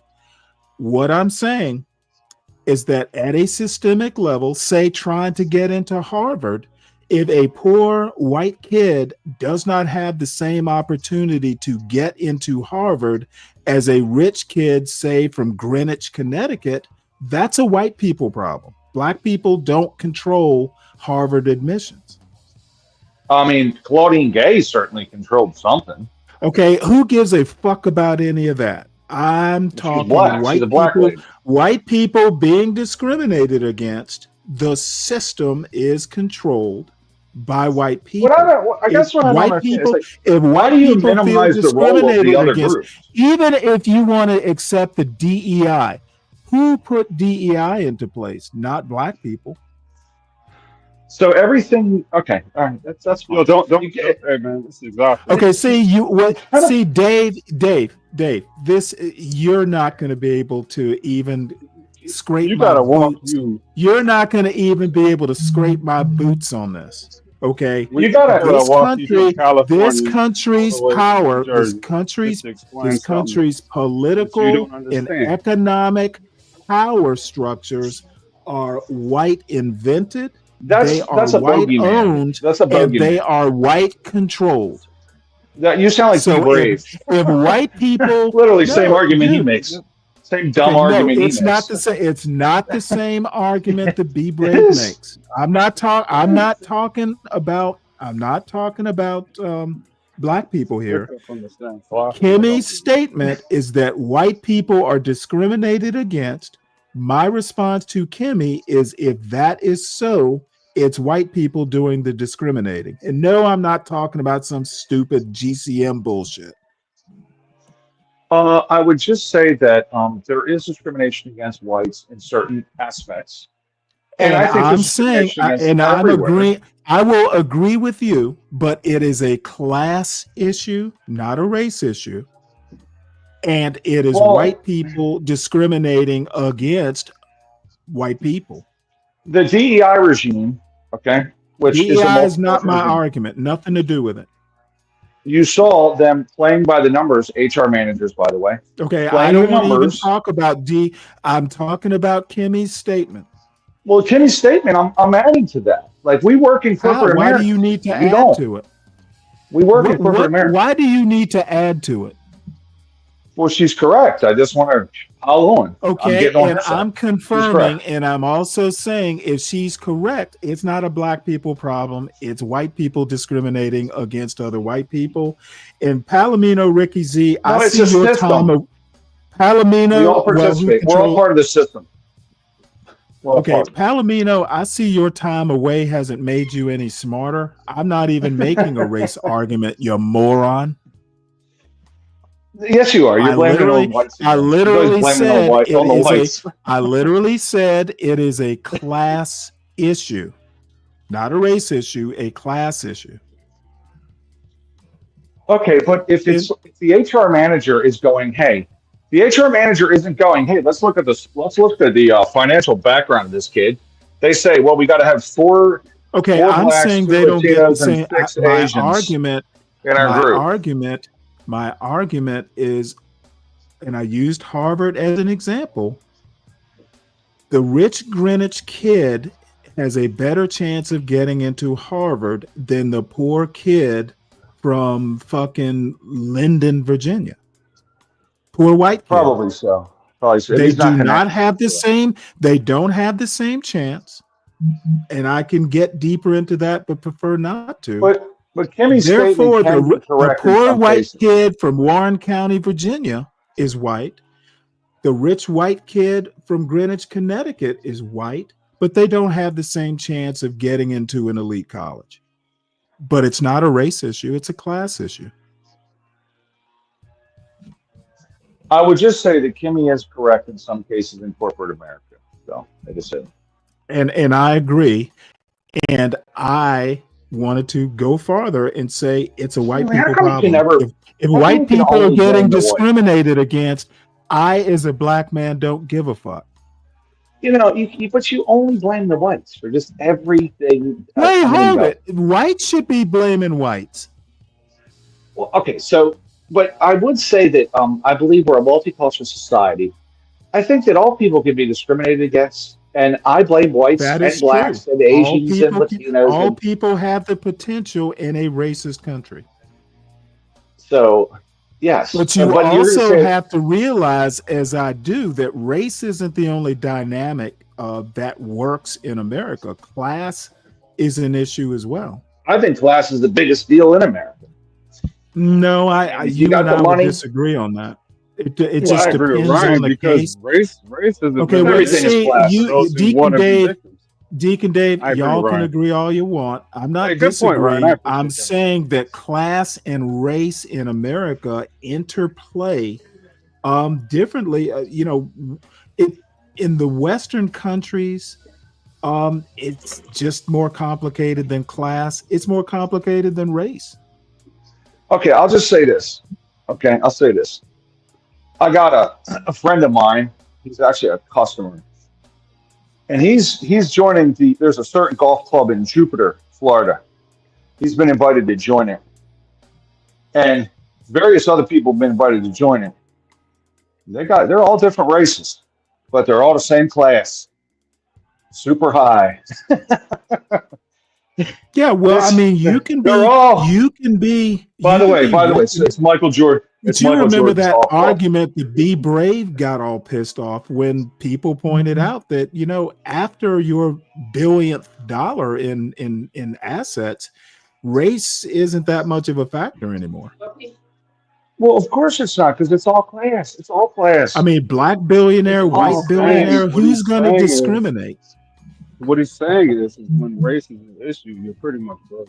You're telling on yourself. Okay, who said race was an issue? I literally said if white people are discriminated against, it's not a race issue. Oh, my bad. I think both things can come into play in America, but I do think that who's going to discriminate against white people except for white people? I'm sorry. At a systemic level, who's going to discriminate at a systemic level? Black people? Asians? Now, Asians maybe. If the HR department is run by one group or another, it would be that group discriminating against the other group. I'm talking at a systemic level. Okay. I can't answer that. Who runs HR departments at a place like Microsoft? Black people? Actually, black women usually. No, absolutely. I'm afraid. Trust me. I'm afraid. I'm afraid. Even the senior, and I happen to have known a black woman who worked for a company I used to. She was like a senior vice president for human resources, but you know what? She had plenty of bosses. So I mean, she was running the HR department, but she wasn't necessarily, single-handedly making policy. Hey, by the way, listen, let me say something. I guess on the school, it was San Francisco colleges. They have all these DEI departments, and I was like, oh, well, it's got to be run by minorities. Nah, it was like white women. It was like 2% of them were run by minority women, and they're always women, of course, right? But the rest of them were run by like white women, and I'm like, so the DEI department is run by white women? What the fuck is wrong with these people? Like, number one, it's California. You'd think they would be as woke as you could get, right? Nope, white women. It's fucking ridiculous. So okay, again, it's white women, it's white people. They weren't Republicans, I'll tell you that much. Okay, I don't really care about Fucking any libs. of that. And Ricky's about as dumb as he was the last time he was in my chat. Blacks discriminate against us all the time. Not at a systemic level, Palomino. I'm not talking that, you went down to get drugs in the hood and they shooed your white ass away. That's not the discrimination I'm talking about. yeah, but you can't just say everything is systemic, right? Like everything isn't I systemic. didn't say everything was systemic. I also said that there isn't that much disprovable discrimination outside of systemic, issues. Your one-on-one, day-to-day, you might go decades and not feel discrimination, and you might not even be discriminated against. Most of the discrimination you might not even know about, and it's systemic, and it only comes out when you start looking at analysis, like statistical analysis. Look at Harvard admissions. That's kind of a top down. Yeah, and over the years, the Asians built an argument that apparently the Supreme Court found credible. That's a systemic issue. I get that. The Asians for fair admissions, that was a systemic thing. That was systemic discrimination. No, I get that. Personal one-on-one discrimination. No, and you're right. It was systemic. That's where I'm coming from. And quite frankly, they pissed on the blacks, but it was whites who controlled that admissions policy over the years. Not blacks, not even Asians. It was white people. If white people are getting discriminated against in the United States, it is a white people problem. Okay, Stanley, that's fine. But let me just say this. I don't think that the people at Harvard set out to hurt Asians or blacks or whites or anyone. I think they were trying to be inclusive because they're liberals, of course, and they just want to hug everyone. But ultimately, I don't care about any of that. Some of these policies do hurt different people. And all I'm saying, at a policy level, you're proving my argument. Policies are systemic. And Brooklyn Watson, the other point I want to make is you can say, okay, for argument's sake, white people do face interpersonal biases and prejudices. Yeah, well, I don't really care. At a systemic level, there's some. I don't feel sorry for white people if they feel discriminated against. It's none of my affair. I don't get concerned about it. I literally don't care about it, because it is a white people issue to fix. Racism in America is a white people problem to fix. What are you talking about, Stan? Maybe I'm talking at a systemic level and you're not getting it, but who else controls this country? Okay, black people. I already told you does Tariq Nasheed and the FBA group, do they control America? Well, first off, no group controls the country. We're a multicultural society, and the people of the country control the country. Okay, well, if it was white people, it would just be white people in all seats of power. The president would always be white. The Congress, all the corporations would all be run by whites. If you go back and you look at history, there are always going to be exceptions. I'm talking about today in the United States. I'm not talking about today in the United States. There's only one black cabinet member. Today's government in the three branches is overwhelmingly white and male. So I'm surprised that I'm surprised we're still talking about it. Listen, so I'll just give you an example. Latinos are underrepresented on the Supreme Court. Blacks are overrepresented on the Supreme Court. Jews are overrepresented on the Supreme Court. So? Okay, but so the point is, there's going to be statistics up and down, right? So you're saying... Well, I mean, you're only talking 9 people. Still, I'm just giving you math. And as soon as Clarence Thomas goes, and I mean he is in his mid-70s, blacks won't be overrepresented for long. I think that is there a systemic racism when it comes to tight ends? I'm not even saying, I'm not even talking about racism. I'm not making a racism argument. 90% of them are white. So, and cornerbacks are always black. Why are tight ends white and cornerbacks black? Okay. It's like this position. I don't care about any of that. The topic was white whites feeling discriminated against. I'm saying it's not a racism issue.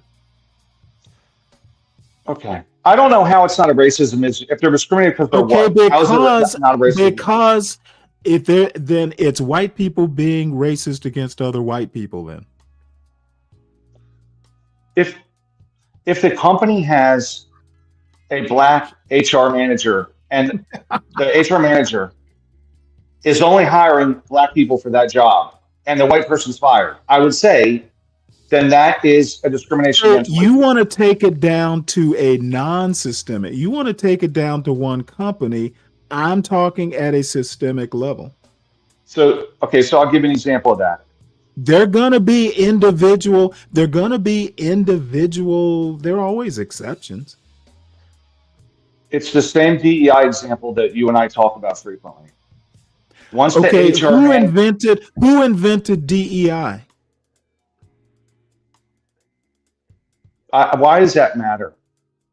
Why does that matter who invented it? Because my argument is if white people are being discriminated against, it is white people doing the discriminating. This isn't going to go anywhere. Especially at a policy level, which DEI is a policy. So I'm talking at policy level.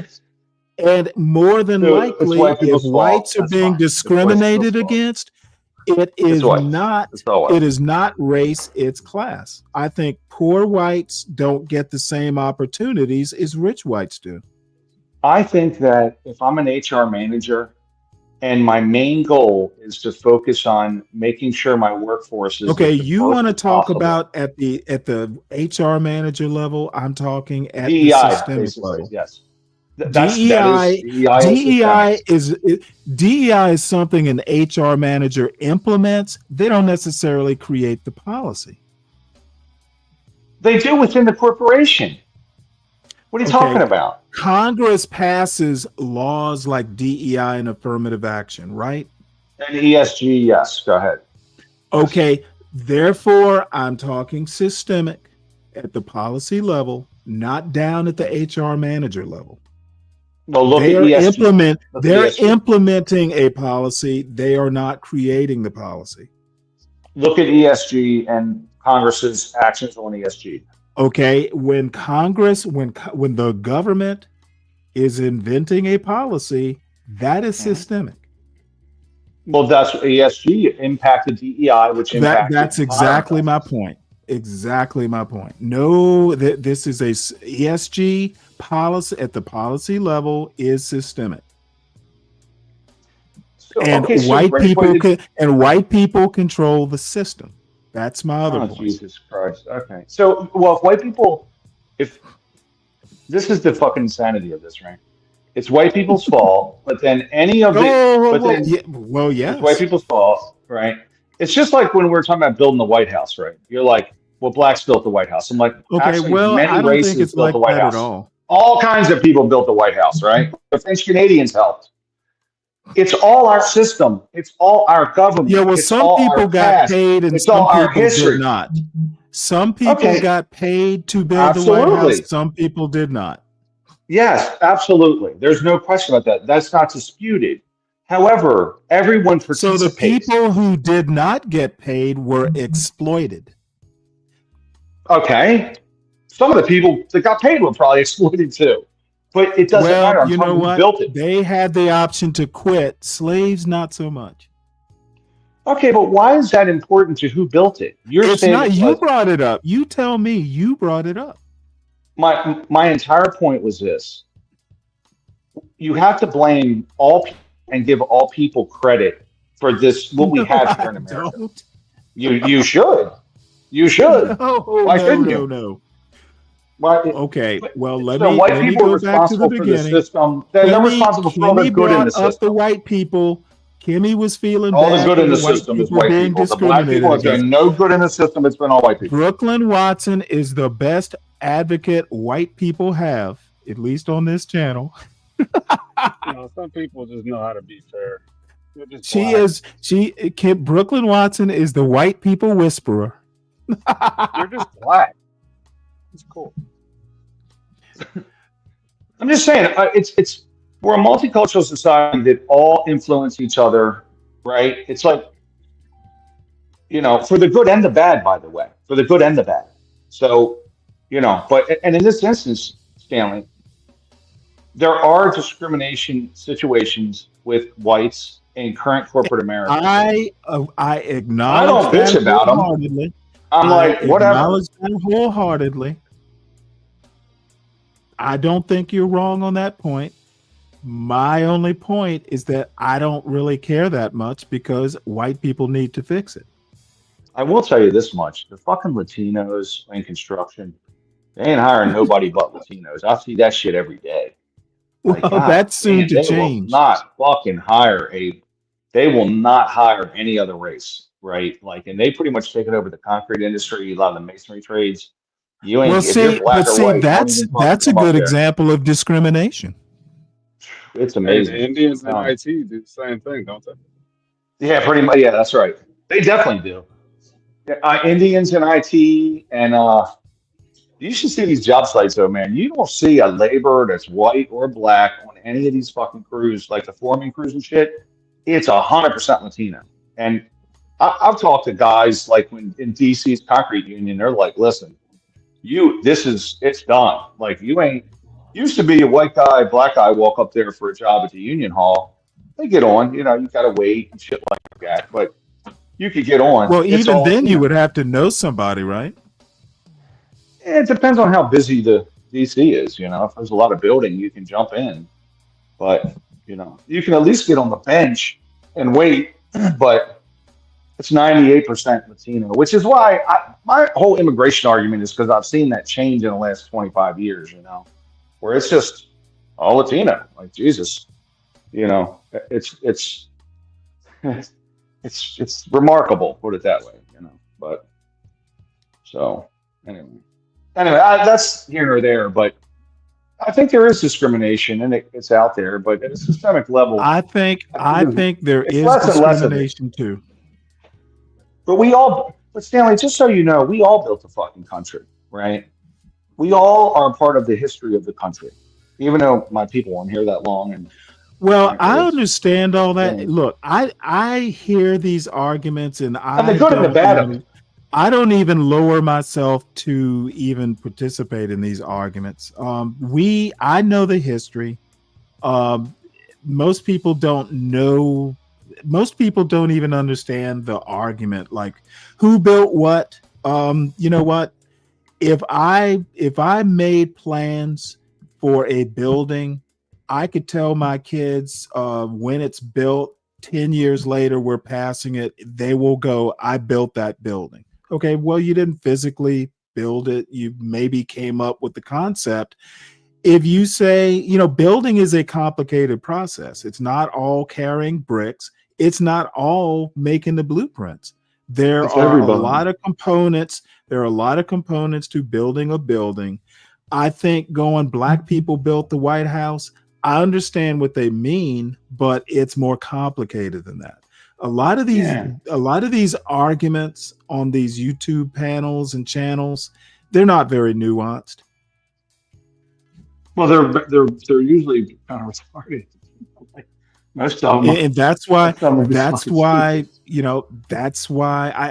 I just don't like the drama of it all. The channel will grow, but it'll be less drama than some of the other channels. It's not just cash outs and fighting. Huh? Oh yeah! By the way, everybody, make sure you hit the like button. Make sure you join the channel. If you are new and kind of like what you hear. Hey, I gotta scoot. I'm in trouble. All right. Okay. See ya. Well, it's good talking to you. Yeah. See you guys. I'll be up soon. Okay. And by the way, Deacon Dave, this Roger report thing from a couple weeks ago, I've been waiting for you to share in it something about Black men's sexual misconduct towards women. So I figured you specifically would be interested in that, there, Deacon Dave. Hey, do you tune in the Roger report? You actually watch it live? I've tuned in. I'm always busy when he comes on live. He tends to come on in the mornings, right? Yeah. I think so. I haven't gotten a notification. I don't think I'm subscribed to him either. Why'd you unsubscribe?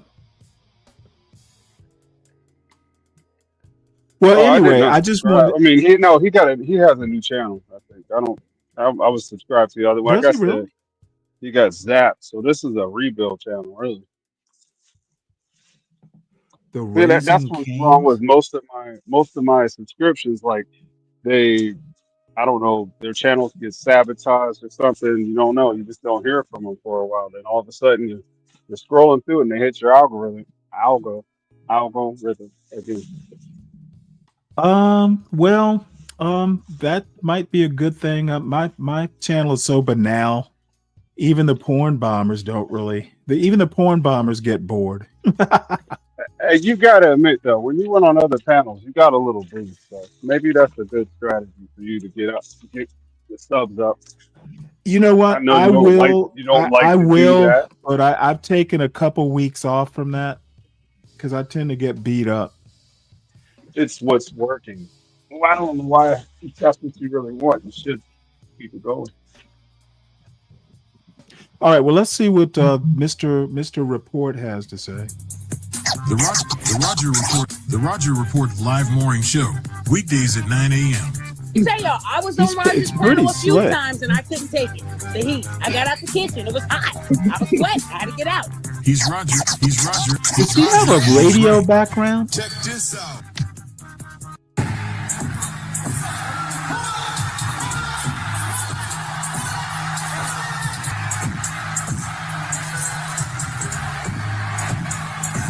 He's definitely good at editing.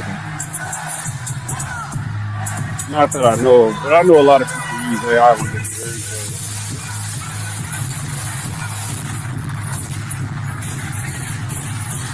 We want agreement by which we can live or die. You choose. Yeah, I should probably just skip over all this. It's all fluff here. It looks like you're enamored by the production. And yes, I am. I appreciate everybody who's now I thought you had like me some up. points. So definitely do that, y'all. Definitely do that. You thought I had what? Some points bookmarked that you wanted to jump to and discuss. Oh, just I want to watch know. the show with me. Dude, I really never pre-watch these shows. Occasionally I do, but not that often. Oh, guess who I've seen dude, lately on it's YouTube? a reaction channel. I react. So two guys. who did you? No, wait, Stanley. Two guys that I Who ran did you into on see? YouTube. HB and 777. Oh yeah, they were up on. They were on his on 777. Just started a new channel, and HB was up there last night. Well, that shit was funny as hell. But I was You know watching what? HB's. I listened. It was just, it wasn't my cup of tea. The way they were talking. It's a little and all that. raunchy, but it's not. It's you know not what? It was the art of two people playing off each other. Is what the draw was. I'm glad you. It wasn't my cup of tea. Now, just so you know, the afternoon, like yesterday afternoon, I was actually up on 777's midday show. Oh, I missed it. I didn't get a notification. I subscribed to both of them. So, yeah, he had some type of battle rap and tranny on there. I was like, what the hell? Yeah, HB had that channel before he ever got, associated with John Galt. You know what? As a matter of fact, let me find 777 show. Maybe that's what I'll do.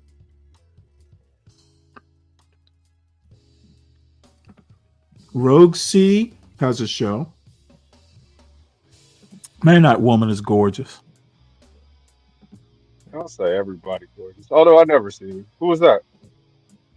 Rogue C. Oh, that's her right there? No.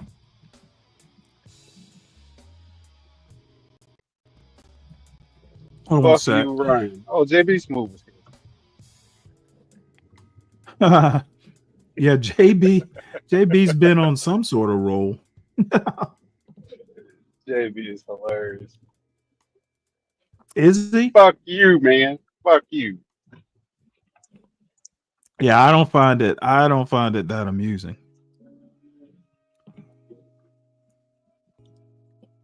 Yo, You you know, need to whatever upgrade that. the StreamYards, dude. If I'm up here, I need to see the chat. I can't see shit. Wait, I am upgraded. No, you're not. Your This is your well. Wait, panelists I'm are on supposed to be able to whatever see the chat. the premium is. I'm upgraded. I pay for the premium. How much is it anyway? Right now I'm paying monthly. It's like 90 some bucks a month. What the fuck? Okay, well, I'm still not sure I'm going to keep StreamYard. You go to that I EV Mux, and then everybody's going to need a laptop. Well, EV Mux, yeah, I've heard that. And then the other thing is, I actually, if I could sit down and take some time to learn OBS Studio, it's easy to do. You know, single. You know, if I'm not going to have guests up, it's harder to do because you've got to integrate it with some other freeware, and it's kind of complicated. So I don't know. One of these days I'll get lazy.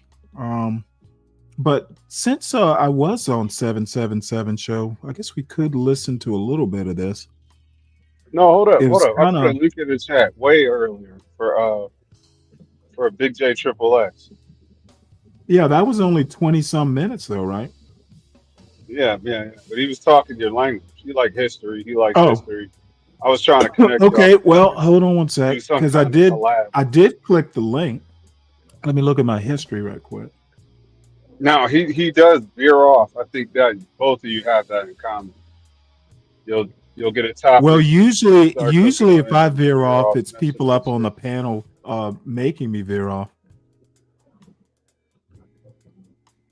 Because I actually had a couple history videos I wanted to watch, but didn't get around to them. I didn't know StreamYard was $100 a month. Wow. I mean, you can get it cheaper than that if you go ahead and do a yearly subscription. I'm just not ready to commit to it yet. Mainly because I actually like EV Mux, except it's kind of complicated with guests. And then, I mean, why can't people use it on the phone? It's hard to get up on the panel. I mean, what's his name does it? Black Crow. He did it. He went back to the duck. But when you get Did he up on really? the panel, like you nobody can hear you.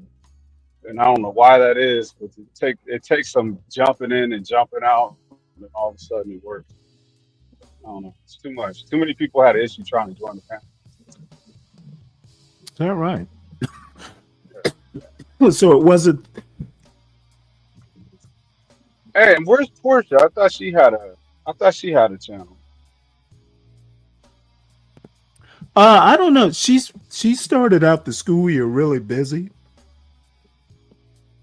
So I actually she's got something I talked to or texted back and forth with her yesterday. There's some Moors in Georgia. Some weird You did? story. Yeah, I was chewing on jelly beans. And I wanted to run it through the algorithm first, the YouTube algorithm, just to make sure there's no copyright issues. Let's see here. Anyone. I have devoted all of my adult life to this subject. I only debate with my equals. All others I love it. I teach. Yeah, you like that. I know you like that. I've used the quote before. There's really a reason behind what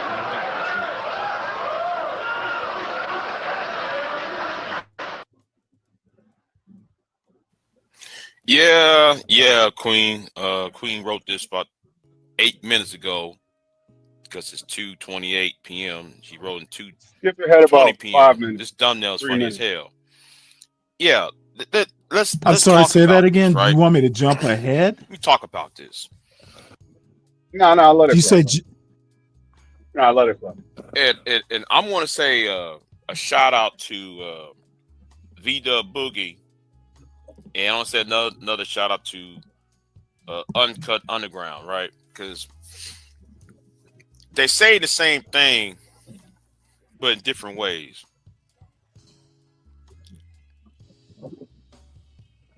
And I'm gonna say another channel. I'm gonna say this shout out to Middle Nation, right? Middle Nation channel. Shout out to him over there too, though, because yesterday when I was doing this live stream, it wasn't Monday. I forgot which day it was, but anyway,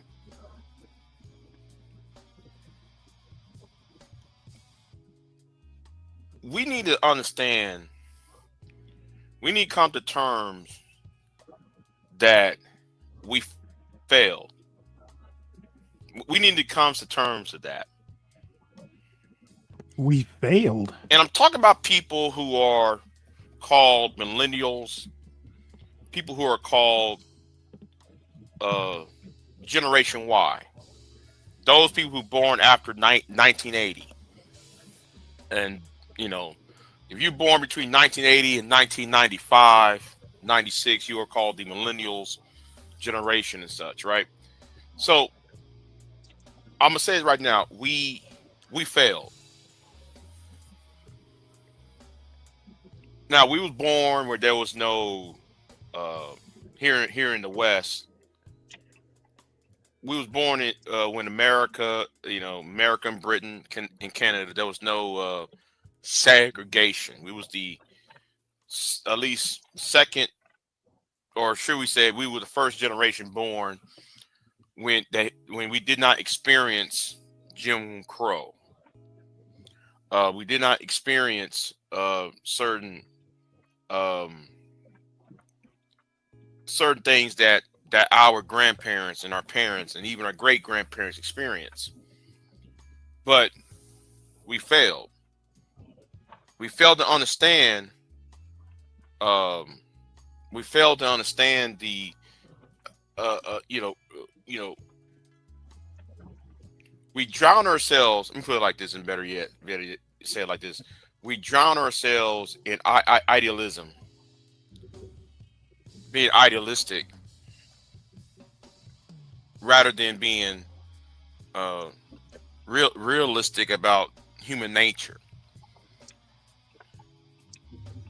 And because of that, on our part, we failed because we tried to play along what the Gen Xers was doing, because the Gen Xers are the biggest complainers. They're always mad, right?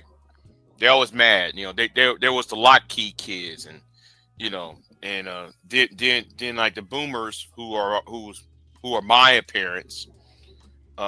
They was born into segregation. There was children during the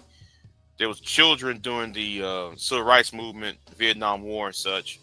Our grandparents, who are the silent generation, they was the ones who fought in Korean War and was the leaders in the civil rights movement and such. And then there's the greatest generation who are almost no longer here anymore. They was the one that fought World War II. But anyway, right.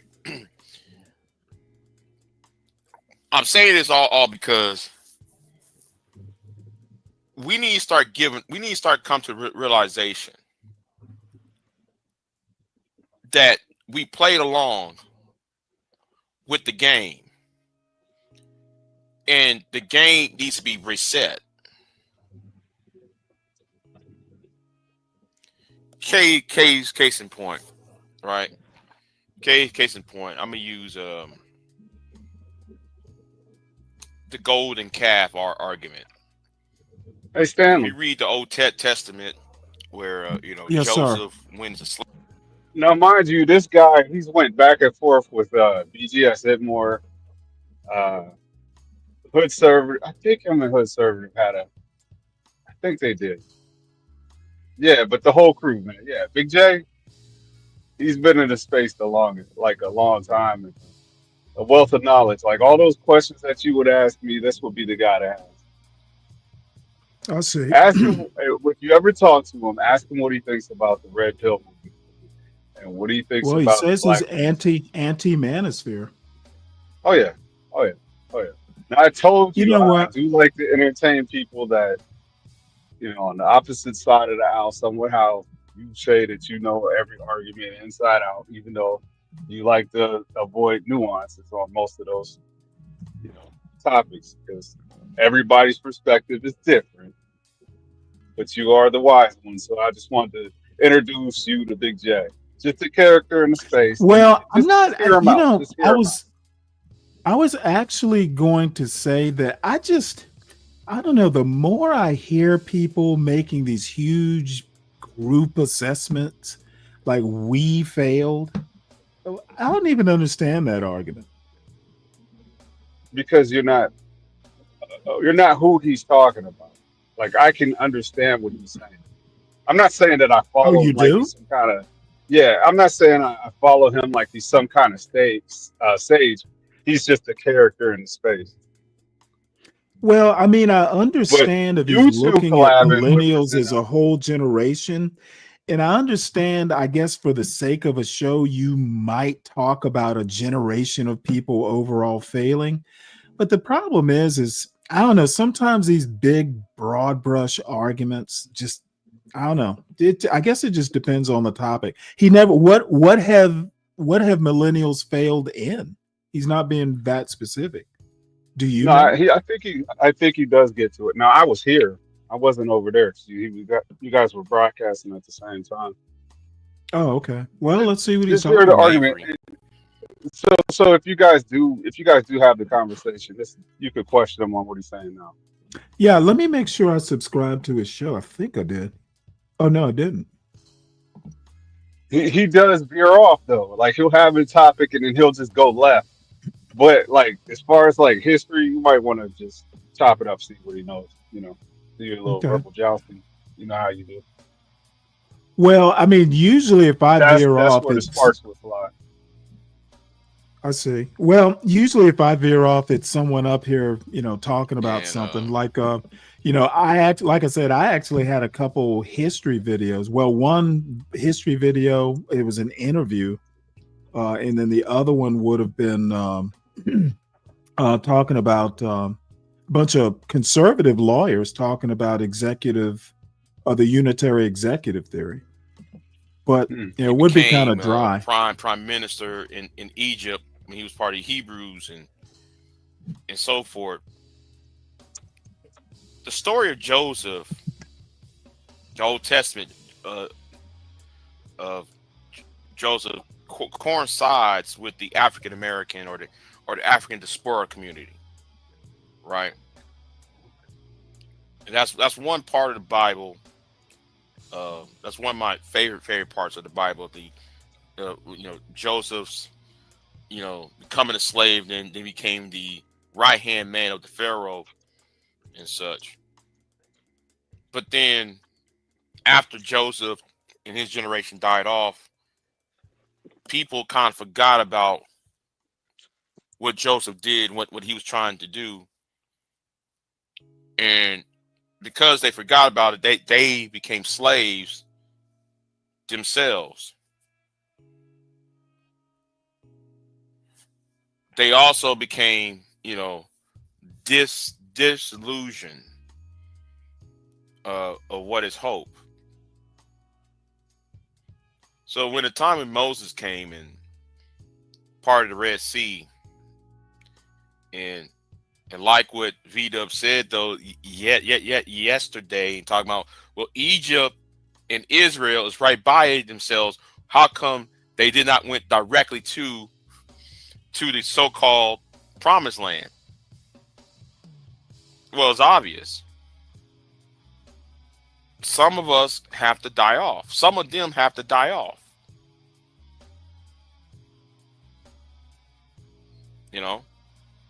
They have to die off first. So they spent all this time in the wilderness because of the golden calf, When Moses went up the mountain and everybody else What does this have to do with the millennials? This this golden calf a Talk about religion and a veering mindset off. that the Egyptians gave them. You know, and that's why God told him, "Listen, none of y'all were going to see the promised land. I'm gonna take you to the promised land, but you won't go there. You won't be alive to see it. Your people will make it, not you." And it's kind of like fast forward to history, you know.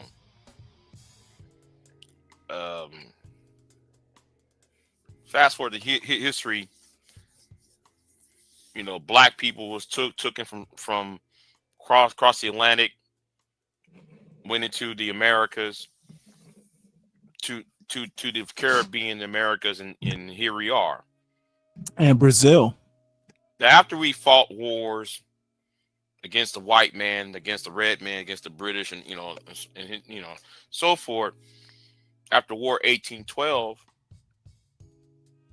you know, using War 1812, we was told, okay, we'll take you, some of y'all, to Liberia, under this assumption that they're gonna give us free, right? What the Quote, fuck unquote. is he talking about? You mean the British? Called Liberia. Okay. Now I'm thoroughly confused. Whoa. Yeah. Wait. After Before you start, hold on, 1812. Let me explain it. He touts himself as a historian. This is where you come in.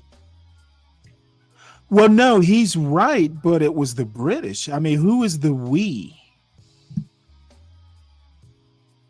I mean, it was basically the British who, you know, said, hey, if you fight for us, we'll take you over to Liberia. But that happened actually. I don't know. I'm not exactly sure he's right, but I'm trying to figure out who the we is. Is he one of those folks who thinks that black Americans are native to the Americas? No, I don't think so. Oh, I don't think okay. I know who he's referring to. I'm still trying to figure out who the we is. The way I would explain it is there were American slaves who were coerced to fight on the British side. And that happened during the American Revolution as well. And they were promised, hey, freedom, if you fight for us. We'll take you out of slavery.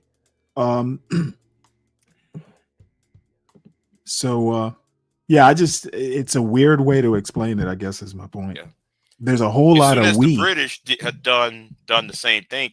They took their free blacks and took them on to the place called Sierra Leone. Guess what these two groups of black people did? As soon as they touched those same areas, Sierra Leone and Sierra Leone. No, don't let it. Just let it ride. No, Sierra Leone and Liberia. They went to war. They brought the golden calf ideology. Let it ride. Into West Africa. And the Liberians in Sierra Leone, the people from Britain, Canada, United States, who came to Liberia and Sierra Leone, became the biggest hypocrites in the world, because we still had the the golden calf mindset. Now, you just came from slavery. You was beaten, chained up, spat on, everything else, in order for you to go back down to where you said you want to go home, and then you did this to your own fellow brethren.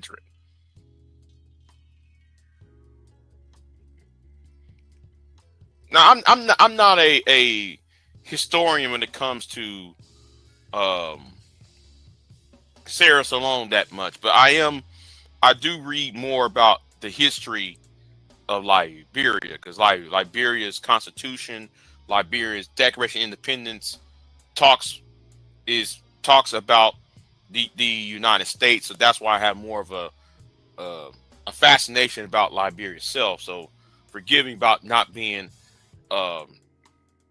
noticeable about Sierra Leone, but the history is similar. And plus, though, they just suffered 2 civil wars at the same time, and they was allied with each other as well. Same old concept. Now we came over there and told we forced Christianity on those tribes. Then we sit there and told them, well, you're going to speak English. Then we conquer much as possible we can, just like as the white man did with the Native Americans on the east side of North America. And that's why up till 2005, from I'll say from 1979 up until recently, there's been civil wars in Africa, in that part of Africa, because of that. Because they did not give up the golden calf. They have a golden calf mindset. Now let's talk about today here in America, right? And looking at, hold on. Would I do an Stanley cross collaboration? Yeah, I probably would. Yeah, I probably would do that. I probably would do that. I probably would do that. Collaboration. I gotta watch more of his videos and such, But anyway, let me see where I was at. No,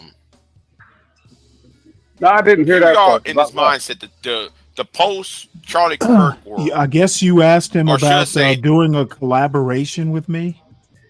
Yes, sir. What would I collaborate on? See, you got to learn how to do these things, man. Just review. Well, this I mean, video. I think I would wind up doing more listening.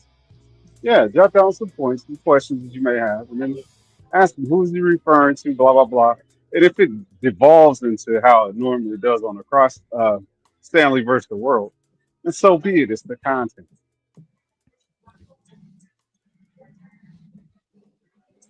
At worst case scenario. Right. The rise of Donald Trump.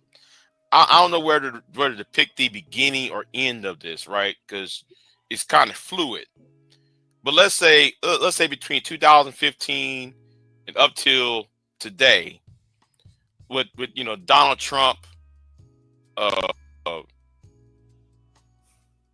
Charlie Kirk paradigm we in now, right? Now, Charlie Kirk's death created an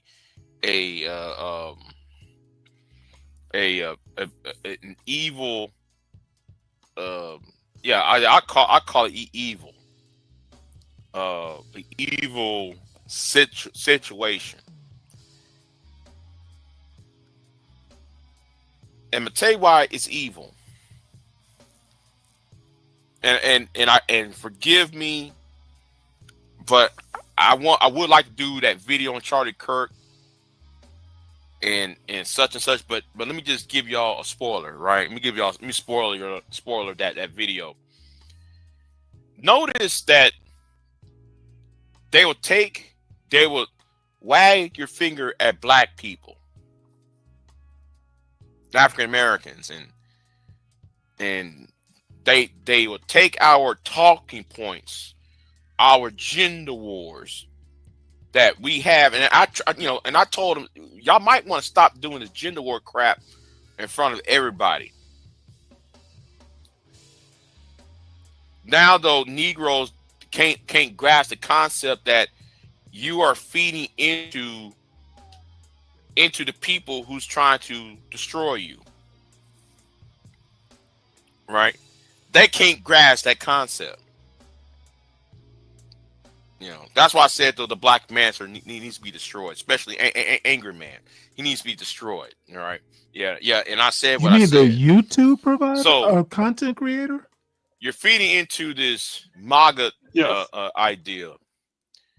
When MAGA is doing things that it's good to call yourself a Christian.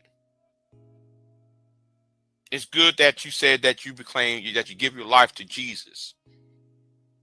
You claim all these good things, but what for? Jesus is not a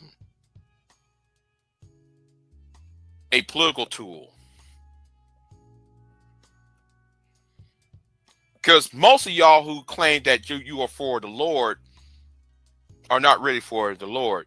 Y'all dare to claim that you're for God is because to control other people.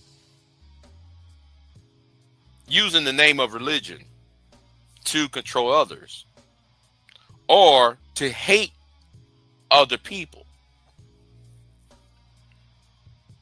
You cannot sit there and say, you can't sit there and say one end we are black Christians, and at the same time you denigrate one of your black Christian leaders in Dr. Martin Luther King Jr.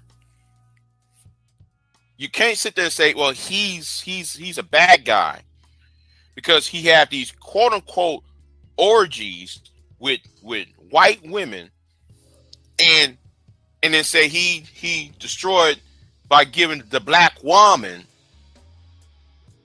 the way to divorce or downplay black male leadership, which goes against the 10 Commandments that says thou shalt not bear false witness. And you're bearing false witness by passing out rumors and conjecture and try to make it truth. You can't do that. Sorry. Now all of a sudden, he's just like you in that we aspect. see people trying to justify because of that argument, and because black people are so busy trying to judge each other with white supremacist talking points. Now all of a sudden, you ignore what MAGA is doing. You ignore the fact that the civil rights movement. No, I'm sorry. I ain't civil rights movement. The civil rights laws that's been passed is about to be undone. I just saw Anger Man did a video talking about the civil rights laws.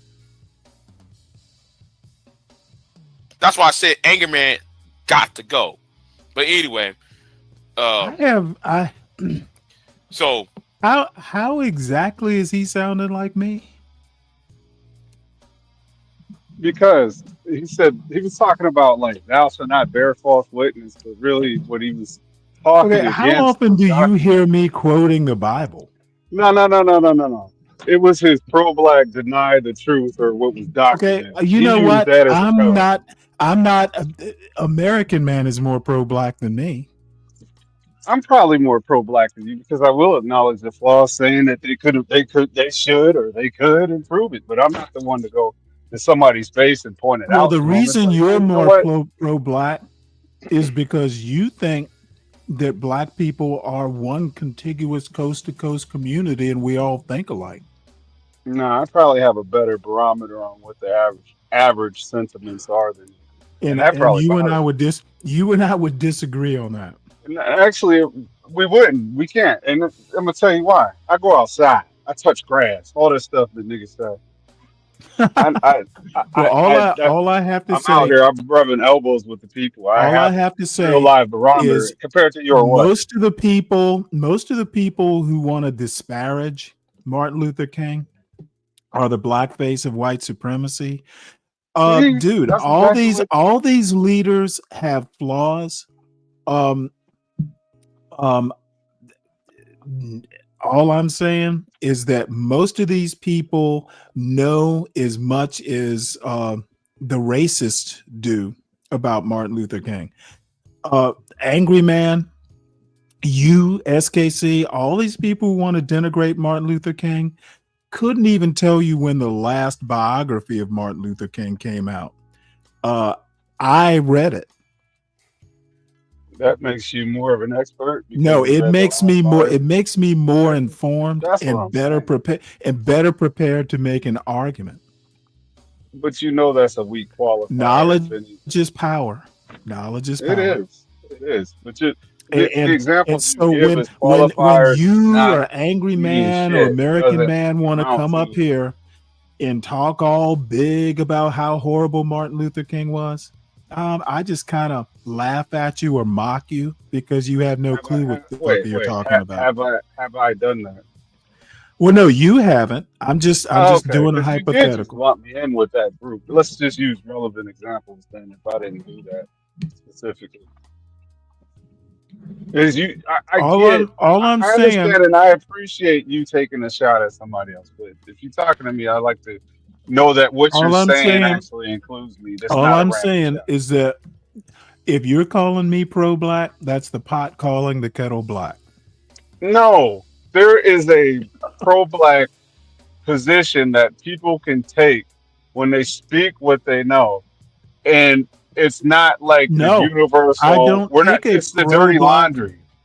It's the dirty laundry. When My people attempt to do the pro-blackness, dirty laundry, that's I not am considered pro-black. pro-black. That's anti-black. I'm not anti-black. I don't hate blacks. I don't think black culture is the most horrible thing on earth. That's how I'm pro-black. You're pro-black because you'll go along with a narrative. I No, guess I'm pro-black is no, because I actually want to address some issues, and and some I of it don't. maybe You're I want to stoke absolutely the right. fire. I want to have my I own think reasons for doing it. you are absolutely right. You want to address the issues. I don't think the issues need my attention. Right. Okay, so So if we can I agree don't know there. how. No, I going don't know beyond how that, that's pro-black. don't go beyond that. There's Right. nothing I don't beyond know how that's pro-black. If I'm willing to say what happens in the hood is a hood problem and has nothing to do with me, how is that pro-black? it's pro-black if you understand the steps you got to take to vision. Like, I don't let's think it. move I this don't think along. it is. It Let's is move it not my along. Let's job to not take dwell in steps. in this What pathetic happens in the situation. hood is not Recognize my what the problem issues to are. fix. And I'm not. Who says that I even want to fix it? I want to talk about it. And honestly, I Okay, want to understand the you mindset. said you said that you think there are issues to be addressed, and I think those issues should be addressed, but not by me. I know that if I address these issues, they're not necessarily going to improve. They could get worse. Maybe I You'll want to never hear me open say the store. why can't blacks get together and be like Jews? You'll never hear me say that. You won't hear me say that shit either. I know it's Well, not I'm possible. thinking of people, you know who I'm thinking about. There are all kinds of people who will just make judgments about the whole quote black community based on something that happens in some hood somewhere. Like Chicago, for instance, is a black problem. It's not a black problem. It's a Chicago problem. I think at some point in my life, when I first traveled internationally, I kind of summed up what I have here because I do see the same thing everywhere I go. The same cast of characters, just in different skins. And that could be my own fault, but I don't expect much more than that. I see the same shit everywhere I go. It's the same shit. You're gonna get a different version of it, but Right. it's the same shit. I like different cultures, and then when I compare that to here, I know that there is no chance of anything improving.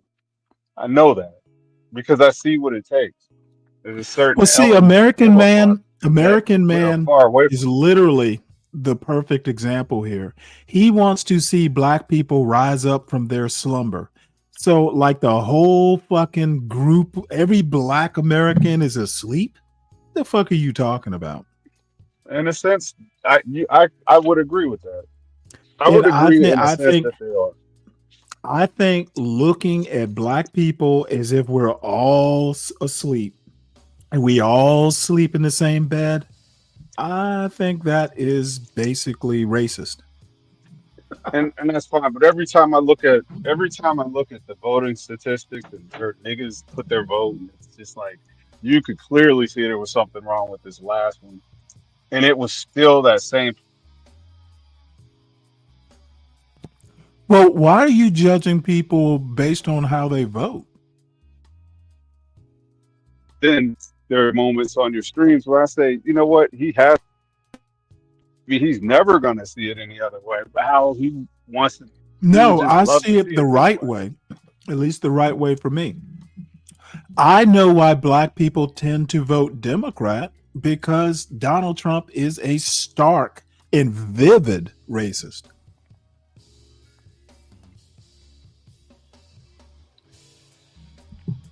And if black people want to vote for a My bad. racist, it's their right to do it. If you qualify And racist if with a your very little, answer, if your that's why you answer throw is, that well, word around so much. Joe Biden was a racist, I will go, yeah, he was just the least worst racist.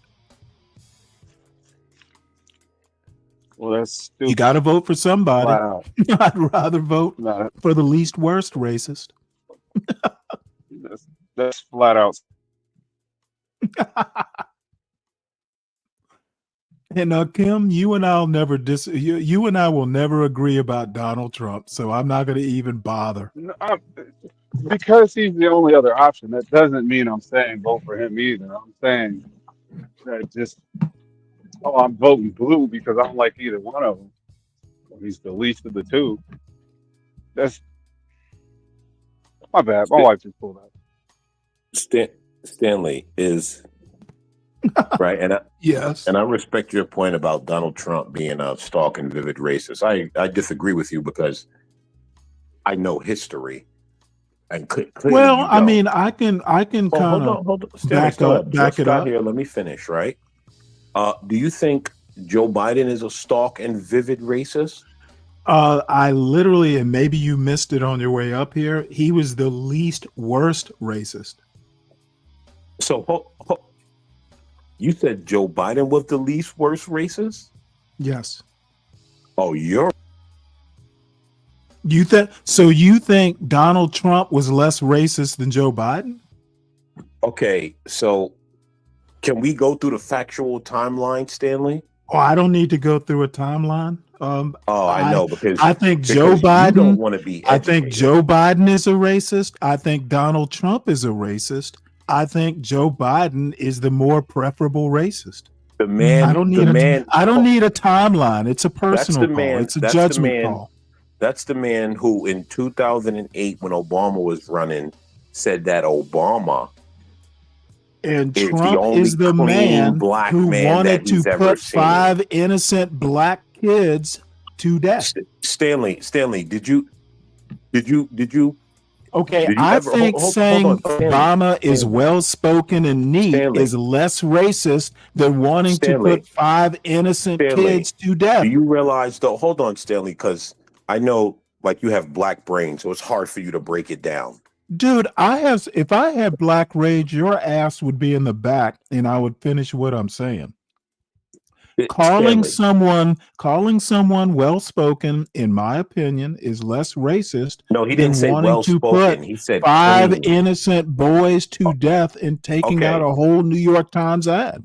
Do you okay, Stanley? Cool, right? Do you realize that when I say vivid racist, I'm thinking about that New York. I'm thinking about that New York Times ad. Sure, Stanley. Do you realize at that time in the early 90s,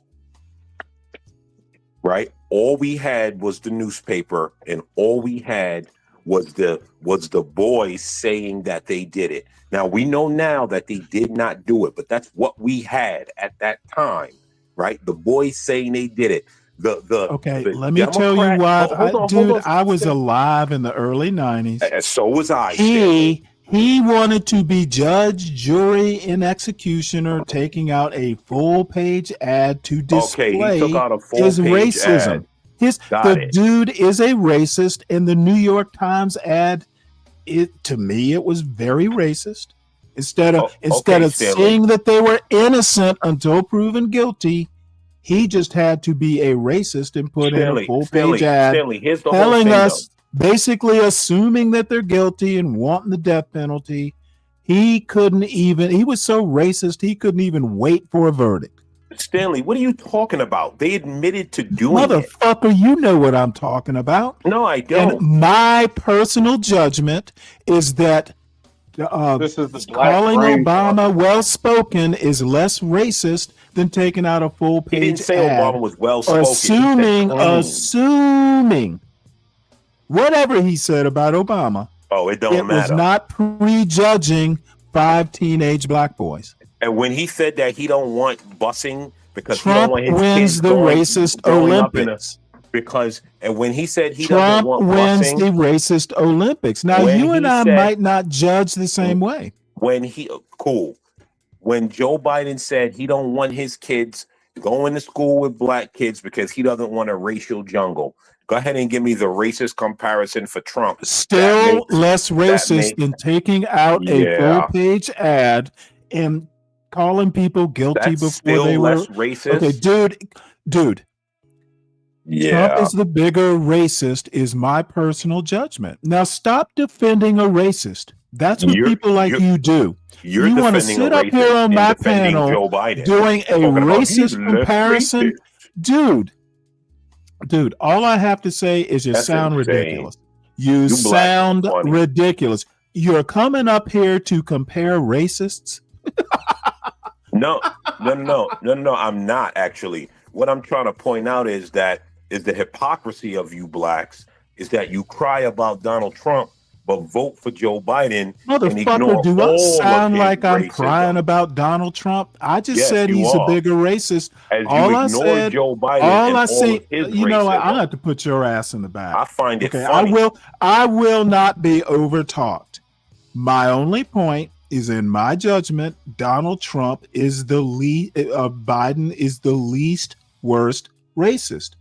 I'm not defending Biden. I'm defending who I voted for.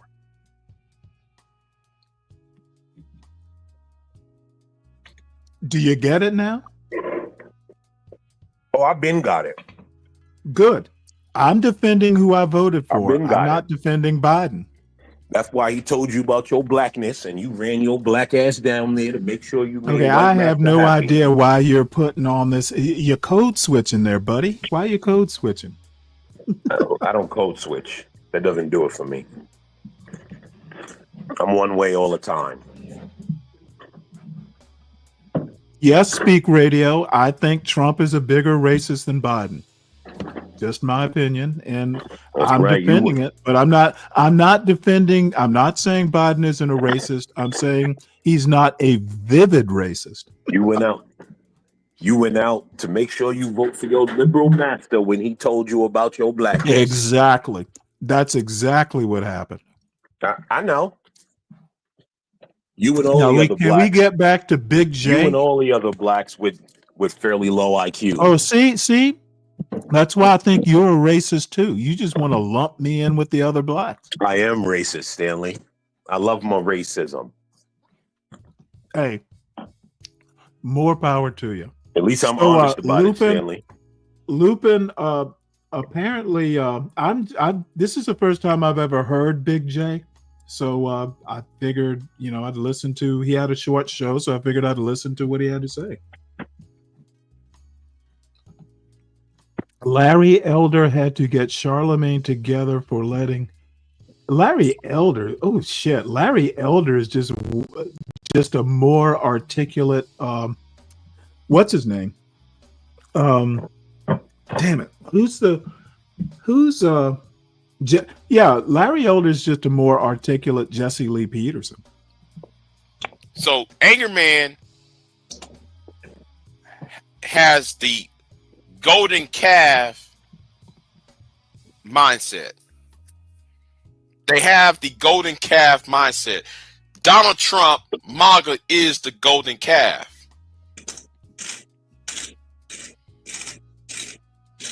Now, I hope, man, y'all finally see what I'm saying. Hold on, whoa, who's that? What's up, man? Tomorrow, see you in the chat room. I'm not gonna be here very long. I got to put this out here. MAGA is the golden calf for you Negroes online. Now they're going to get rid of the Voting Rights Act of 1965. They're going to get rid of the Voting Rights Act of the Civil Rights Act of 1964. Hold on one sec. You know, because they supposed to. What'd you say, Dave? I think you and him politically aligned, like identity. Are we? I'm saying like so many similarities. Like when you're not online and I go over there. Yeah, well, see, you seeing similarities is somewhat disturbing. I don't even understand what his argument is. You're just talking about a different guy saying the same kind of shit politically. Now y'all could chop it up politically. Yeah, well, once again, historically, you know, maybe with anti-black manosphere, anti-red pill, y'all could chop it up about women. This is a good thing. All the things I talk about on my panel a lot. Exactly. You're both anti-SKC, anti-coon. Not anti-SKC. Nah, I shouldn't have did that. Yeah. I mean, I don't talk about the red pill much unless it comes up. You know, I never do shows about red pill. Never do shows about. I'm trying to push you close to 500, Stanley. Just follow through. That's all you got to do. Well, don't fuck you know, up. I understand, but I gotta be me. I'm not gonna talk about stuff I'm not particularly interested in. You know, if it comes up, great. But I'm not gonna do a show about the manosphere. Do a show about how much you love Joe Biden and his racism. Hey, like I said, he's just the least worst. Sure. Giving transgenders quote unquote Hey, let me say this real rights quick. when that transgender rights law was. I do believe Ketanji Brown was black when she compared. Ketanji Brown was black. I do believe Ketanji Brown was right when she compared some of you blacks to disabled people. All right, go ahead. Continue. Yeah, same here, bro. I didn't get a chance to say that. I missed that quote. No, you didn't. Recent, but when I heard her say it, I was like, "Wow, is this real?" But the more I start to listen to Do black you think people, she might have been talking about blacks like you? no, she was definitely talking about blacks like you, the slave-minded ones. Slave-minded? Oh, dude. How come we can see it? How come I can agree with American man? You guys are closer to slave-minded than me. You think all black people are alike? No, I don't, Stanley. I would actually go to dinner with you blacks. Stanley, I would actually go to dinner with you because I know you're civil and I know you're all right. I wouldn't go to dinner with a lot of other black people. So no, I don't think all you blacks are alike. Yeah, okay. And look at Kimmy here talking about a Democratic plantation. Like the Republicans like the Republicans don't have a plantation? Well, I'm actually a registered the Civil Rights Bill of 60. Hey, as a matter of fact, they're about to add a ballroom to your plantation.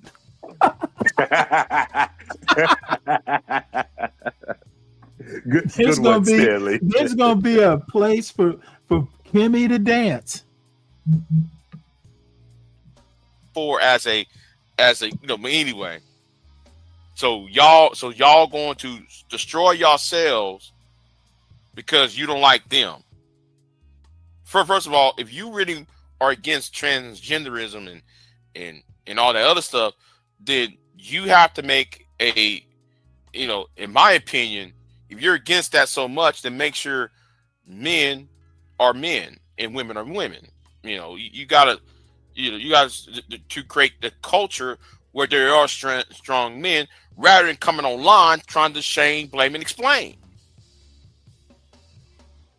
That's weak for a group of men who. That's one place that we would disagree. So having manlier men will what does that have to do with trans?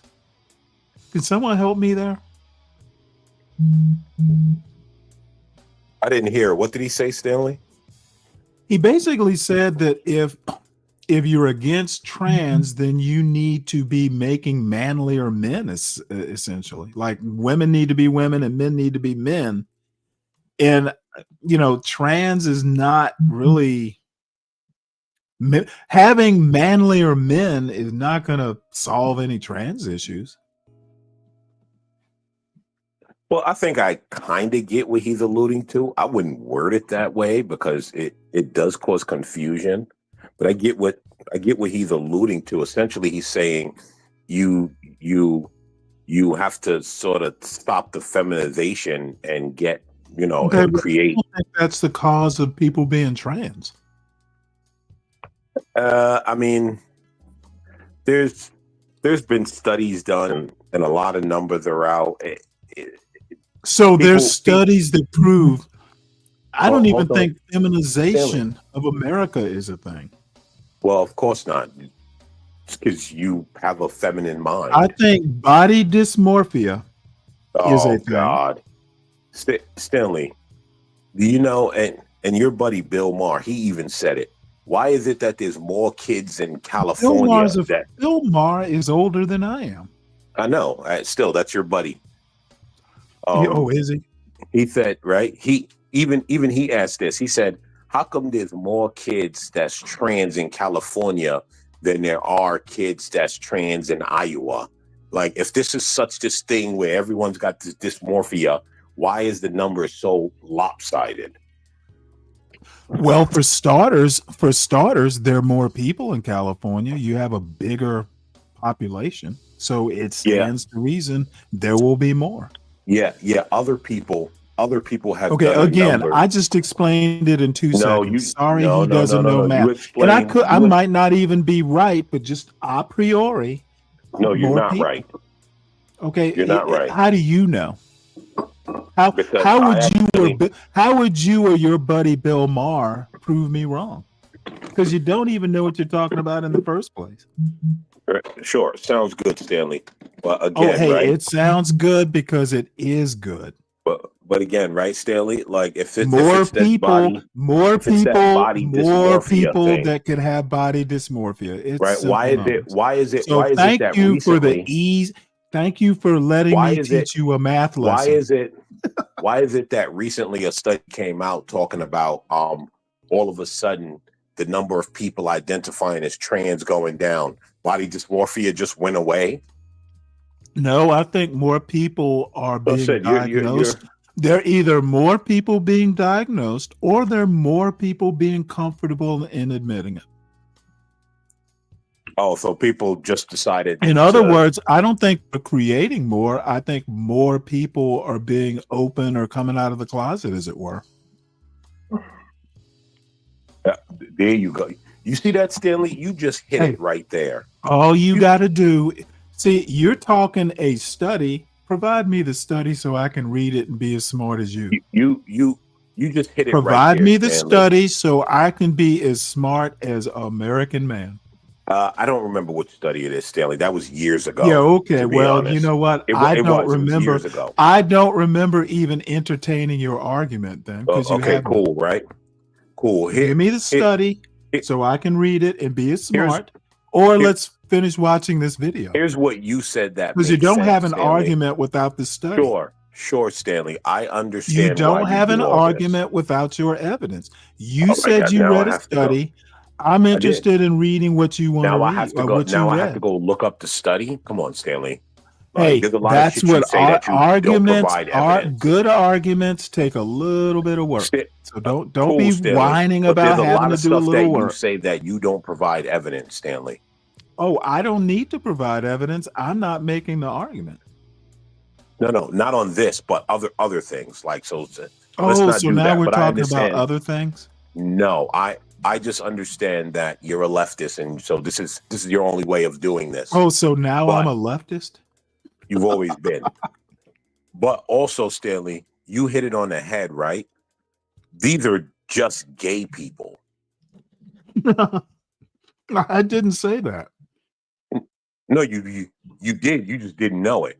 But these are gay people. Oh, okay.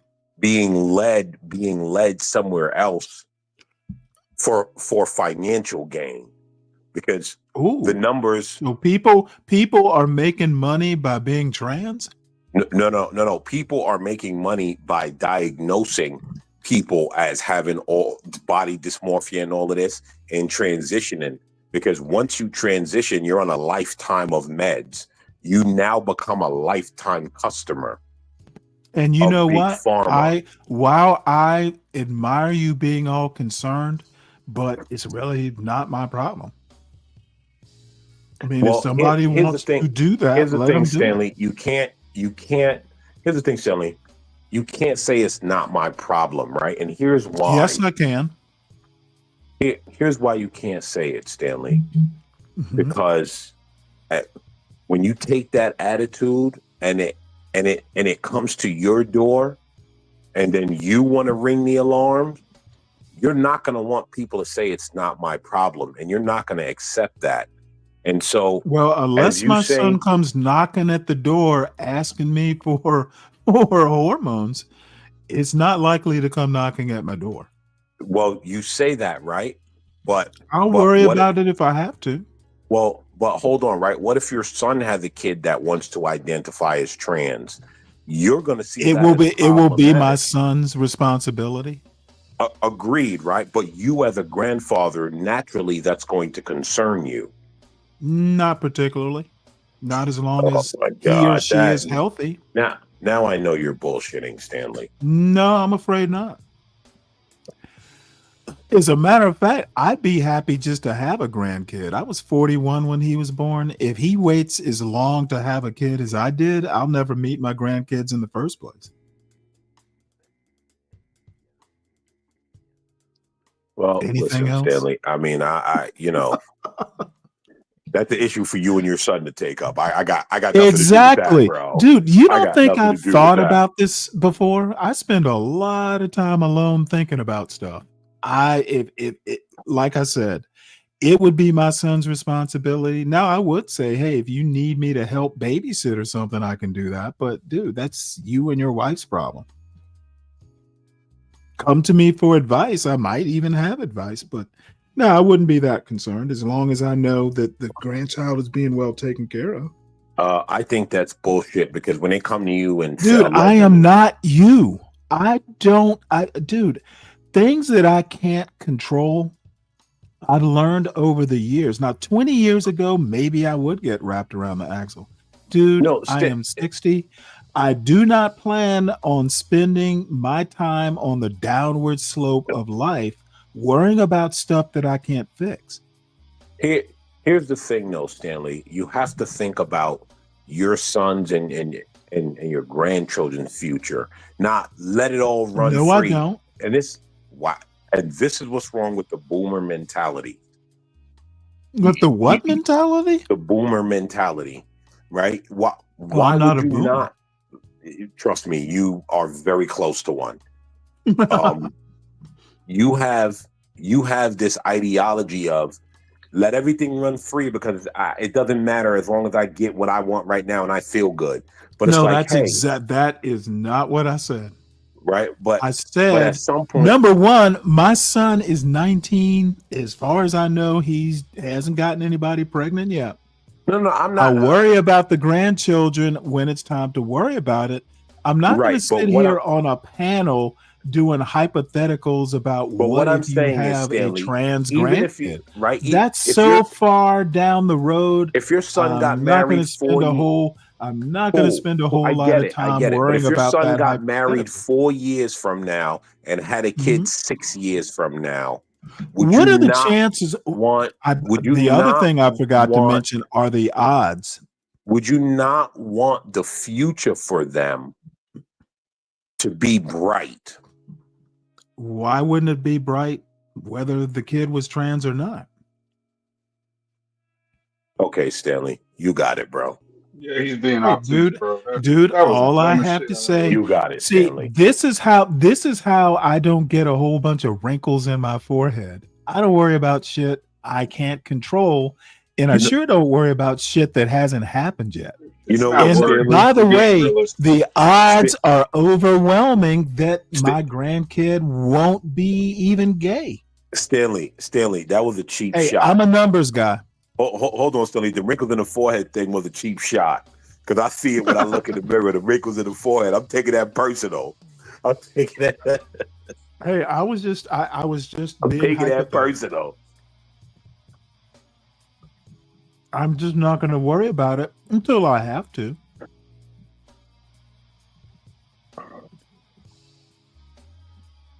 Let's see. Stanley only worry about Trump building a ballroom. I'm not even much worried about that. I think it's an abomination, but you know what? I can't control that either. Only when Trump does it, right? Supposed to call himself.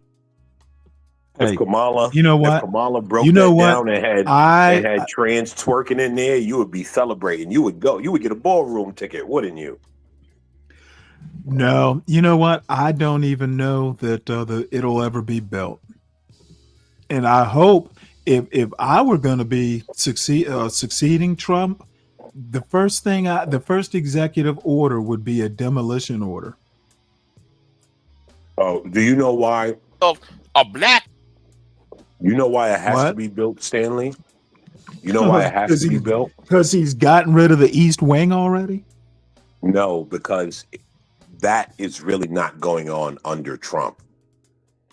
Like, Trump's not managing that project. There are many other people managing that project. It's going to be built and finished. I know you guys like to scream And and you yell are and going to wail. be there for the ribbon cutting, aren't you? Maybe I might. Me and Brooklyn Watson might go to our new plantation with the ballroom.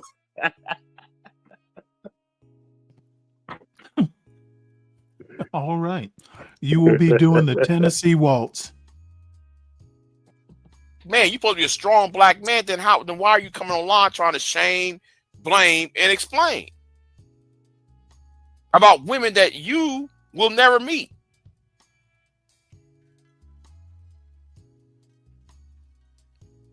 You know, y'all would never go meet these. And I'm being nice here because I'm trying to be monetized here. These low grade women. Why are you worried about these low grade women for? Instead of you trying to promote women of substance.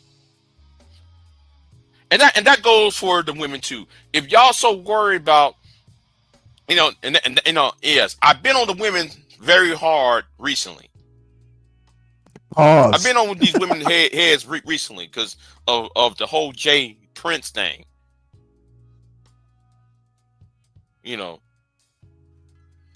Because broken women need broken men.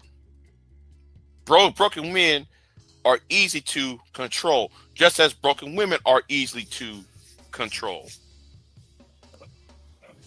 But that's what I did a video on that 2 weeks ago or so.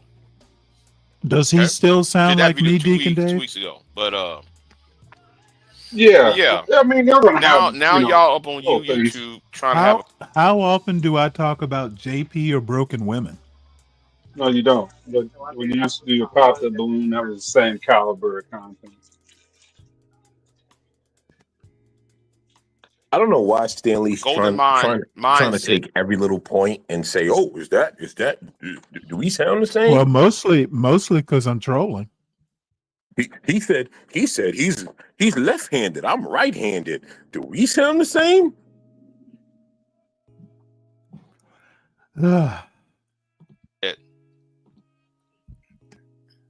Try to roll back, Stanley. You know I like trolling you.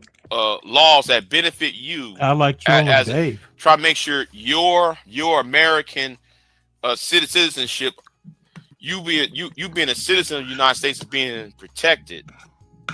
Now you want these laws to be eroded because you're mad that you cannot be gratified sexually. What does that have to do with the civil rights bill? You want to run from your responsibility. You don't want to own up to your child support issues. Child support is a problem that you helped create. Nobody forced you to lie down with these women. Wow. He sounds like Nobody a baby forced you to mother. lie down. That definitely sounds like something I want to collaborate on. Talking to you ladies.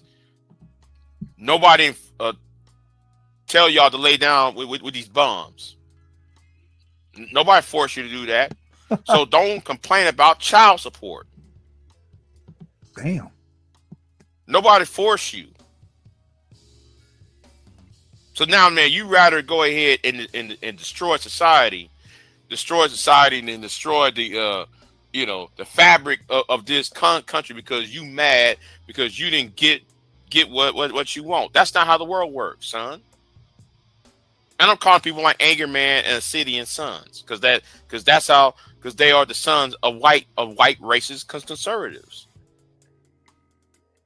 They're the sons of MAGA. They're the sons of Trumpism. And that's what it is. So, like I said, because of how we did not react the way we should react, all of us should not deserve the honor of seeing the promised land. Okay, we don't deserve it. Now I'm gonna keep this short. All right, I'm gonna keep this short and sweet because I gotta do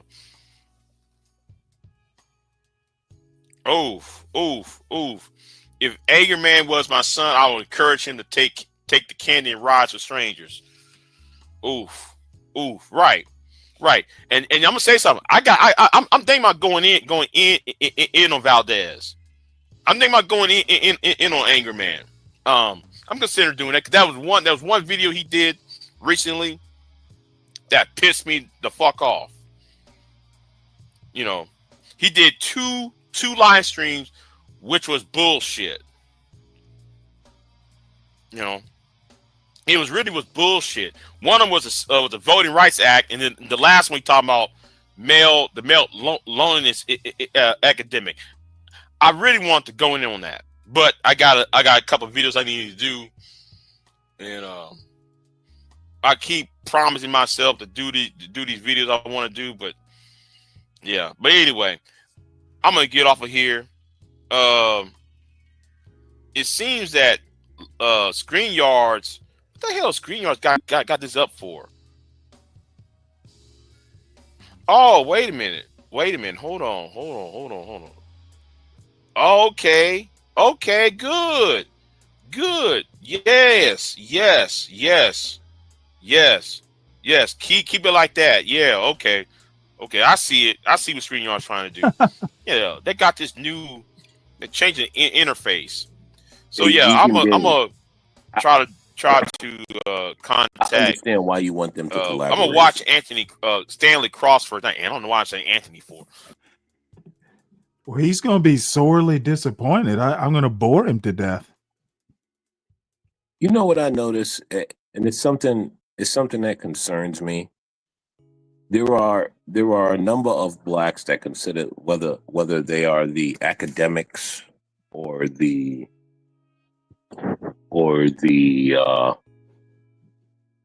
I guess the people that consider themselves to be educated as well. They demand monolithic culture from blacks, and that bothers me, right? Like they cannot accept other black people having a different opinion from them. Well, from their democratic master, to be more pointed.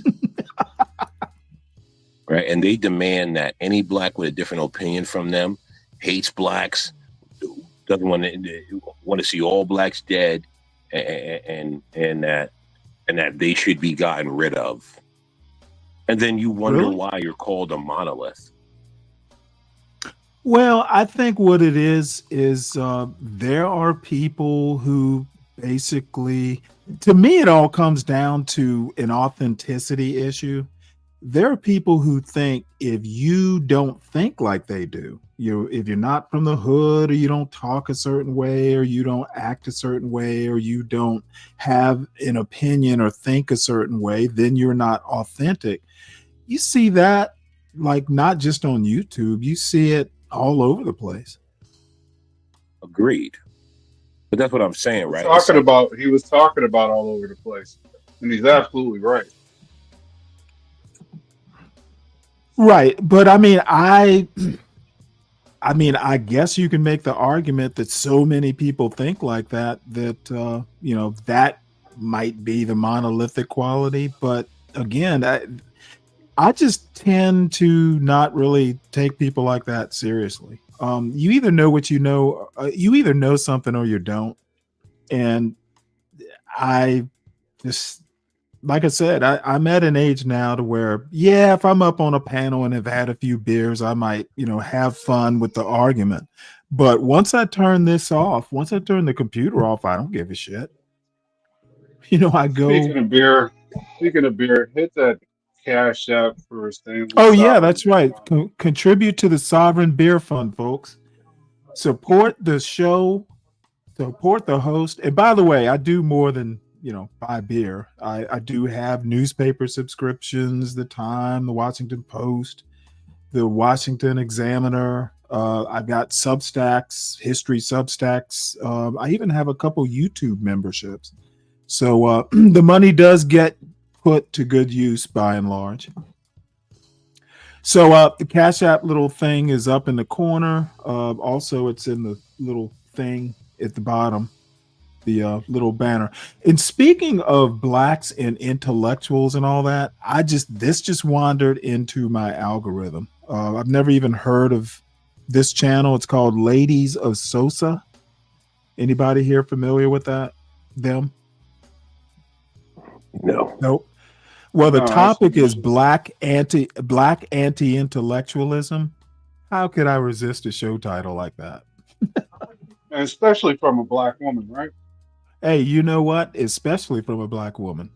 And if she's cute, ooh boy. Yeah, Janet can read the comments for us. Yeah. Okay. Yeah.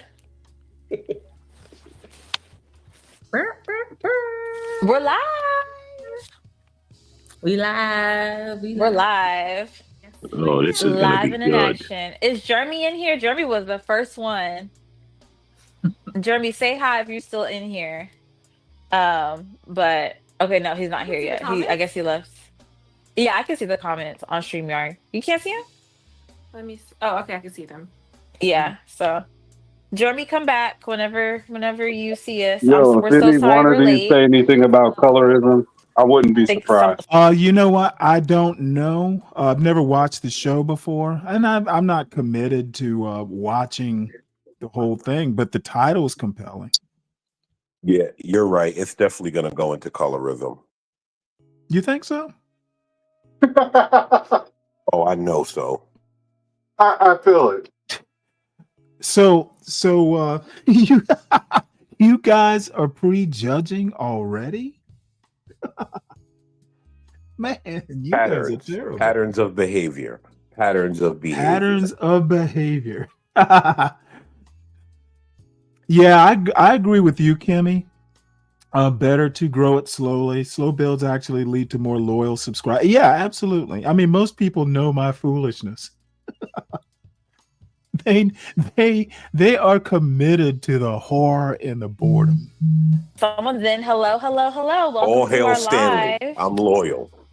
Maybe we should talk about like how You come know we're not what? how come That there's you no are. episode today. And I appreciate Let's it, start American there. man. I mean, technically, there's an episode today. What do you mean? You mean the other 3 weeks? That they have Yes, like we haven't had an episode. Okay, There so was we're an episode last week. what episode was that? Wasn't that the whatchamacallit? The adoption and infertility. Yeah. That was like 2 weeks ago. Was it? 3 weeks. Yeah, that was like 3 weeks ago. 3 weeks is a stretch. 3 weeks is a stretch. This is a long time. Like we need to figure it out. The studio is booked and busy. Okay. Yes. So first and foremost, let's say hello to anyone who's on our live right now. Yes. Welcome to the live. Welcome to our Let me make one quick point here. I just got a news flash. The Supreme Court wants more time and information before deciding if Trump can send National Guard to Chicago. So this obviously is not going to be a quick decision by them. Live. My name is Sarah. This is so weird. Do I introduce our panel? Janet, Emmanuel, Christine. I mean, all our names are on the. Yeah, our names are on here. True. But Right. we wanted to do a little live show because, as you guys can see, we did not have an episode today. Full disclosure, our studio is getting very, very popular, so it's been really difficult for us to have, like, get studio time. So we decided to just do a live show. Jeremy said, "Y'all really want the podcast to be big, or y'all just doing it for the love of the game?" That's a good question. I mean, for the love of the game is wanting it to be big, right? Yeah. Yeah, I think that we do enjoy doing it. But of course we want to grow, but I think we're also understanding it's a long game too. Everyone will be honestly, dead. we're still Wow, trying to figure out that's like dark. what works best. Like What's even up, with Dirty? the studio being booked and stuff now, it's like, okay, do we do seasons or do we mix live episodes with recorded episodes, or like what is the play so that we can kind of like run with it? Because I mean, up to like about mid-year, we've been really consistent with having an episode. Pretty much, we've only skipped like I think 1 or 2 weeks when we went on vacation. But like now that the studio has grown so much, it's like now we're having to take a step back and figure out, okay, what do we do when we can't get like our into the studio time? You know? Yeah, That's a really good question. I love that question. You should have your own studio. And So then I think that answers like, okay, if we want our own studio, then that means we're doing it to get big, because we can't Right. invest into a studio if like we don't want to we got to make our money back. We got to make our return back. So I think it's like a little bit of both. Like obviously it is a passion project for us, and Right. we do want to get big because I think the bigger it is, the more of an impact we can make.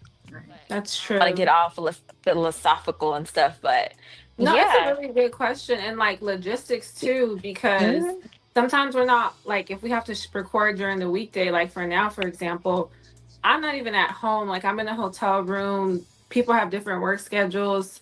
The studio is not open on Sundays. It's harder to do like a weekday shoot, which might sound like excuses, but when you have like a panel, it's hard to coordinate so everyone's like able to make it, you know? Yeah. But We're working so on we're working on it, but we're at home today, as you guys could see, and we just wanted to kind of like connect with our people since we couldn't get into the studio. And hopefully this is something that we could kind of do in between like recording, because I know a lot of people ask us to like do something, like add more content. So maybe we can still like do this, like even if we are at the studio, we can add this as like supplemental. Right. Yeah. But yeah.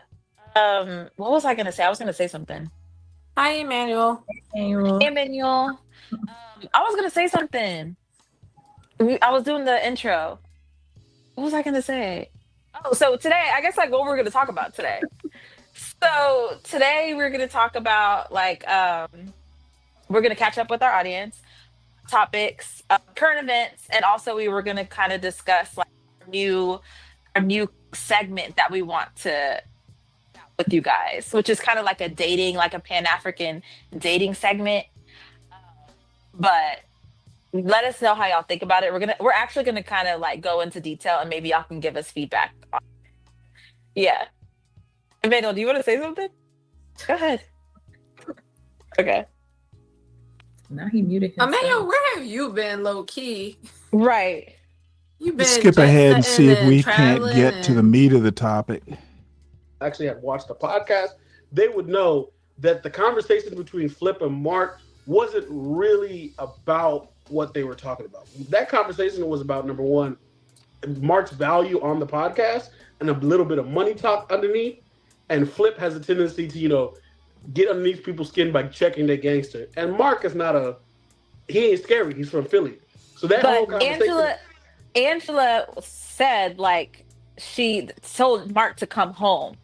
Like he needs to come Which home was the worst thing she could have said. back to intellectualism, back to like Oh, like okay. They're talking about Mark Lamont Hill and Angela Rye and all them. Not. I thought they were going to be talking about something interesting. Oh, you didn't know that was I don't coming, even Stanley? I think No, actually, I didn't. I was hoping, dude. I hope springs eternal that they'll talk about something, kind of interesting, like politics or something. for me, maybe I've gotten just I too knew good that's what at they it were to going to talk where about right off the bat. Did you really? Yes. I have like my work brain, and then I have my social, the way that I talk. I don't even. I bet she has a big brain.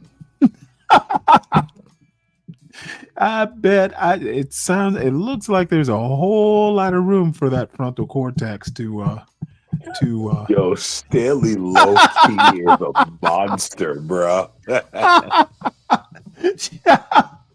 I bet she has an IQ. Even cuss at work. Like that's how, even if I'm talking to my coworkers, anything, and it's not me being super like whitewashed or anything. No, I'm just very, this is work. This is professional. Like I no, I'm not talking a I think certain we were way. taught just that to- too, Janet. I feel like all the other previous, especially All our I'm hearing generation, is a bunch of words. What you're the fuck taught are as they they grew saying? up in school. This is the way that you We're trying to these figure it out. settings, and they kind of prepare No, you you got for way the more work patience for setting. this Whereas bullshit. this Way more what? You got a lot of patience for bullshit. As long as you see I do. Hey, you know what? When you get my age, you just kind of learn patience. I don't. I don't think I am. like You'll get to be 60 one day. Deacon Dave, you know what this is. Come on, stop it. Yeah, what this is is it? that soft You know porn. what this is. Soft porn. Now Soft porn. dude, I just made a forehead joke. How is that soft porn? Well, good job, Stanley. That's a step in the right direction. It's not only that though. It's it's. She said something about work brain, and I had to make the comment. It was a softball. Not only that, Stanley. It's Deacon Dave. Not only that, it's the typical pro black. As much as Stanley tries to tell you, I'm not I pro thought we black. established that you No, are he pro doesn't black. see it, but he is definitely walking No, in the I shoes I of on definitely code. don't see On it. And that's code why shoes he's you got doing on. this. That's why This he's on doing code this. bullshit. Yeah. Yes, I think exactly. everybody else can see it, but you.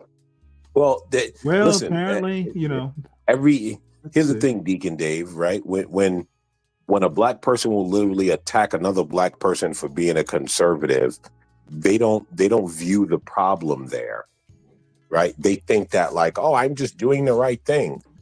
No, Yeah. you're literally attacking another black person over the so-called white people you hate, but they don't see it. They don't actually ask the questions that would get them to arrive at the point that you got. They literally just act on code, and they don't even know that they do it. It's like a visceral reaction to, they just don't like the fact that your journey brought you to this point, and they don't respect that. Your journey. They've been taught to disagree. Listen, they've been taught. That's it. They've been taught that What there's journey one way are to you be on? black. The Right, invisible gun line. When you cross it, it's like, oh, he crossed the gun line. Dude, Get him back over here. You are on the invisible fence journey. It definitely gives family Well, Thought that landed, didn't you? That I've shit never didn't had land. like a friendly Hey, relationship. You know what? I think it didn't land because it went over your head to the next field. With the guy like I have with Emmanuel. Oh, I think it's more, Both it's more like angry at each other. fam. I mean, my bad language. People But would yeah. never And I know know that that we was real because you will cuss him up and down, okay? And then y'all be cool the next minute. Yeah, because why would I? Yeah, I guess you would have to be a Yeah. fan And of this then, show. y'all want a piece of Tarek, huh? Ooh, I think Tyreek is the tallest dude in I the like her in the outfit, cast. that's for sure. I think so. yeah, I like a They got woman a who whole They were like beta that, male the whoopie orbiter up do. there on the panel. I like a woman who does not wear a sweatshirt. Him in the PlayStation shirt, man. You need to find him a woman. instead Well, of being one. I think he's got 3 of them. None of them are his. Well, that's obvious. Let's see. What else do we That's their have here? bestie. Yeah. I can't be doing like, I can't be sitting up here with 3 besties. Beta. So let's see. I think I might have let's see, where am I time wise? We're at 6 hours. And You're fine, Stanley. Just find another video. Yeah, I could go watch Sharon. See, Go to he's your buddy on, but Don Lemon. I actually do have more things than that to watch. I haven't really watched a whole Don Lemon show. He hasn't. We're not really... talking about your porn, Stanley. That's not what we're talking about, buddy. Let's see. Let's just hit premium and see what we got. So I was hoping Don for Lemon, something better. So help me understand this. So Don Lemon believes in white supremacy, right? Does he? Okay. He sleeps with a white man. Yeah, well, that lowbrow bullshit. That doesn't. You know what? You can believe in white supremacy and still have a white person as a mate. So that lowbrow stuff that works, like say on John Golf's channel or Hood Conservatives channel, I leave that for the people who can't walk and chew gum. No, wait. I'm trying to say, can you think and chew gum too? I got baby Dave in my lap, but I'm trying to think, like, how does that work? How does what work? How can you sleep with the same thing you complain about? Who says that believing in white supremacy needs to be that ain't make no sense, man. Never mind. I mean, believing in white supremacy isn't a complaint. It's pointing out reality. American man, is that a reality to you, American man? It's like saying, hey, people need to keep their dog on the leash, but that doesn't mean you can't own a dog. Well, so I don't believe in white supremacy because I don't believe white men are supreme to me. Yeah. Again, you can save that for the lowbrow hood conservatives. That's not what white supremacy means. Now, if I was a believer in this white supremacy nonsense, and I went to the rooftops and said, white men are the biggest problem, there's no way that in Don Lemon's case, white men are America's biggest problem. I do think that. And white mediocrity in particular. There's no way that in Don Lemon's case. Why are you thinking so much about Don Lemon? And this is going to get crazy. There's no way that in Don Lemon's case. Why are you worried about Don Lemon's mating habits? Well, let him make his point because I didn't hear it. Go ahead. Oh my God! I'm trying to keep him from embarrassing himself. It just seems hypocritical that you'll scream white supremacy and then go home and have a white man blowing your back out every night. Like, I don't. That's okay. And I literally just said that really one has nothing to do with the other. Yes, that's how you feel, Stanley. Well, no, it's not how I feel. You're expressing your feelings.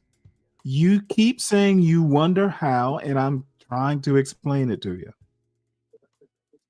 You would think what he's saying is you would think that he would hate white people enough not to sleep with. Why would he hate white people? Most white people, dude, most white people are the victim of white supremacy too. Aw.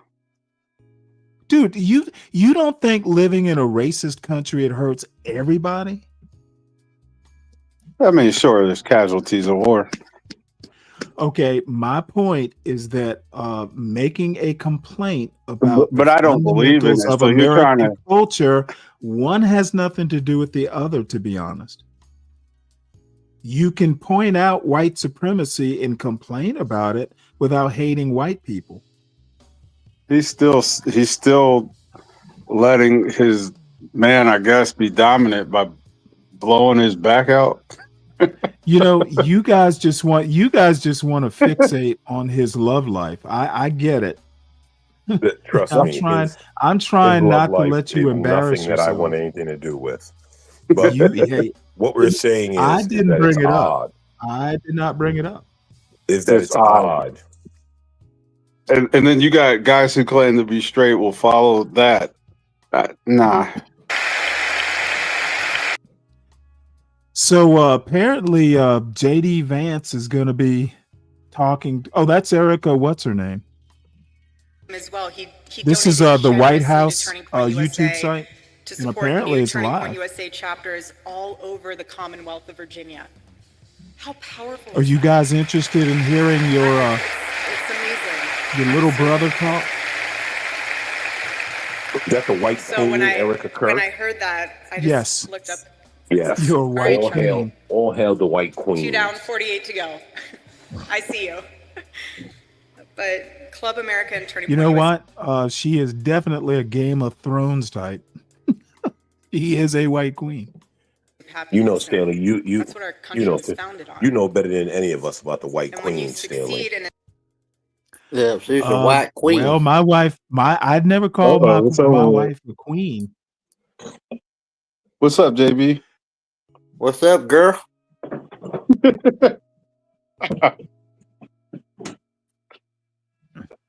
You know what? I can tell JB is going to be my cash cow tonight.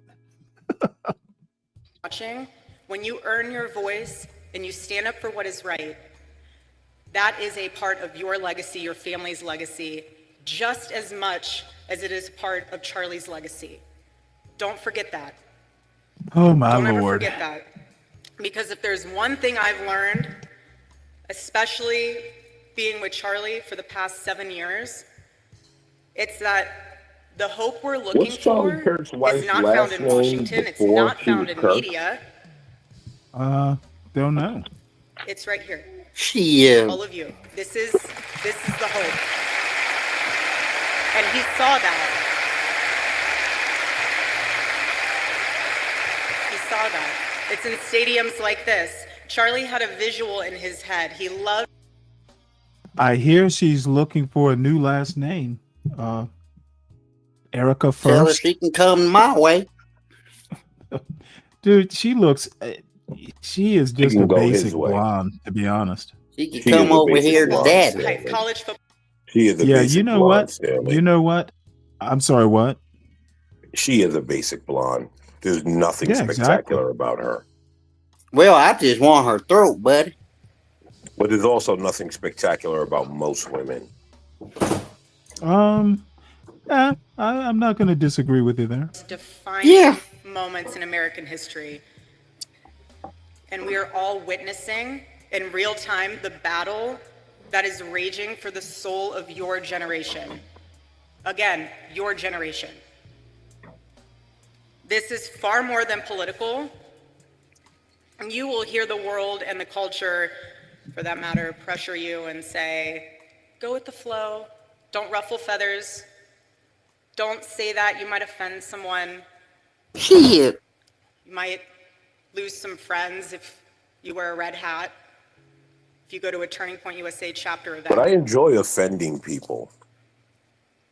Yeah, Hey, you know what? It's even better than that. If you wear the red hat, you're not going to make friends.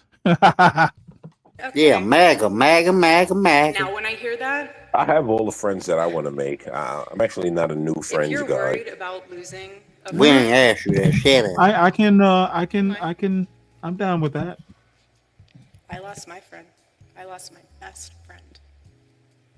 Oh, And if you're nervous about standing up for the truth, I'm about to cry white woman tears. assassination of my husband puts in Don't do that, Stanley. Oh, well, I'm sorry to hear she lost her best friend. Your best friend was a fucking racist. Because my husband never She went probably with the set him up. He swam in Oh. the streams of significance. And Charlie knew so deeply to his core. She wanted him out of the way. Comfort doesn't change the world. Yeah, you know what? cannot Let's not influence go the world there. when you look That's a little too dark. Hey Stanley, is there anyone that the Democrats enemy told of you truth was doesn't need racist to that you destroy a said, nah, nation he's not a overnight. racist? He just needs to convince people that truth no longer Not that I can matters. think of, but we don't talk like that much in the Surprising. on the Democrat plantation. Citizens don't vote, when students don't think for We got themselves. some good programming over there. You know, as a matter of fact, the conversation tends to be who's not a racist. We just assume they are until they prove they're not. Live as salt and light. To bring flavor to a world gone bland, and clarity to a world that lost its way and it's lost in confusion, because Christians are called to go into the public space to correct error with truth, and that's what my husband did. No, there. What does she think this is? I got Like to the watch whole this world is her evolve mission? over the years. At first, he would hold the microphone the whole time. She finally get to talk now because her dude gone. Ironic, I think right? I think she was talking the whole time. And he wasn't listening, he was hearing. He was absorbing I want to know her what the last students name were saying and before what she they were was Kirk. asking. Well, just Google He it. was engaging. He was calm. He wasn't combative. He never insulted. He just wanted you to think. Again, like I said, he never told you what to say. He just wanted to challenge you so that what your convictions Stanley, how much were, of Charlie Kirk did you watch actually before he was understood why you assassinated? had them rather than they Oh shoot, I've watched his show. I don't believe A you. lot over the years. Oh shoot, a Yeah, lot, dude. He I don't was. believe that either. I'm into politics. How could I not know who Charlie Kirk was? As a matter of fact, That's not the question. He would actually occasionally do debates with like like one or two people from Sam Cedar's show. He's actually had on his show. Which one? The chick, Emma Vegland? Emma Vegland, and also the dude, I can't think of his name. He's got all that hair and a beard.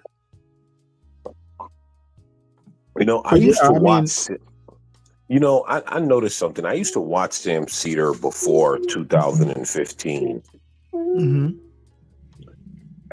And I noticed there's a trend that when Trump came along, a lot of people got really extreme. Sam Cedar extreme? Ooh. Oh, no. Sam Cedar is extreme. Nah, I'm afraid you and I would disagree on that. Maybe it's our perspective.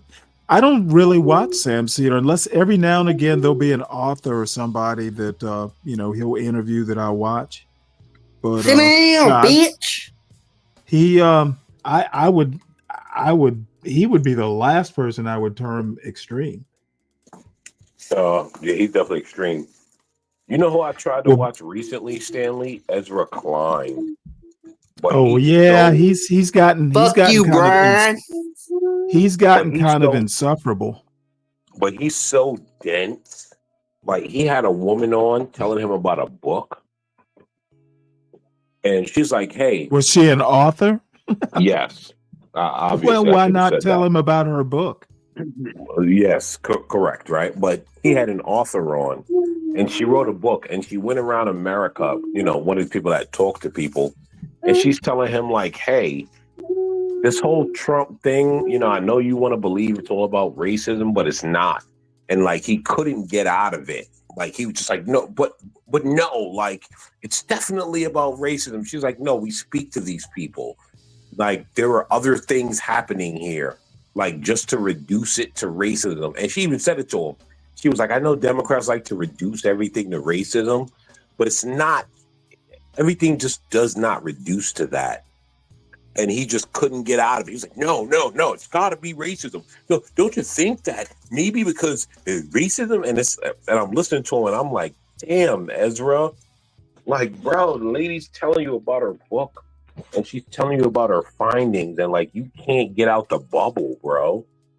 Like you're locked in and you sound incredibly retarded. I don't know. I think that I think race is one of America's biggest problems. It's certainly not the only one.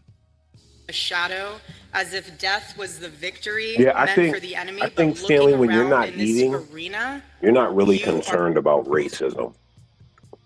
You're Oh, actually looking well, at the things exactly. in front of you, right? When you right, Yeah, I mean, to a certain extent, when I was working, no, I wasn't thinking about it every day unless it came up. It's just, but I have a whole lot of time to sit around What and time? What read and time did think it come about it. up? What time did what Name the come up? time. Racisms. I'm sorry, name the time it didn't come up. You mean when I Name the was time. working? No, name the time when it did. Well, I remember. Well, let me. I had a boss once use the term "tar baby" in an email, and I was like, "What?" That's like a term. That dude, just using the term can be problematic. And you know what? He got in trouble for using it. If you can be 50 some years old and not know what how toxic a term that could be, then you don't need to be managing people.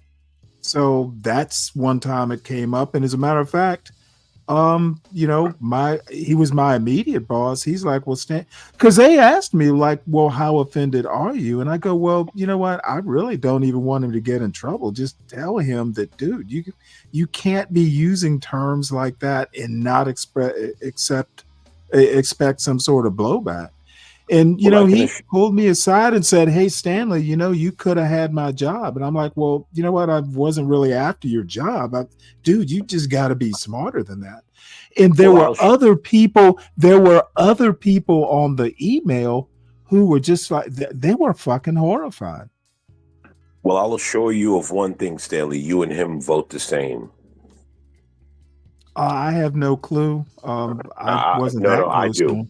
I'm 100% sure. Yeah, You and well, him you vote know the what? same. You know everything about everything, but I was asked Thank for you, one Stanley. time. That's I'm glad you the finally admit last it. time. That's the last time I can think that, kind of race came up. And like I said, I didn't think he was a racist. I think he was inept. And anybody who's over a certain age should understand. And I'd known this guy for like 10 years.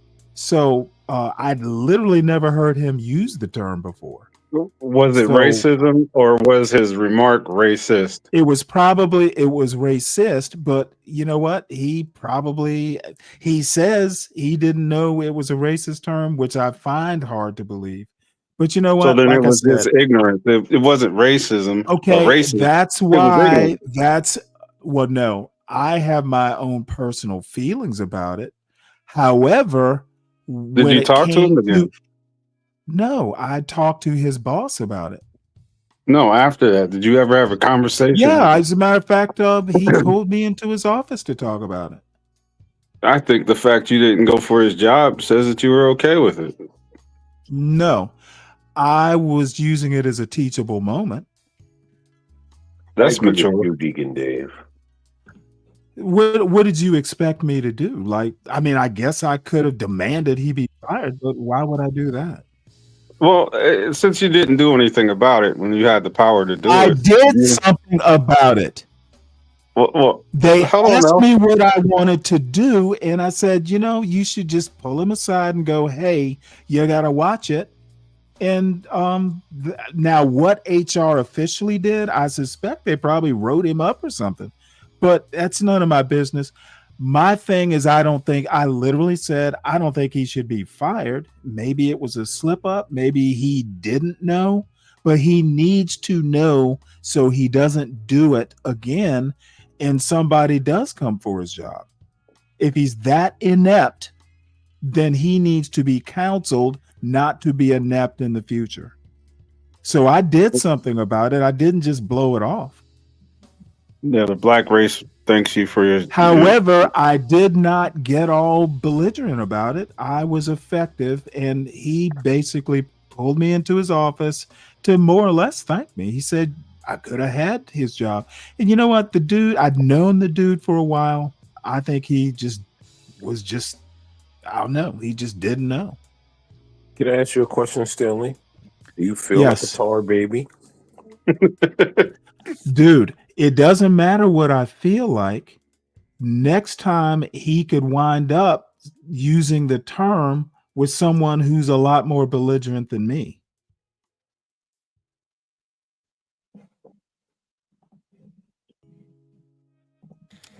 And so You're pretty belligerent. being in I the wasn't position belligerent that time. it took me a while to even just make it back into our bedroom. Wait, was that the microphone or somebody got a hood cricket? As a matter of fact, as a matter of fact, I would say I don't think he was a racist. I'm a whole lot more belligerent with people I know are racist, like you two. Oh yeah, we're racist as hell, huh? I give you two more shit than I gave him. And you like us.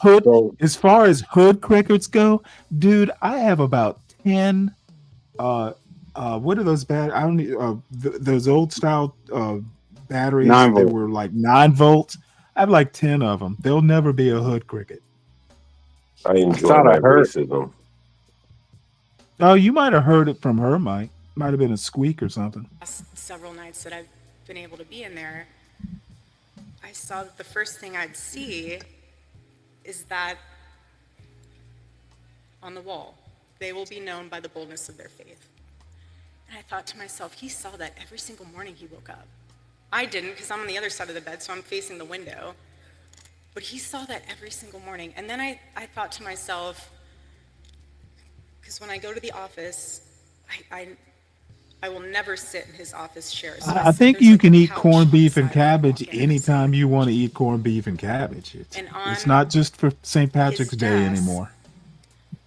Flanked between the Bible verse of Micah chapter 6, verse 3. Where's JD? That's who I want to hear, not this boring woman. And then he sees on his desk these 3 questions that he would ask himself every single day.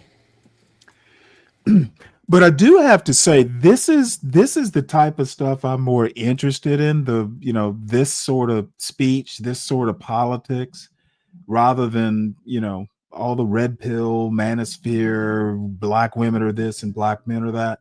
This is more important, in my opinion. As boring as it might be. What is she saying though? Nothing much. She's reflecting on her husband. I get it, but it's basically doing a eulogy part 80 and talking about how this is more than just politics. It's really about the culture, and Christians are called to, right the wrongs of society. It's in that vein. Because you can ask me, well, how do I become courageous? Ask yourself those 3 questions every single day. And I promise you, you will get courage. You will. Because what death amplifies even more is that you only get one life. Just one. That's it. It's an eternal life. So that's why you have to live like it matters. But I want to remind you that God has created you for greatness, not for something that's lifeless, just greatness. And the question isn't how long you're going to live. It's what are you going to do with your life and the time that the Lord has blessed you with? What are you going to do with that? That's the question.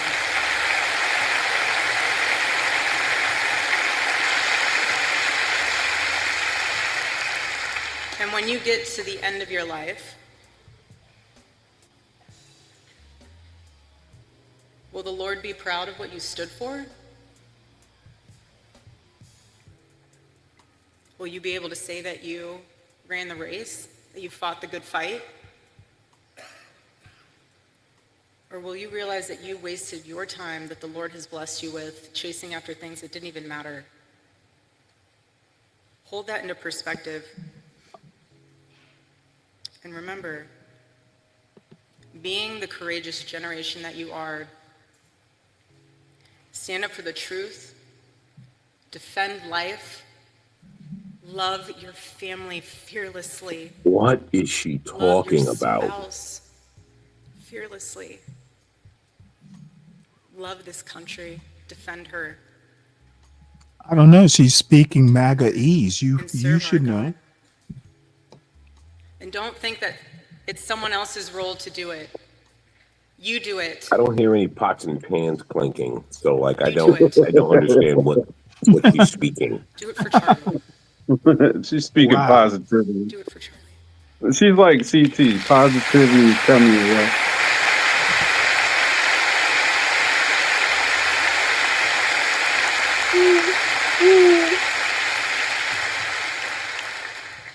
And I'll tell you what, though, Stanley has a lot of patience for women talking. Tonight to be able to introduce to you Why wouldn't I?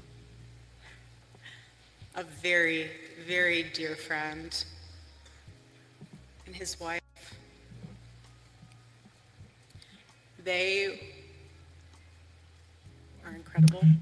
CKJ3, I'm dropping a link for you. You might be interested in this. You know what? As a matter of fact, let me. But I do see some similarities of my Can someone encourage her to start a cooking show? and Vice President JD Vance. I do. I bet she And can't that's cook. why I'm so blessed to be able to introduce him tonight, because he understands the fight that we're up against, and he can articulate that in a way that transcends race, that transcends demographic backgrounds. He's an amazing man. So please, If she said help this me with welcome to pots the and stage pans clinking, Vice I President think that I JD would be Vance. able to understand what's happening. I am honored to introduce a friend of mine, somebody that I have just been so thrilled to see ascend American politics. His story is uniquely American. Growing up in poverty, This dude is uniquely uninspiring. honorably and heroically in the United States Marine Corps, being an America First champion in Congress, and somebody who I know will bring this vision to make America great again. Join me in welcoming JD Vance, everybody.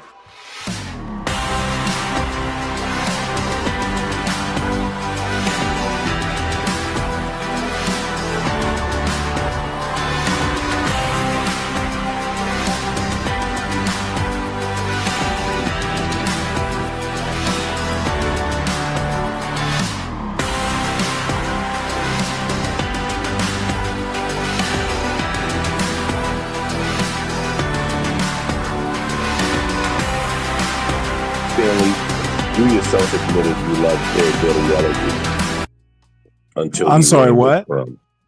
Yeah, move You that shit. yourself admitted you loved Hillbilly Elegy until he ran with Okay, Trump. well, that he wrote that years ago. Look at what he's become.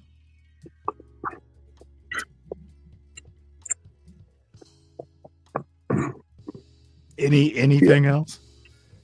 I'm pretty See, sure he's not far again, off. I know you don't think so, but I, as an elderly black man, let me rest you guys assured that black people can chew gum and read too. Can you? Well, I think you can. I know I can. Are you capable of reading per capita? Dude, I'm capable of doing anything I need to do. You didn't answer the question. You know what? Your question was incoherent. I'm just trying to humor you so we can get back to JD. Well, so what was your question? Sure. Per capita, buddy. I want to thank, we have a couple I know what of per capita Mississippi is. senators here. We have both Senator Roger Wicker and Senator Cindy Hyde-Smith. Thank you guys for being here.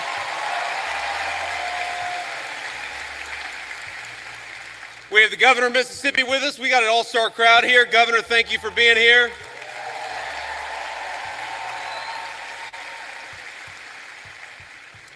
And most importantly, we have got over 10,000 students from across Mississippi. We are proud Hey, to that's a have high you, and we compliment know there, that Dirty you Dude. are the future of Charlie Kirk's legacy. So thank you for being here.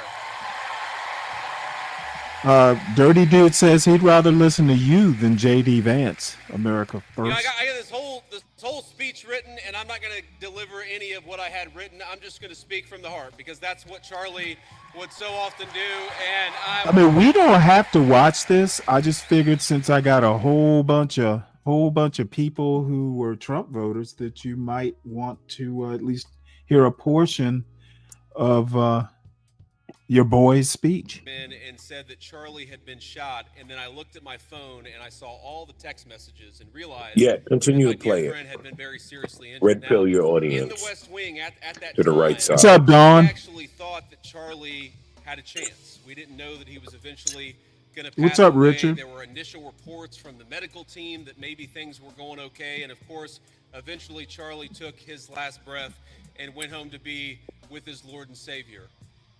I remember thinking at that moment, first, of course, about Erica and the children. They've got their oldest, their daughter, is very similar in age to our youngest child. And I remember thinking, what a terrible tragedy for that family. And the second thing that I thought was, what a terrible tragedy for the United States. By the way, if anybody wants to hit the link, it is pinned somewhere at the top of the chat. Campus and said very interesting things And everybody make sure you hit the like button, by the way. Particularly to the young people of this country, to all of you, he had the very best advice. And I think that's the most important way for me to honor Charlie, which is to repeat that advice, something I found true in my own life. Charlie wanted all of you, whatever life path you chose, whatever career you chose, whatever you ultimately did for a living, Charlie wanted you more than anything to invest in the things that were worth having, to build a life that was worth building. And that started, the most important advice he ever gave you was fall in love, get married, and start a family. And I can't honor Charlie without repeating that most important advice.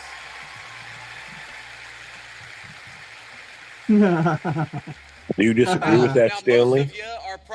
I'm sorry, say what? To have found the person you're going to spend the Do you I didn't hear disagree you, with man. that? You know what? I was looking at something else. What did he say? He said Charlie's message was fall in love and start a family. Do you disagree with that? Well, it's a little more complicated than that, but basically, I guess. You know, love is not everything. Do you disagree? I'm 41 years old. I'm a millennial. I disagree such as it is. I think it's a simplification, if not outright reductionist. Here I am at 41 talking to all of you like I've got. But we don't expect depth from JD Vance. The one regret, And he's probably just talking down to the level of this turning point audience. but the one regret that I have You know, is you that, can't frankly, get too I wish we had started complicated having with those kids sooner. people. Because when you're a young father, you realize what an incredible blessing they are. You but they're expect also intelligence from Kamala Harris when she tells you she washes collard greens in a bathtub. I think Kamala is smarter than most of the people in this audience. have a few drinks on a Friday or And Saturday. she tells you she washes collard greens in a bathtub, I correct? think Kamala is probably smarter than Correct. 90% of that turning point Listen, audience. Do I you know disagree you with believe that? that. Oh, I certainly believe it. I'd be willing to bet on it. I think Kamala is as smart as a crash dummy. Well, you know what? It's odd that her name should come up while we're watching JD Vance and talking about a turning point speech. No, I'm asking you, right? I literally gave you my answer. Yes, as far as it goes, I think it's not as simple as fall in love and have a family. I think life is much more complicated. But that's not There you go. just about you. That's also about our country and about our government. If Kamala Because said while that, though, you would have the be freedom to live life eating as her you ass so out. choose, I have got a responsibility as your vice president Wow. to make the American dream as accessible as possible. And this is why, my friends, this is why we care about No, all the things that we Charlie care Kirk's about. Why do message, I in my care opinion, so was much never about having a positive. secure border in the United He States made of a America? point of It's pointing because out I everything that believe was that when you wrong with let in America. a flood of illegal I don't immigration, what it consider him a does very is it drives positive down the wages of guy. young His people message and wasn't makes housing positive, in my unaffordable for opinion. the entire American I don't think he population. watched That's why him. we closed down the As border. as a matter of fact, I don't think the whole "Make America Great Again" message is positive. America's Yeah, we great know. now. We So know. making it like it was 50 years ago, I don't find that a positive message. Whoever said make it like it was 50 years Okay, ago. make Whoever said that? America great again Whoever said, assumes it's but not who great said right 50 now. years ago? Dude, don't overtalk. The Oh, now he's over talking. the message assumes Who that said 50 America is years not ago? great currently. Who said 50 years ago? I did. You did. Right. Boom. But make America great again implies that America is not great right now, but it was. Here's the thing, right? There was a time when America was You great. really going to debate that? You really I'm going gonna to debate debate? that. I'm going to debate No, that, dude, you then you are monolithic just going to fool. lose like you have been all evening. Sir, I've never lost to you. You You're a did monolithic today. fool. Make your arguments great again. Make me losing to That's you MAGA. today great That's again. MAGA too. You heard me, Make Stanley? American Make me man losing great to you again, today great because you're again. not doing so great today.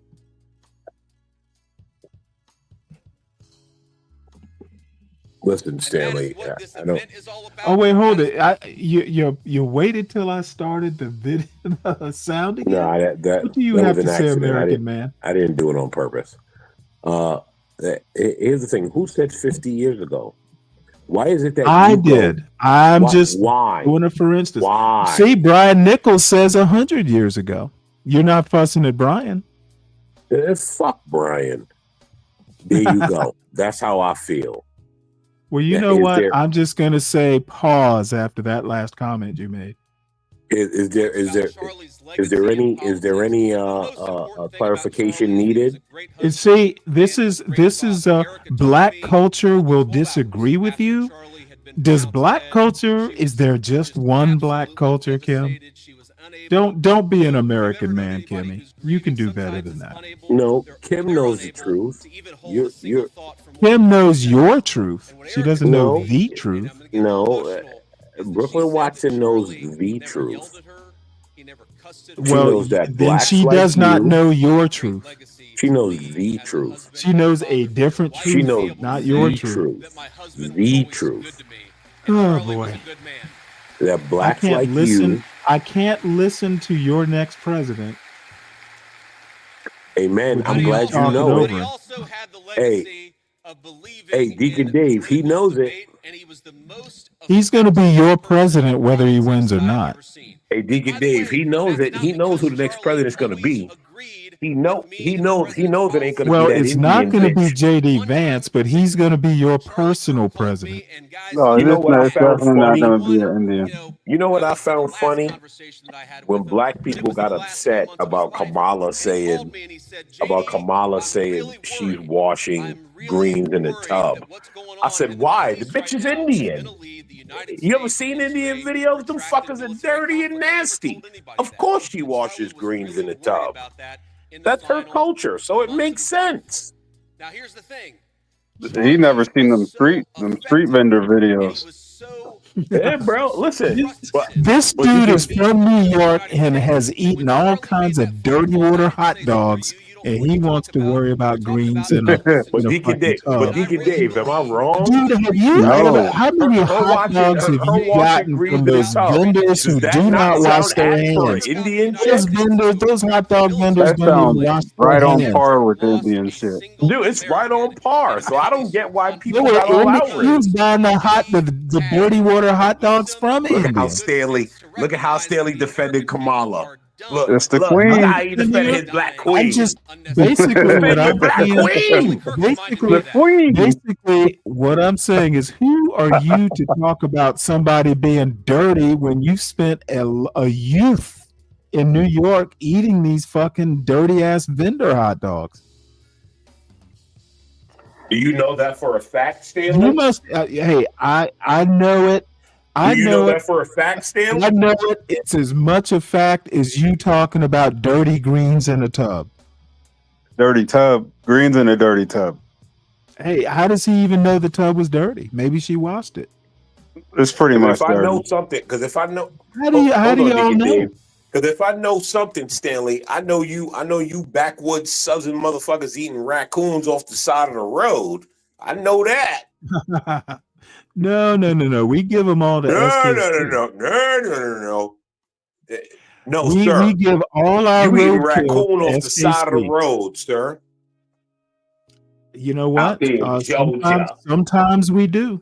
You eating raccoon meat off the side. But I would of the road. raccoon off the side of the road is probably more sanitary than your dirty water hot dog you got from Haji on the street.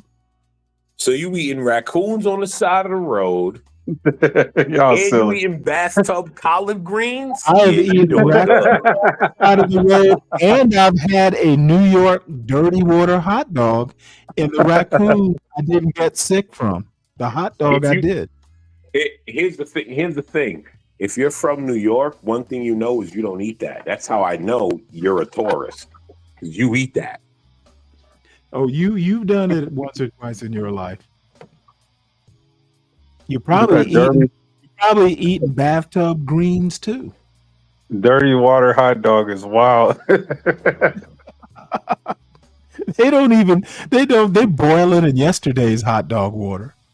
That's wild. I'm in the fight, and I know every single one of you are with me. God bless you, and thank you for having me. In New York, we eat our hot dogs off the grill, baby.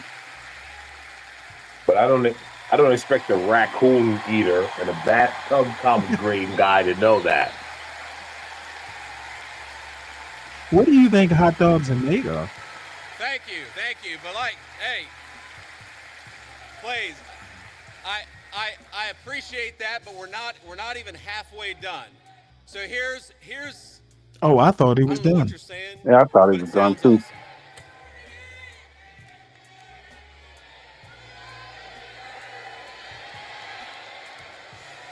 Were they asking for an encore?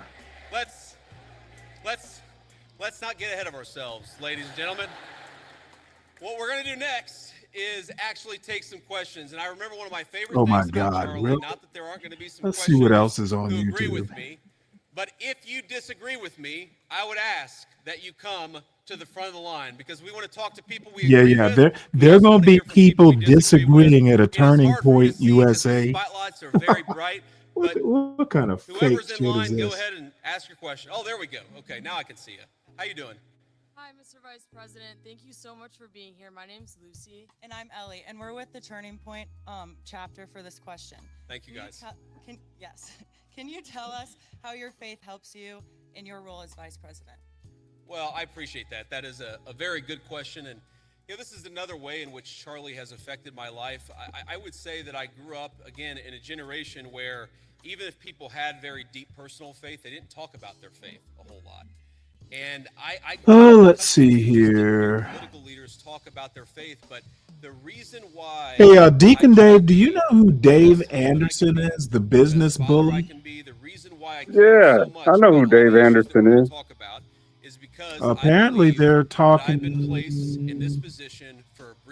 Oh shit, he's going to be on here in about. Wait, 10 you minutes talking with, about the black guy with the dreads, or you talking about the white guy? This guy here. Yeah, he's got like a couple dreads on the top. Yeah, I'm recently hip to him. I haven't found his channel though.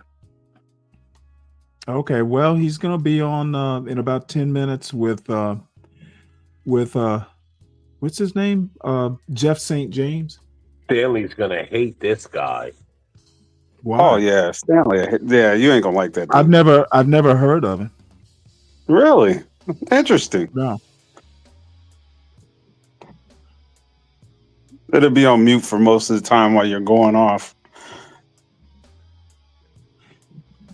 So Kim thinks that President Trump is going to run for governor of New York State once he's retired from the presidency. Dude, what does she think President Trump is? Superman? The dude is old. He's got to make it through this term before we start thinking ahead.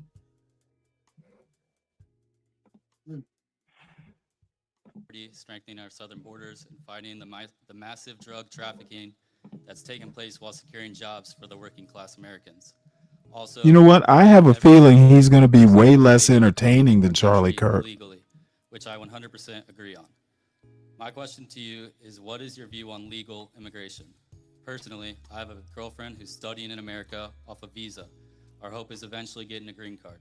So what is your view on legal immigration? Should we reduce it? Also, what is your plan for a merit-based system?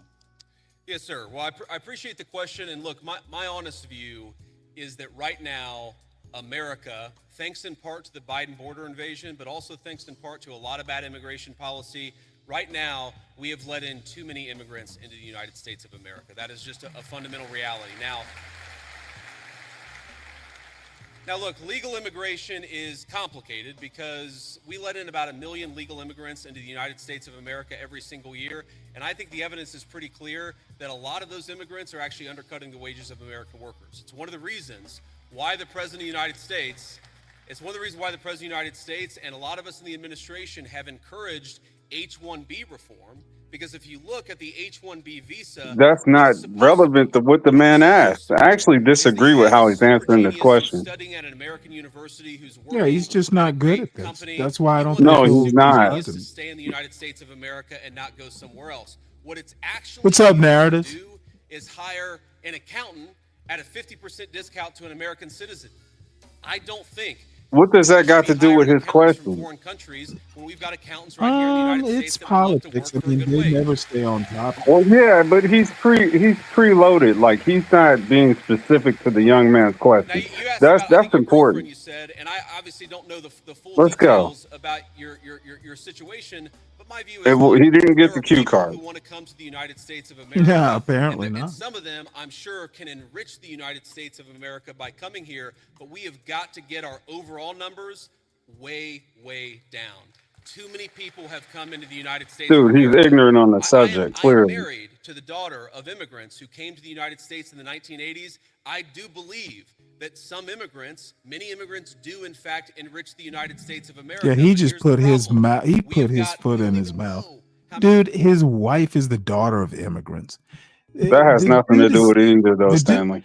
The dude is he keeps saying we let in too many. Your wife's parents might have been one of the too many.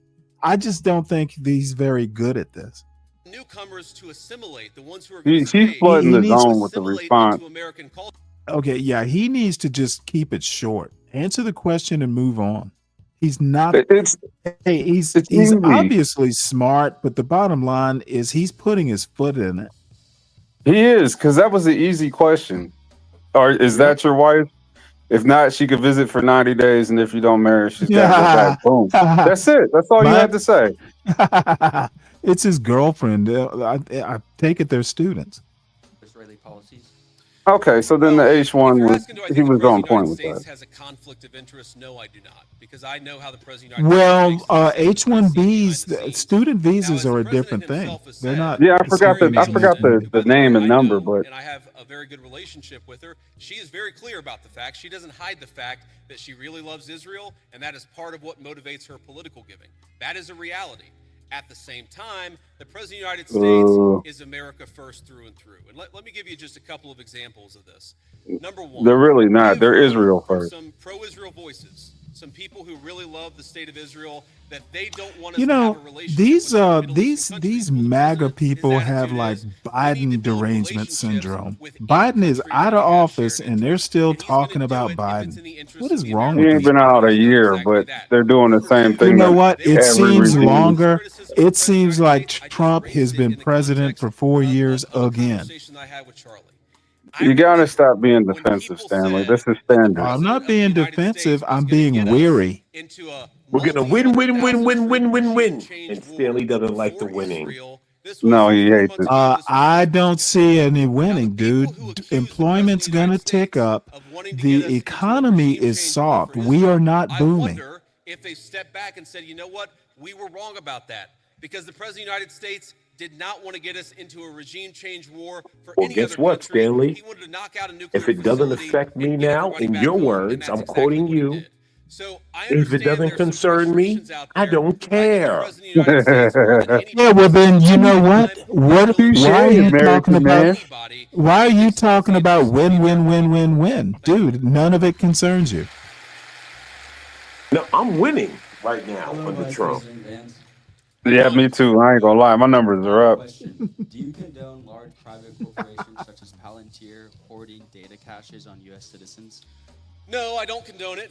And here's the thing. So I get asked about Palantir a lot because there's this internet meme out there that somehow I am super in bed with Palantir.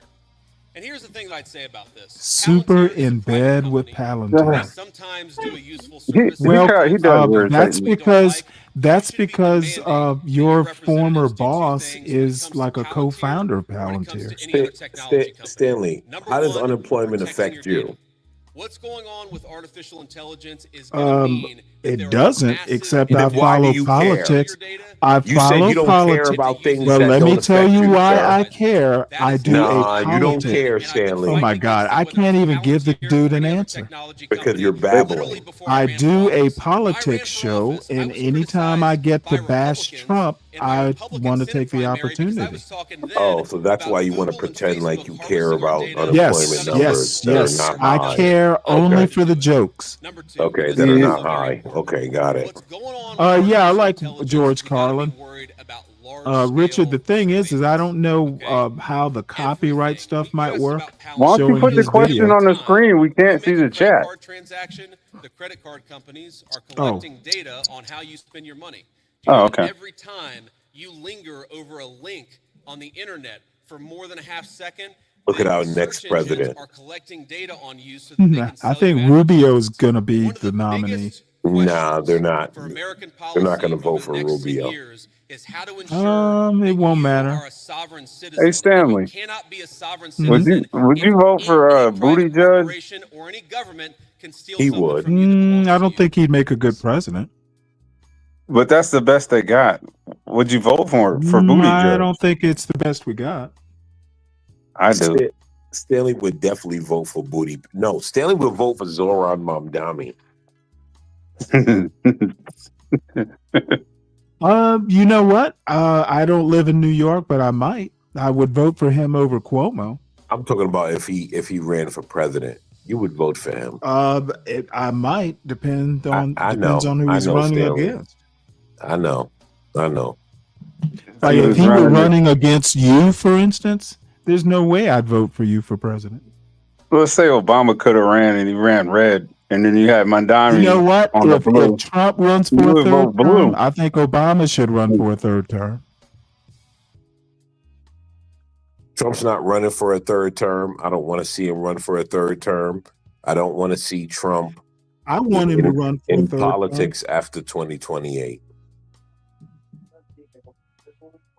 I don't want to see Trump in politics after 2028. I do want him to keep doing his rallies, though. That would be the most hilarious shit ever. Them rallies are good, though. Yo, the rallies are Hey, hilarious. what's going on? What's going on? Welcome to another episode of Ask a Brother podcast. I'm your host, Jeff St. James. And listen, y'all, I am excited again. And I've been saying this every time I'm doing these interviews because the guests that I've been having, make masculinity great that again. I've been getting You opportunities notice how to be able to Stanley collab with glossed and bring over into that, the right? space. So for starters, if you're because he just couldn't now get getting his in, clickbait make sure that you narrative. like the video. Make sure you become a subscriber if you're currently not one, and send it to 2 to. I'm sure he's a Trump fan, but make masculinity No, he's great not. again. He's not. He's not a How do Trump you fan, know? actually. Because he's Because black. I You know listen who to he him, is? Stanley. Yes. Oh, you have? Yes, Stanley. He's B1. I don't think What you is B1? black first. Dude, I black- admit, I just heard black over him. manhood. I heard him talk And over black on over what's his name channel. manhood. Yo, Deacon, you're right. That's what it is. You're right. What the fuck are y'all talking about? Do You y'all missed even it. know what you're talking about? Yes, we do. We now have. That means about I think he's a MAGA fan. Joined this channel he's since not. July. So shout out to you all. You say I'm that always grateful solely for based just on the red realizing hat. just that What a apparently No, we I'm can saying have it because serious- I heard him speak a few days ago on another No, you show. didn't. He's not a MAGA fan. Okay, god damn it, dude. It's my impression. Okay. Just because It's I not don't that- agree it's with your not- bullshit, it's not Stanley, that important. doesn't mean Dude, you're it's not- correct. It's not that Calm your important. to me. feminine ass down. You know what, dude? What I need to do is see if I can order a hat like his and send it to you, so you can be masculine. And that's just a very small, I have a easy dark way. I MAGA never hat. ask for donations from people who are already members of the channel. For those of you who are not members, feel free to click the $ in the comment section. Hey, I if got you're into watching an this live argument with a stream or liberal after the today. live is officially up. And he asked me, "Do you have a daughter?" He sounded just like Stanley, didn't he? Yeah, man. As soon as he asked me that, I just knew where this was going. I'm like, bro, I'm consistent. I'm not like you guys where you change the definition. You didn't tell him you had a daughter? Yeah, I told him I got a daughter. I said I'm a dad with a daughter, not a girl dad. And he didn't understand that. I said, see, Okay, did that he ask influences. you that, or did he ask you if you had a daughter? He asked me if I had a daughter, and I said I'm a man with You a said daughter. you're I'm not a girl dad. That was your response. You're not a girl dad. It's an a odd response. definition. There's a distinction between those two. Does Because it he mean tried to hit me you with that need- 1% of grape victims who have an abortion. That was the topic, and he was just like, that's where that Wait. Yeah. The topic was what? he was talking left and right politics, and I just was listening pretty much. And he asked me if I had a daughter because he wanted to prove his point about abortion. Why it's so, pro-choice ass. Why is he talking about that sort of stuff at work? It wasn't work. I was on the road. It was a guy at the cigar shop. Yeah, he got the preaching, so he was on his horse. So I okay. entertained him. This was just lunch talk. Yeah, so he got on a soapbox, and none of the shit he said makes sense. That's how I knew he was a liberal. But yeah, anyway, that just reminded me of that. You know what's funny? For that. Last but not least, thank you to today's sponsor, Do Sable Botanical Farms, for their Hold on, I healthy can't hear you. alternatives to Pause assist the you generally in the video. He's still getting through the intros. Go ahead. Before Go ahead, the man. election, Well, he has a sponsor. That's interesting. before the election, right? I was doing the job, and it was this black guy, and he was like, "Oh man, we got to vote for Kamala." Blah blah blah blah blah. But you know what his whole premise was, and this is kind of why I don't respect black men. Not all, but most, because his whole premise was my woman. Like that was his entire premise. My woman. Yeah, it always I'm boils like- down to some gay shit. I mean, it's not gay I'm shit, but it's like some what, weak bro. What are you talking about? shit. Yeah, And I'm just like, bro, you're a homosexual, low key. Well, my woman. to me that screams that your relationship. I'm assuming a marriage. If you say my woman when you make decisions, you're not following the divine order. It's God, man, woman, child. You're putting the woman ahead of yourself. You're out of order. The black woman is God, the sustainer, the provider, the teacher of the children, everything. Hey, listen, Deacon Dave, I gotta say this, right? I confused you with someone else. I didn't General realize Dave. how base you were. Yeah, I thought you were General Dave under another name. Right? Nah, And I so- got that a lot. What's the name? But John I like Gold to did that. apologize, right, for confusing you. I didn't That's realize all. how based you were, and so I just want to apologize. That's all. All right, man. I appreciate you. Good. That's not the first time. Everybody's confused me and him for some reason. I'm not even in the same spaces as him. No, you're not. In general, Dave is like soft as anyway. I like him. Oh, are y'all done flirting? I like General Dave, but yeah, sometimes it's General Dave. Oh my You God! see what happened, Deacon Dave? Dude, One Dave black was man. Dave was up here the other day talking like shit. That just, dude, is he high all the time? Yes. I Deacon think Dave, you see I what think happened? he was driving. Oh, yeah. He was in his I car, seen so it. I don't think he was high. He was talking about the Supreme Court had ruled on the Yeah, he's a tariff. woman. I'm like, what the fuck are you talking about? Yeah, he's a woman. But Deacon Dave, do you see what happened, right? You and I, right?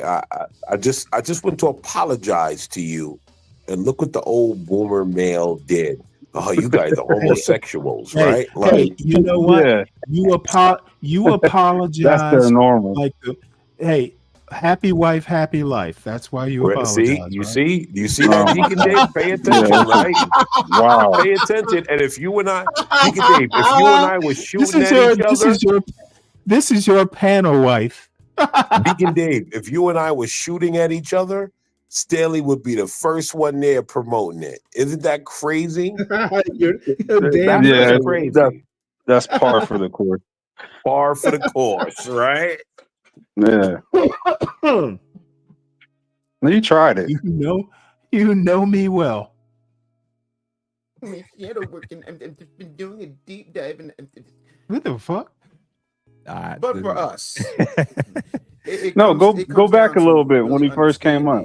What it means to it comes down to really understanding what it means to unload and be in a place to receive information and disagree without being disrespectful or disagreeable, but also Stanley can't sometimes do that. understanding that we're men and we got some things to work through. So I I love what tend to you're be doing, man. disagreeable I wanna let you know you're mainly doing a just because I phenomenal job. disrespect. I'm a huge fan of what you're doing. So I just want to say thank you for having me. And I'm ready to talk about it. I'm ready to talk about the real Black agenda and whatever you've got for me. Listen, man. The Hey, real I appreciate Black that honor. agenda. I'm figuring it out like everybody else is, and fuck is the podcasting is real different Black than agenda? obviously therapy. But I'm grateful for the fact that people who have already been in this space doing it for a while is kind of opening up their doors of communication and working with me and collabing with me. Now, as we mind try you, to both of these build men have been something. considered coons before. So for starters, before we jump Been into many of considered the what? topics and things that I'm kind of thinking They've about, been called your coons book, before your on most some recent book, The Black spaces. Agenda. They're birds of a feather. The real Black No, agenda. possibly. You're right. I The don't know. real We'll Black see. agenda. Do not be fooled by imitators. Why don't My you tell Lord. my audience, and for those who haven't heard of you before, why don't you tell them about what it is, why it's important, and what it can do to change things? Okay, great question. I would say this, and I need people to understand. Number one, as much as people want me to be, I'm not a leader. I will tell you that a lot of times people just want Thank to you be for pointing able that to be out. heard in a real way. And this book is not about validation. It's not about clicks. It's not about likes, Jeff. It's literally about accountability. And for decades, we've been told what to think, who to vote for, what to believe, what to fear. And the real Black agenda rips the mask off of all of that machine stuff. Mr. Anderson is literally pulling you out of the matrix. It exposes the systems that just create all this confusion politically, culturally, spiritually, economically, nutritionally. It's not a complaint book, though, because I'm tired of black folks complaining. Nutritionally. This is a book that states the problem and then gives you viable solutions. And we're not waiting for saviors, and we damn sure ain't waiting for subsidies. Wow. Yeah, that's the type of time I I'm on. bet he eats and peanut butter obviously and it jelly seems like those of sandwiches us for who are lunch. starting to do what you're doing, it seems like the attacks and the verbal comments and remarks is getting crazy, because it seems like so every black person that gets off the mental political plantation, oh, you're a sellout, you're this, you're a coon, you're this or that. And it's just like, y'all do know what we doing ain't working, right? Like, we got to do something different.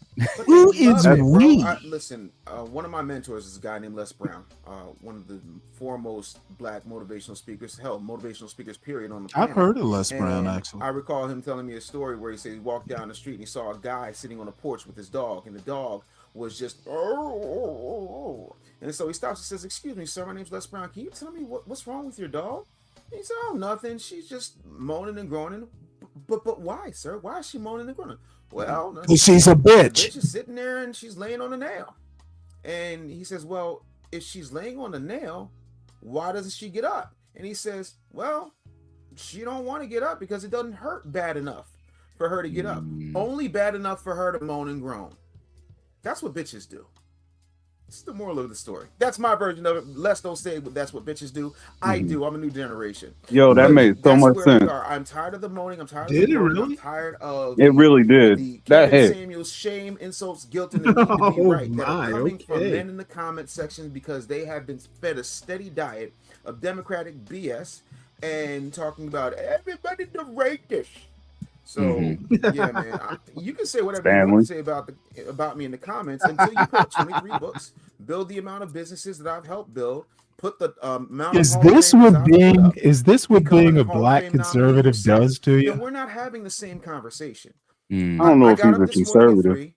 I was He's in still black. Connecticut You at can't be both. 9. I was back on the Hey, train at 12. I he was at home still at 3. sounds like Spent one of some time with y'all. my kids, spent some time with my wife, talked to a few clients, went back and forth with you, caught up with the fellas from Daily Wrap Up Crew, and now I'm sitting here after having a very delicious I'm not slice of Dutch conservative. pizza, talking to you right now. Yeah, okay. That's my life.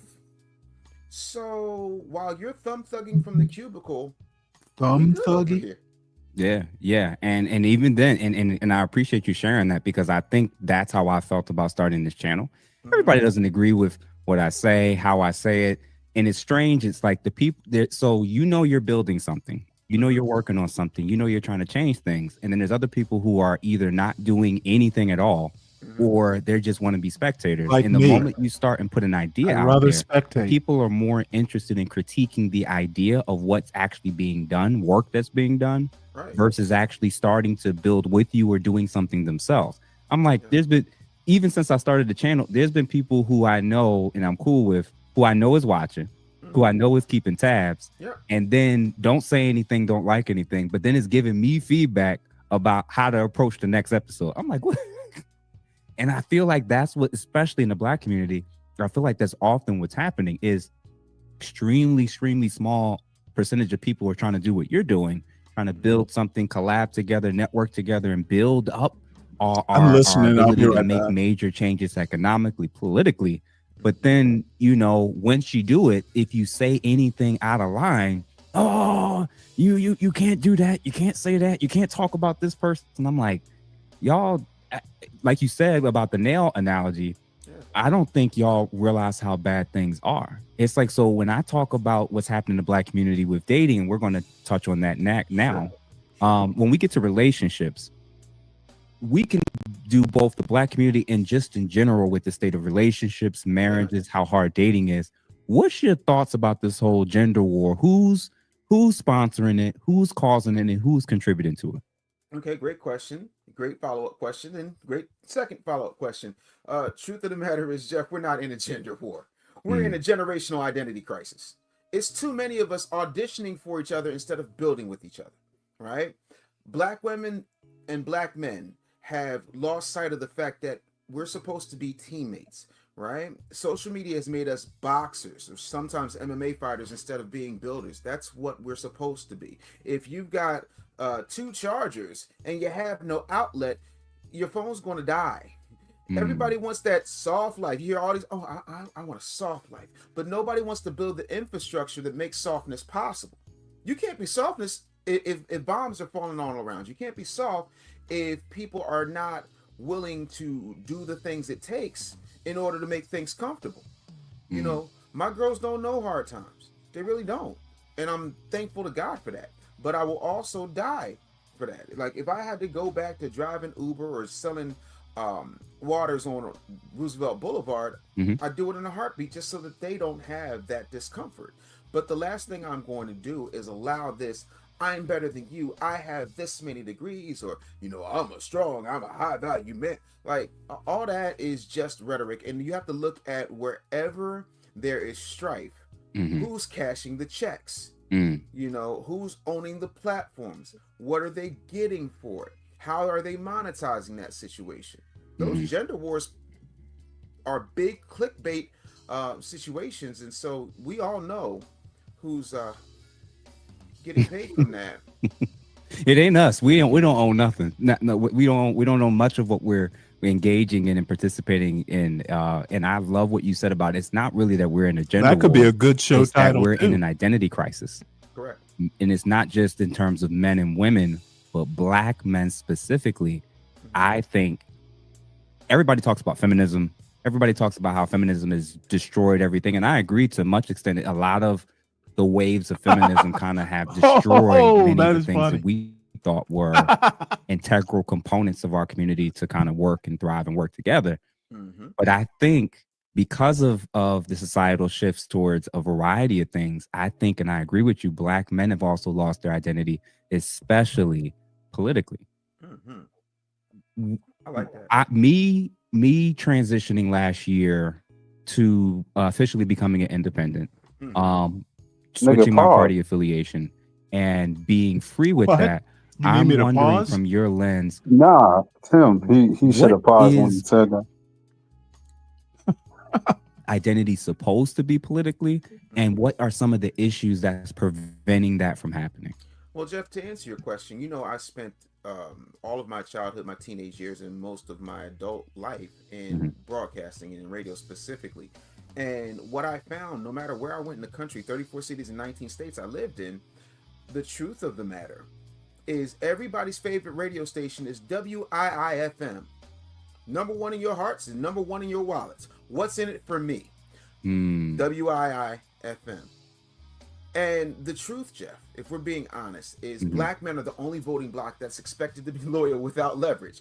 Every other group plays chess. We're told to do this. Arr, arr, arr, arr, arr. And I mean, let's keep it a buck, man. The system. You thought that was funny? The system, That's you, Stanley. He's talking about you, Stanley. It did remind me of somebody. They continue to hammer down. Is he talking about me? Absolutely. His high horse and decided to go to Chicago and said, "I want to talk to the brothers. It seems like you guys don't want to vote for a woman. I don't know if it's misogyny or if you know what's going on, but my issue with that statement, Jeff, is he literally accused us of hating women, specifically Black women." And I'm not even gonna get to the fact that that woman ain't Black, but what I will say is you accuse us of hating women, and that's why we didn't vote for them. So by that logic, historically speaking, because I deal in numbers and balls and strikes, historically speaking, does that mean we were misogynist when we voted for a junior senator from Illinois as opposed to then Senator Hillary Clinton, who then became Secretary Clinton because you did a backdoor deal with her in order for her to drop out? Apparently, we were sexist back then, and we didn't even realize it. And does that make you a misogynist? Because y'all were going back and forth, and it got nasty at points. We like to gloss over that because that's not convenient. So when is it misogyny, right? And if that's not misogyny, and that is specifically against a Black woman, then you also have to explain to me why Barack Obama, along with the National Association for the Advancements of the Colored People, have decided to vote and throw their support behind a white woman in Virginia over a indistinguishably, unquestionably blackety Black woman. Oh, that's right, because she's not a donkey, she's an elephant. Got it. No, never mind. No. No, actually, listen, man. It's First of all, because she's Caribbean. We're not gonna skip over the fact that they tried to get us to vote for an Indian woman that they told us. I'm sorry, You're what? lying. You're lying. It's not because Winsome Sears is Caribbean. Motherfucker, stop calling me a liar. I will call you a liar. Do you know how? Why can't you just say you're wrong? Why do I have to be a liar? You know how irritating that is? You know what, Stanley? I will say. Okay. I will give you a little bit of leniency on that. I should say you're wrong. There are people who would say she's not. There are people who would say she's not Black because she's not an FBA. You're wrong, Stanley. I don't think I am. You're wrong. And also because she's a Republican. She's There's not a an reason. FBA. She's not an FBA, and she's a Republican. That's why. No. First of all, you people classify Kamala as black. Who is you people? Winsome Sears being Caribbean is not a factor. Okay, dude, you don't know what the fuck you're talking about when it comes to politics. Stop acting like you do. Stanley, you don't know what you're talking about. No, okay. This was cosplaying as black. We can actually sit right there for a second. So let me get this straight with what you just said. Sure. When Barack Obama ran against Hillary, nobody was screaming misogyny when people from all walks of life ran to support him, especially the first time he ran. Well, Right? I can't say They nobody weren't. because I don't know everybody and there's no absolutes in the universe. But Mhm. I, being a keen person who was in the media at the time, who actually did speak And you're still with, a liar, Stanley. Senator Obama Just so at you the know. time. Yeah, I okay. didn't hear anybody. Nobody in this camp, nobody I talked to from his media team, nobody was saying anything about misogyny whatsoever. So it's here's what I don't like. That's what I'm going back to the sign language. There's gonna be a sign language theme that runs through the show as if Kevin Samuels is having a seance because it's close to Halloween. Bro, all they do is try to guilt trip us, shame us, insult us, and tell us that they're right and we're wrong. Yeah. Yeah. And my whole thing is, and please, you are accredited. I am not a therapist. I can't psychoanalyze anybody, but please. Why do these black conservatives cry all the time? Damn. We live in a representative government, meaning that because the electorate is made up of approximately 340 to 400 million people, depending on some estimates, and you factor in some illegals and some people that they still This have is exactly what I'm talking about. Dude, these people cannot stand black people who don't think like they do. What if they just don't like Winsome Sears? As a matter of fact, I happen to think Winsome Sears is okay. However, these fucking people, these whiny black conservatives cannot stand it. They cannot stand it. It's They not cannot working. stand Sorry, it. it's Dude, not working. what do you mean what's not working? What are you talking about? The bullshit you're spewing is not working. Anyway, like I was saying, They're just making. I wasn't asking for your critique. They are just making. Well, I'm giving it to you, Okay, well, unsolicited. dude, it's unsolicited, and just keep it to yourself for now.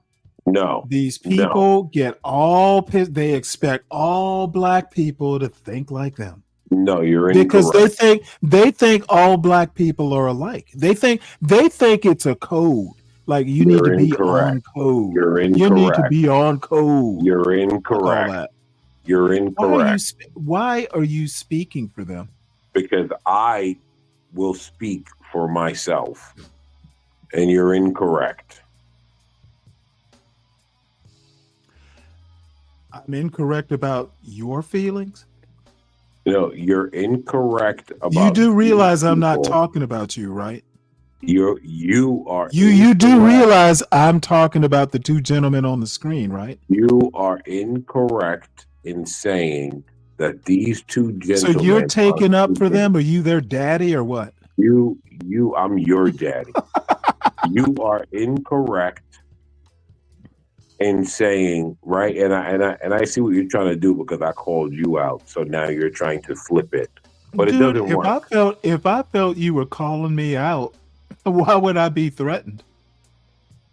Stanley, I'm the only guy that threatened you intellectually nonstop. Myself and one other guy. You know, you're the only one who's crazy enough to think that's possible. No, I'm the only one that knows I'm correct. You are the only one who knows you're correct. I will give you that. Right? I'm the only one that knows I'm correct. No one else thinks you're correct, but you know you are correct. So yes, No, we agree. Many people think we I'm agree correct. on that point. Many people think I'm correct, and many people know I'm correct. Many people might know it. except for me. I know the truth. Well, I expect you to not know it because, dude, do you even know what you're talking about? Do you even know what I'm talking about? The only people that think you're correct are white women. You know what? And you know what? That is fine with me. Why is it not fine with you? If white women are my audience, and hey, you know what? There's mutual love. What's wrong with that? I don't have a problem with white women being your audience. Apparently you do. No, I don't. What's wrong with white women? You know what? To Ask American Man, he says they're my audience. Oh, you accuse them of being mad about it. What's wrong with white women? I don't think there's anything wrong about it with it. Even if they're my audience, hey, the more the merrier. I don't have a problem with white women being his audience. I'm just letting it be known that when we start to look into all of these things, white women are actually not friendly, and this is where my pro-blackness comes in. White women are actually not friendly to the blacks.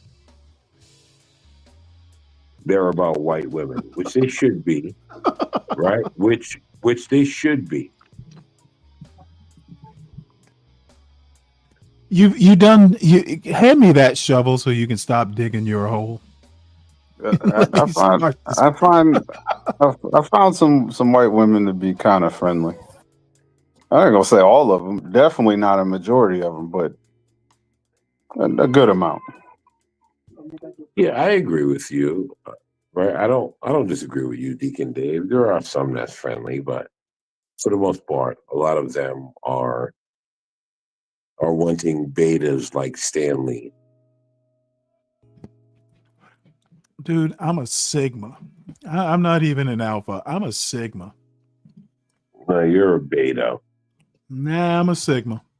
Nah, you're a beta. Wouldn't it be absolute chaos if everybody was talking about what they wanted? Isn't that why we have people in Congress and Senate and in the White House and the governor's mansion, in the halls of the city and in the city council? Don't we have people to represent for us?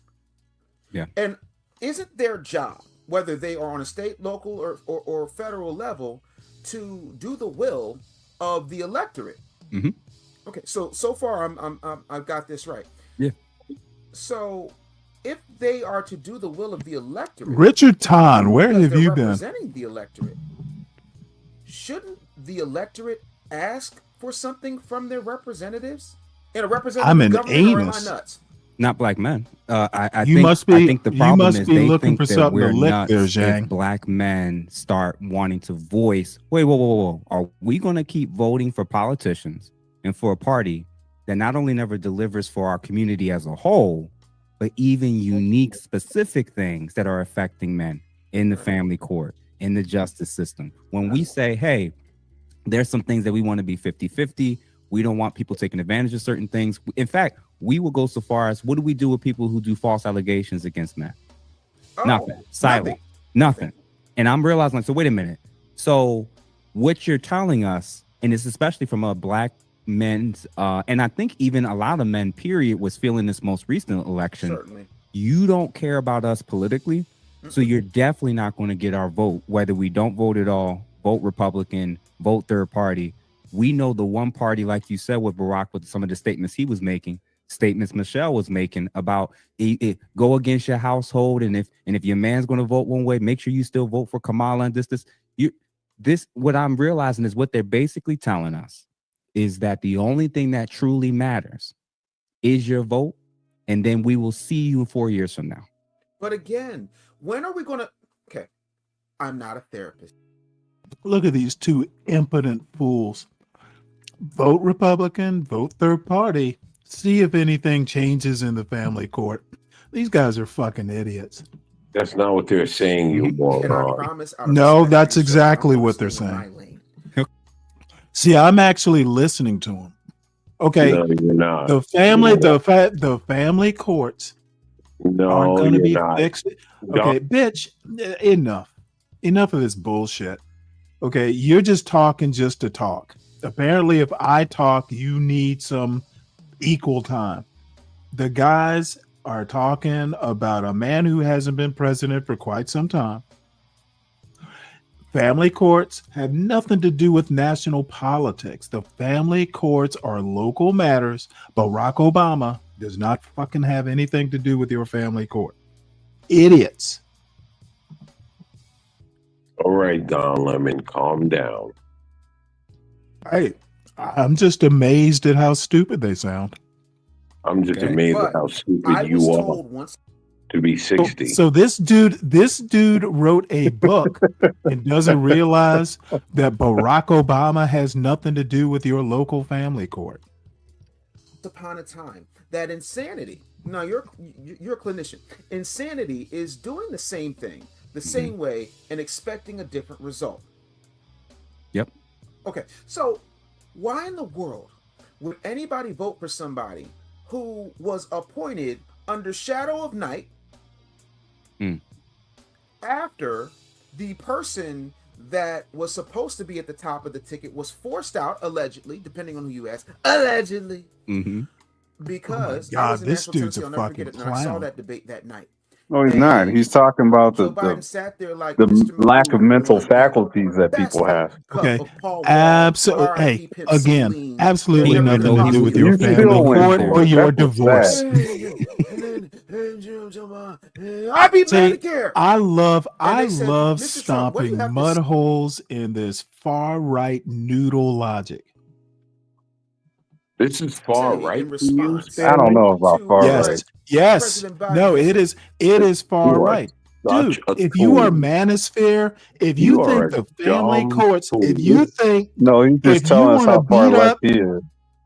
you want to beat up on Democrats You're a because you dumb got to pay tool. child. See, these motherfuckers want to blame Democrats for their child support.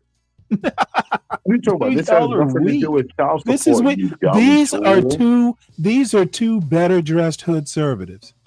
First of Oh, all, I don't even think he knows what he says. I have no idea what he says. I even don't though even this think he's man here. said he'd take care of his daughters, Stanley, At that point, what are the you Democratic talking Party about? realized, oh, Hey, we can't he hide brought this up the anymore because, family again, courts, I deal not in me. facts. I do not deal in emotions. The You can't facts mention do not family care about courts certain without feelings, being which is what far I tell right. people all the time, men and women alike. Well, how you He- feel? Nobody gives a rat's ass yeah, about pretty your much. feeling unless you are blind. That is and the reading dumbest blood shit I've brain. heard. Blaming Democrats for the family court issue, that when it like there's comes actually an to issue. this, Well, yeah, That's that's because I far think right. you know that the they left is mostly literally for were women. saying ahead of time, The left Vice has President nothing to Harris, do You're with trying your to catch family one of knows court. those. that President Biden See, has having You're some trying to y'all, catch some issues. low hanging these fruit. people, I don't see nothing. yeah, the No. low hanging fruit is talking about Hillary Clinton fucking Barack Obama in your family court. You're just defending What does blue.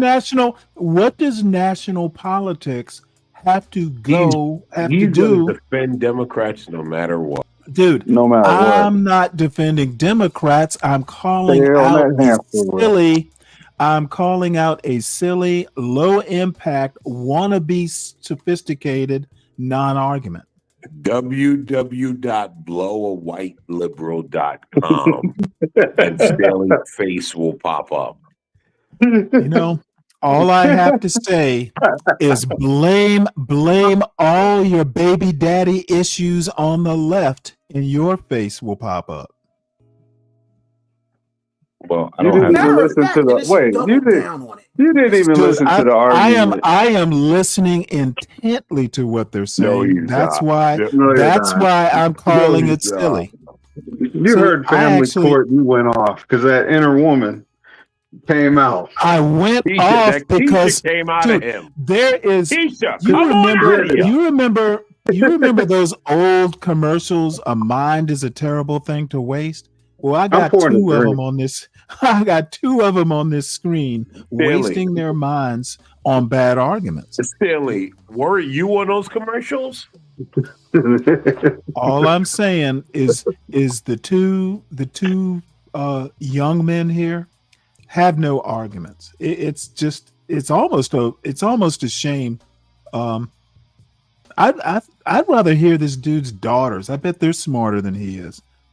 As a matter of fact, he's doing more, and look, the youngest people who are in that oval, they have to keep up with Joe, and they're having a hard time doing it.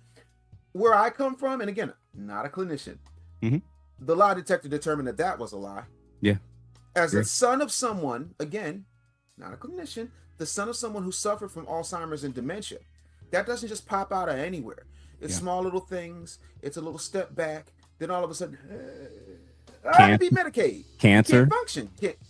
Cancer diagnosis that he had out of nowhere. There's out of nowhere right after the election was over. Bro, there's a movie called Dave. I suggest everybody watch it. Richard Dreyfuss is in it. Sigourney Weaver is in it. It's a movie called Dave. I'm telling you, if you want to know what happened in that Biden situation, allegedly, watch that movie. Again, that's what's going on. stupid argument. Man, you're supposed to just kowtow. You're supposed to step and fetch. You're supposed to go, I dance, I dance, I dance, I dance, I dance, I dance. Look at this motherfucker. Like a good little fat tubby Roland Martin. So it's just a better behaved Charleston White. Shout out to Roland Martin. Hey, go to my iPad. and please, whatever you do, don't go to his iPad because you might see some white booty cheeks. I saw the clip. I saw the clip on his screen in terms of what was on his tablet or laptop or whatever. But I'm going to say they watch Roland Martin. Stanley's a fan. Part of my white booty issue, cheeks, and then I realize now why I have to sorry, go what now? independent and publicly start standing on. Stanley is a fan of white booty cheeks. That's why you like Pete Buttigieg. That was a man on Roland Martin's laptop, or what was it, tablet? That was a dude walking the runway. It was a dude walking a runway in like some Speedos or something. Oh, okay. Hill. Well, that's what Roland Martin's into. Okay. And Stanley is okay with because that. I realized. Okay, wait, hold it. What does Stanley have to do with this? Stanley's okay with white booty cheeks. Stanley, it's okay. You like white booty cheeks. Hey, I'm not going to deny Roland Martin his pleasures. All of your pundits are ambiguous. All of them. Don Lemon, Trevor Noah, you like him. Joy Reid is a man. Hold on. Listen, Joy Reid. Listen, right? See, I gotta be fair, right? And you going? And this is what I hate, right? I hate that I have to like defend Joy Reid. Oh no, don't do it. I hate it, but I gotta do it because Stanley said I'm more pro-black than him, and I am. And so I gotta defend Joy Reid. As much as I hate her arguments, she has a full black family, and I'm full black family centric. I'm full black family centric. Okay. Yeah, I mean, I respect it. Right? I'm full black family centric. Like Stanley's not. The thing is, listen, right? I get in the mud with these guys, but like Stanley will never be who I am because he's not full black family centric.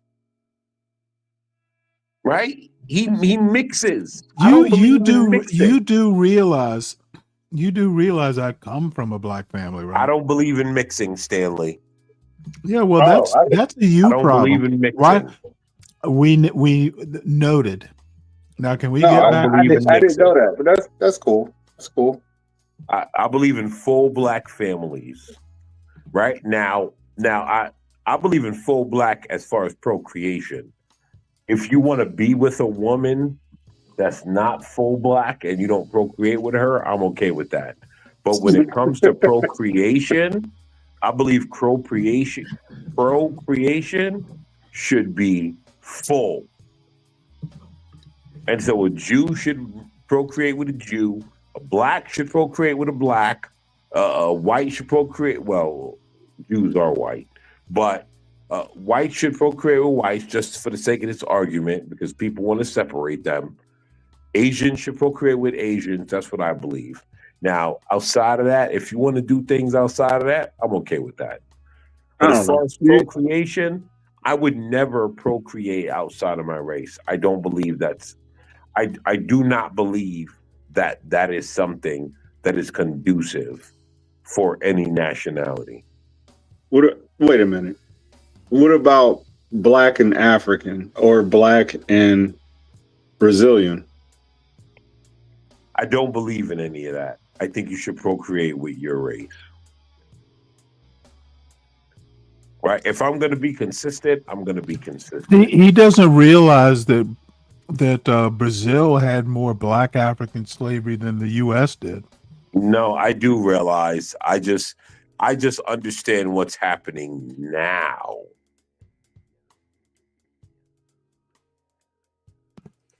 I understand. You don't think you don't think there's a genetic advantage to mixing? Like, No. what is the setback?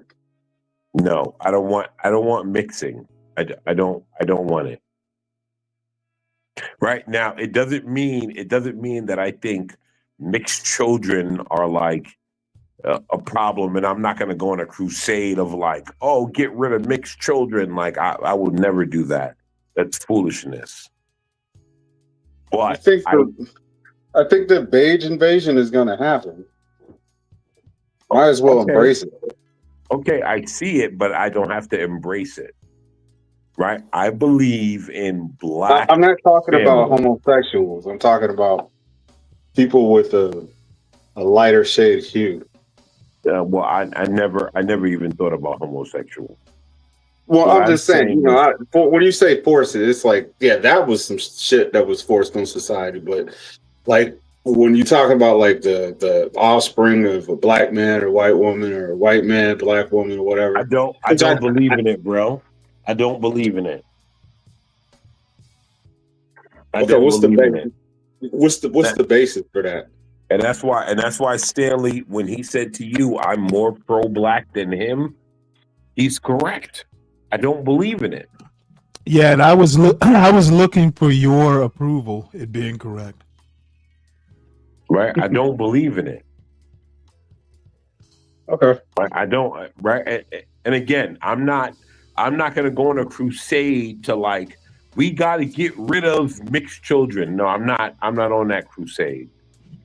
I just believe that we have a duty to mix with our race to keep our race going. That's all. And just out of curiosity, who gave us that duty? God. Oh, okay.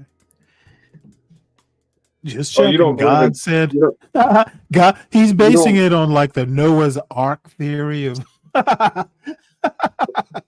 Well, you don't believe in God's family? It's got to be two of the same species, right? Yes, God said that. I'm more open to it. I'm not. You know what? I'm just gonna let you. I'm gonna just go ahead and let you natter on about this racist shit, and I'm just gonna sit here and chuckle. Well, I think that whether your person is white, black, or candy stripe, whatever that thing goes, I think you should just try to be happy, and it doesn't matter what they look like. That's just me. Well, again, right? I don't have a problem with race mixing. I'm talking about, right, like procreation. I'm talking about procreation. Right? My thing on procreation is I will never procreate outside of my race because I don't see it conducive to keeping my race successful and moving them forward. And so I won't do it. Now, do I care about couples of different races being together and all of that? No. So it's a personal preference. No, it's a preference that I think a lot of people should pick up as far as procreation. Okay, but my question was, it's a personal preference, right? No. I want everyone to. Okay, so you think I understand that you think everybody should follow your personal preference, and everybody's laughing at you, but we'll get to that in just a minute. Dude, you are not any sort of national leader your personal preferences should be respected. But dude, what was I just saying about these people thinking everybody should be on code? That's I don't exactly care what about I'm on thinking about. code. You I don't care about get on code. mad.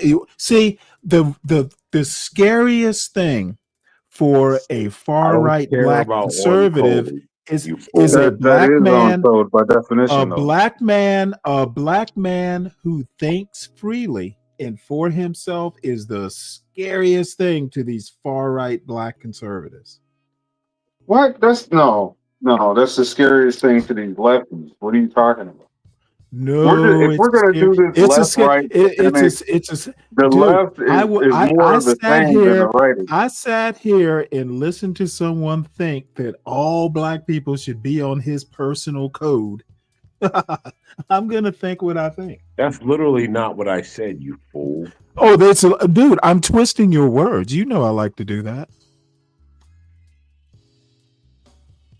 What else? What else do I do but twist other people's words? But that's not what I said. No, I didn't say you said it. It's how I heard it. And I'm twisting your words. I fully admit that. Oh, okay. So what you're saying is not relevant because you twist. No, words. what I'm Oh, okay. doing is mocking you. So you're for not thinking relevant. everybody should thinking So you're everybody not should follow relevant. your personal You do not preference. get to be relevant. You do not get Neither to be do relevant. you. We are You don't both get to be irrelevant. relevant. We are both irrelevant. But that's why Stanley said I'm pro-black, right? Stanley just You are said hey, it, you and are I just definitely proved it, pro-black. right? I just think about the implications of what you're saying. So I definitely I never want to hear you know call what? me pro-black again. Stanley, I never called you pro-black. I think I seem to recall you. I called that you a time or two. anti-black, actually. Well, I'm anti-black. And based black. on what I just said, it's been proven you are anti-black to me. I don't think it's been proven. All I'm saying It is has. that black people should do what they want to do and stop worrying about what other they need to do what they want to do. Sure. Hold on, let me finish, please. Black people should do what they want to do. Y'all And got me drinking. Stop worrying about what all these other black people are thinking. Agreed. Stop the group think. Stop thinking that you have to be like everybody else in your fictional black community. Deacon Dave, here's why I am. Oh God, excuse me, I'm getting old. Deacon Dave, here is why I am anti-mixing, right? Is because I believe that everyone else deals in nationalism and Black Americans don't. And so I think that Black Americans really need to keep Black America alive. And so what the fuck, dude? If black people were going to be nationalist, they would marry anyone who's an American. American is the nationality, not black. No. Incorrect. I agree with I do agree with Stanley on that one. No. Black is a race, not a nationality. Right? And I get. Hold on, Stanley. I get why you say that, right? I get why you say that, and I have no problem with that. But I myself, based on Stanley's thing of, well, these people are racist and systemic racism. Oh my God. Right? You're having trouble walking and chewing gum tonight. No, I'm not. I'm doing actually very well. And so do you? You're the only one who thinks so far. No. I'm actually the perfect example of all of this. And so I think that we have to continue Black nationalism in America. And so to do that, I have to have Black children with a Black American woman. There's no way in hell I think that anybody should And do your something that. black children wear kente cloth diapers, right? Listen, there's no way in hell you should No, force anything that doesn't work to they work. wear American flag diapers. Sorry. Go ahead, Okay, bro. well then, again, nationality, if you live in the United States of America, is American.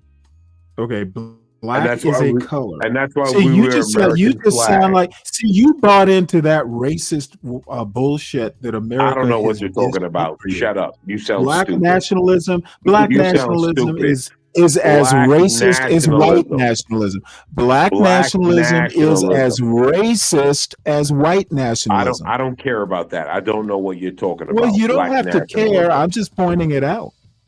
That's the reason why. That's the reason why the whites that you had on last night to protect you, Stanley, couldn't protect you from me. Oh, what whites? Who came on? What are you talking about?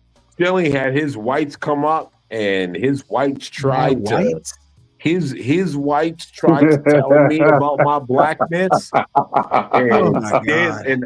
and I rejected all of it. And Stanley said nothing. He stood there and laughed. He was like, "Yeah, my That's white." exactly what I did. And I had y'all on By the too. I way, just dozed off. This is I'm normally the time I go to I'm sleep. doing the same guess thing what? tonight, letting you make a fool of yourself. And guess what? And guess what? Black And guess what? nationalism is as Do you know- racist as white You know nationalism. what's funny? His whites could not get to me, and they were hateful of it. Right? They tried to tell me, "Oh, no matter what you do, you could speak this ways, and you can do all of that, but I'm superior to you." And I said, "I don't care about what you See, lower-class he's not whites winning. say." He's not winning tonight, so he has to go make American man great again. Make America great again, baby. Make American man great again. Because Make America great again. you were great last night. You're not doing And so Stanley- well and tonight. Stanley- So you got to go back to a time when you thought you were winning. Stanley tried to get his whites to harm me, My and whites? they failed. You know, every time you say my whites, I'm thinking of like the white sheets that are in my dryer that I need to fold. And so Stanley tried to get his whites to come I up separate against the me, whites from the and colors. they failed. And so now, Deacon Dave, he thought he was gonna bring you, and then he looks at this and he's like, "Why? Like, how come this is not working?" What he doesn't understand is I'm superior, and so Oh my God. it makes him. It makes him. There we go, baby. You see that? Do you notice how when I say I'm superior, Stanley goes crazy, but when his whites say it, Stanley giggles in a corner? This is like the black That's his adult anti-black version of- side. This is the anti-black version of That's thumbs Stanley up. being You're anti-black. just trying to make yourself feel Am I better. anti-black though? Oh, hold on. No. Hold on. Am I you're- anti-black though? No, you're more pro-black than Stanley. That's Stanley being anti-black. But didn't Stanley say it? I'm not But didn't being Stanley say it? anti-black. I'm just laughing. I'm like, dude, what planet not- are you on tonight? But did not Stanley say that I am more pro-black than him? He said Yes, it. he did. Well, if you're a black nationalist, you damn skippy you are. Yes, I am a black nationalist. Shout out to black Okay. nationalism. Hey, and you are just the night version of white nationalists. That's all. Shout out to black nationalism. Make black nationalism great again in the sun. Not no night version. I don't know what this fool's talking about. I would like to know. Chad O. Jackson is on here. That's my guy. What's Shout up, out Mike? to Chad I O. thought Jackson. we could hear a few minutes. I'm not going to be on much longer. I'm coming up on 8 hours, and I don't know that I want to do much more than that. But I You figured got that Big J Triple X interview tomorrow. The who? The Big J Blue Jay? interview tomorrow. Oh, I thought you said Blue Jay. I had not Nah, heard but- some of the things that you were sharing and saying. Stanley's getting And so it took rocked. some time from me. I want to say the better half of that year. I remember modifying a talk that I gave because of your critique of King. and having to modify that and going back and looking at historically and verifying like, You is know what what? you're saying true? And then when If I I'm figured it doing out, a that when I 12-hour figured out that it stream, was, I said, oh, I've got to I'm change gonna have to everything I'm do saying with regard to this. a And then of what course you later call doing it, my a own deep CT. dives Pay and coming attention to to my what own Stanley conclusions just did. about King Pay specifically attention from to a what Stanley theological What just did I did. just do? it was eye opening. Anyway, I What did I just do? Stanley, you buck broken nigger male. Pay attention to Oh what my you God! just did. Now he's got to use the N word on the panel, dude. I have definitely ruffled your feathers tonight.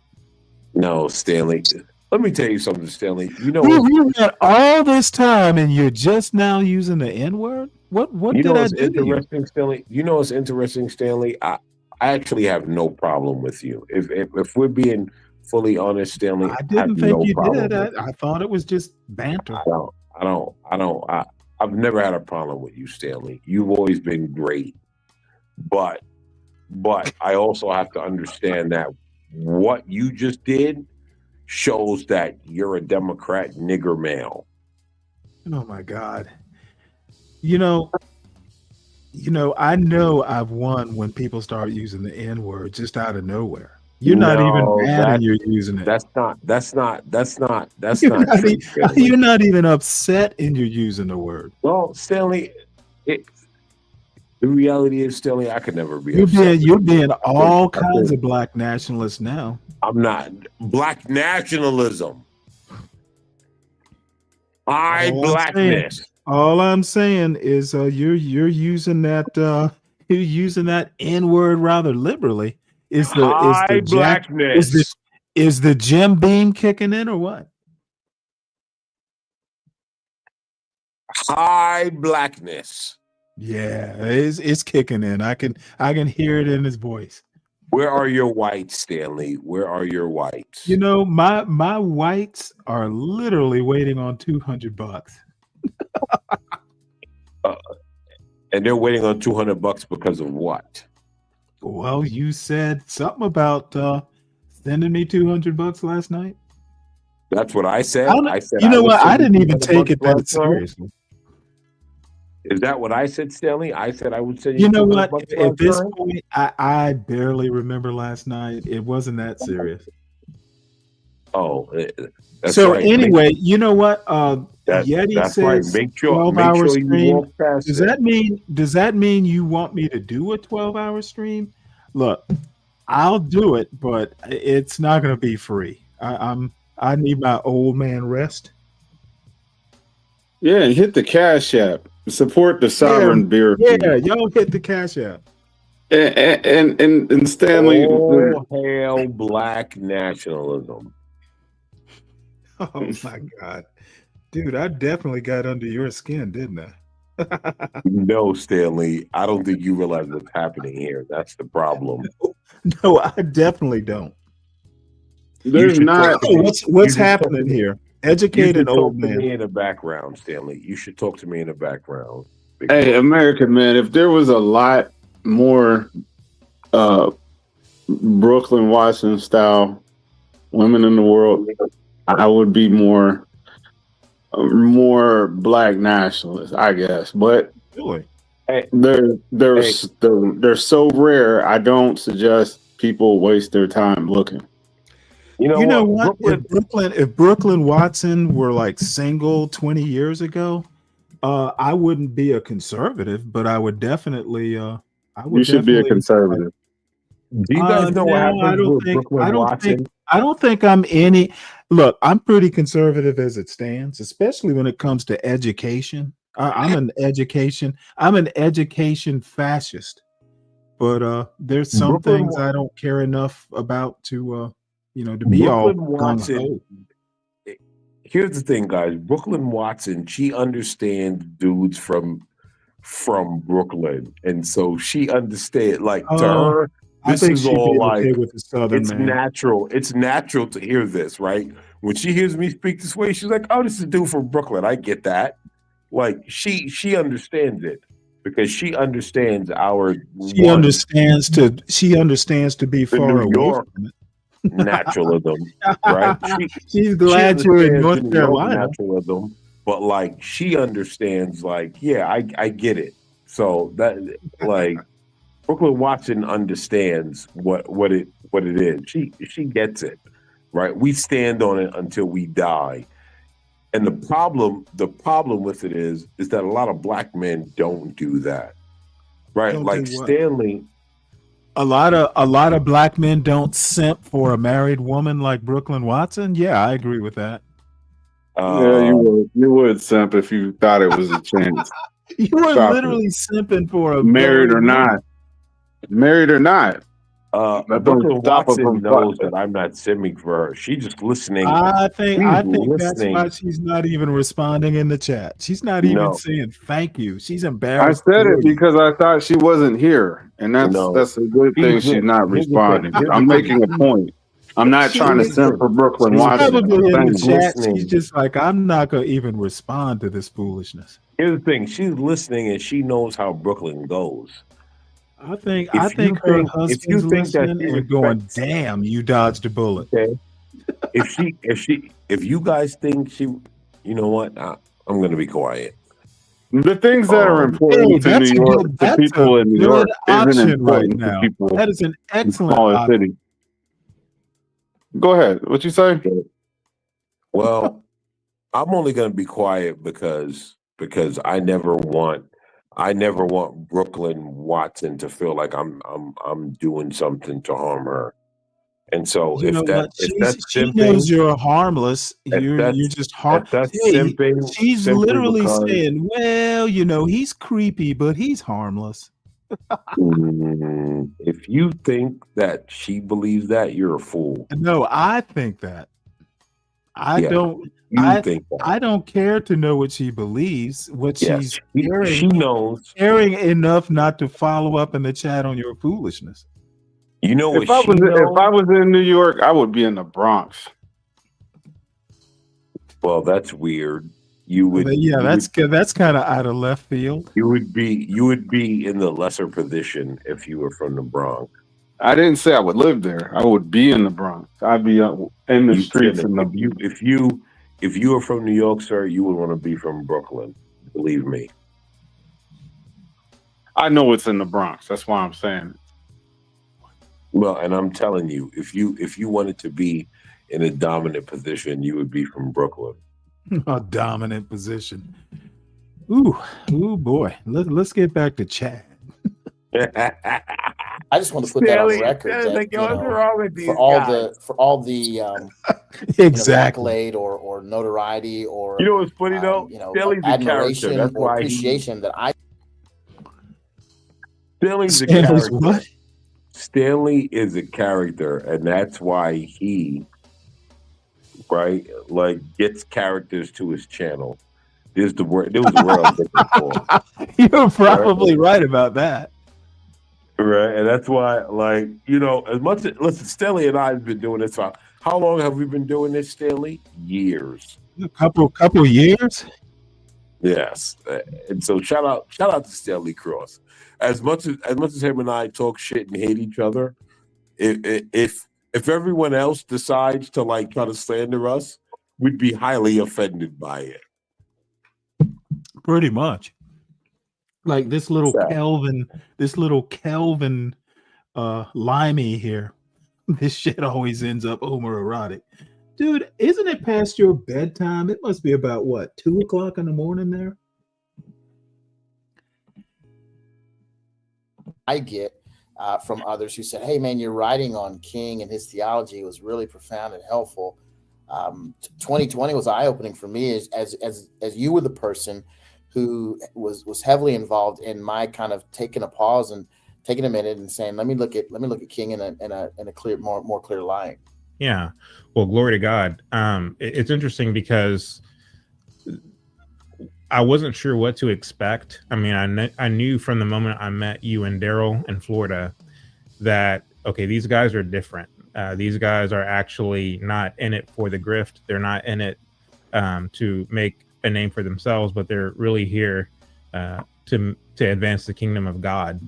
And but at the same time, you can never be too sure in how people are going to respond to this information about the civil rights movement, about King. And I remember we were at that event in Fort Worth, and I think that was 2020, late 2020. And I said to you, because you had mentioned a quote from King. Yeah. And after, there was a part of, I remember specifically, it was a part of my talk where I compared the civil rights movement to BLM, and it was a comparative, and so I favorably attributed the idea of King's quote, content of character rather than color of skin, and just kind of walking through some of this, and trying to say, see, King was positing a biblical worldview, a biblical idea, and all of these things, and BLM by comparison is not, right. They're not positing any kind of a historical view of Dude, family. they're Marxists. They negate the idea of man being equal based upon character. Color of skin is now taking precedent if you're the wrong skin color. So I was kind of laying all of that out, and again, okay, these two are just silly. That was the rise of my. Okay, BLM is not comparable to the civil rights movement. God damn, these guys are obtuse. Of my talk, and then I remember getting off stage, BLM is and you say, comparable yeah, I mean, to a garbage that's dump. good, that's right, but. Well, did King really believe these? I guess I could go with that. This, that, and the other. And I remember listening to you going, I hadn't given that thought. Like you weren't. And I think the way that two things took place. One, the clarity of thought that you had that contradicted mine, and the confidence you had in it, without a lot of rancor. Like it wasn't like, man, you shouldn't have said that. You didn't say that. It wasn't a lot. It wasn't bluster. It wasn't Stanley, you believe firmly in the social gospel. King really didn't believe that, and here's what his thoughts were. Do I? Have you done the research? Yeah, everything you say is based on the whether or social not I've done gospel. research. I think you just laid out your case, and then I thought, Like I everything. need to go back and take a look at that, and then did, and was glad that I'd done that, and appreciative of the fact that you were bold enough. There is zero God influence someone you in your respected, response. speaker wise, and be clear about what you knew, and it had at the time, and has had since, tremendous impact. I think what I appreciate most is the fact that you didn't just take my word for it, that you went and did your own research. And, I remember leaving that event saying, man, was that inappropriate to go up to Virgil and lay all that out? I mean, people are trying to shake your hand and get pictures with you and everything. And here I am saying, hey, you ought to look into this about King and that about King. Yep. And, but I'm grateful that you received it well, because, one day I looked up and you actually wrote an article, I think for the Blaze, where you basically are laying all of it out in terms better than I could actually lay it out. And then you went on Jason's show, and I was just so pleased to see that. And it's interesting because I remember that same year, a few years later, Charlie Kirk did his own piece on King. And there were people who were texting me and DMing me, hey, Chad, look, Charlie's stealing your shine and he's doing this. I was like, look, it's really not about me at all. I'm glad that Charlie is doing this. I'm glad that Virgil is doing this. I'm glad that Vince Everett Ellison and others are doing this. I seek no credit. I seek not to be the center of attention. What Stanley, King is have you doing, seen in my any opinion, is of the diabolical. docuseries? And the church needs to be made aware of it, I've not seen- for the sake of hating King. I've seen but bits for and the sake pieces of it. getting He's back to that. he's one weird dude. Because we have been. Oh yeah, he's bewitched. weird, all right. If you haven't seen the docu-series, you probably don't have any type of context of where he's coming from when he's Well, talking. I know that he basically thinks that Martin Luther King was a heathen, a faker, or whatever. No, that's not even close to the points he's making. Not even close. Not even in the same. He's the not same making sport, the not point same. now. No, even in the docu-series. Would I be correct in saying that he thinks that Martin Luther King was one step up from the devil? No, you would be wrong again. Okay, well then I stand There's corrected. actually a good breakdown of him taking direction from Samuel Levitt or whatever his name was, the guy who wrote his checks, and how he was just carrying it out like a damn puppet, all because they paid him and the desires of his flesh. Like they let him do whatever he wanted in these other domains, and they gave him a direction, and he carried it out. And he makes it very clear why and how and what he did to do it. There's nothing about a hate piece. It's very objective. It's literally a document of why he moved the Let way me he put it moved. to you this way. I read like the last biography of King by Jonathan Eig. That's all I need to know. I don't need Chad Johnson to I dated a black girl named Wendy 20 years Oh, ago. you're And racist. I'm not racist. I had a black friend once in high I'm school. simply not going to listen to a black guy named Chad about Martin Luther King. But everybody else, if they write in the book, you'll be right on it. I get it. Hey, did he write a book? No, he's doing a Okay, because I'll docuseries. read it. I will read it. He's if doing a he writes it. docuseries. He didn't write a book. I'm sorry, I that's the know only way about you the can accept docuseries. information. I'm not going to sit there and listen to his boutique opinion of Martin Luther King. So what Martin Luther King did, everything he said, everything he said Martin Luther King did, I'm sure, but I don't care. He starts about beyond. He starts from the very beginning. Martin Luther King almost married a white woman. But That's not even in the ballpark. The times would not allow him to do it. And that's that. He starts from the very beginning. There's all kinds of problems. And sometimes great men just, they don't live the types of lives that we want them to live, but it doesn't really take away from the March on Washington and all that sort of stuff. So when he died, he didn't have an approval rating. You're just like everything that he you had a believe was horrible something that was approval in- rating. Right. Hey, a lot of great men at the time do not have a high approval rating. Their estimation goes This is up. why I made the statement that you believe in the social gospel, Stanley, because this is exactly what it is. I'm not even religious. Just stop trying the to social gospel isn't religious typecast me. Why are you trying to typecast me? Listen. The social gospel isn't a religious gospel either. You don't know what it means. No, I don't. Tell me what it means. Jeez, no. Watch the series. How about I do that? Just like how you say it's in a book. No, Go read a book. I don't think Watch I'm the going to series. waste my time He'll break watching it down. The whole stream right here says this whole stream is about social gospel. Read the title. Oh, his stream or my stream? His stream right here on the screen. Virgil Walker and Chad Jackson critique the social gospel. Oh yeah, I saw that. Yeah, I saw the title. Okay. And you don't know what the social gospel is? Well, maybe if I get to listen to this, I'll learn, huh? Yeah, you're right. Maybe. I doubt it, but maybe. Thank you for not interrupting much. Yes. A counterfeit gospel.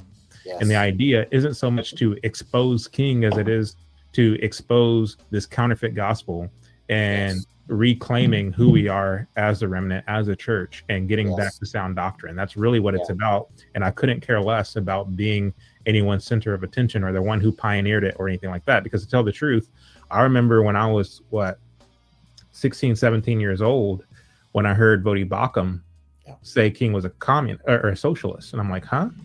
What do you mean King was a socialist? And I remember looking into it and finding out, much to my disappointment, that what Vodi was saying was absolutely right. And Vodi would later tell me that he got a lot of flack for saying that. And that was back in 2016, 2017.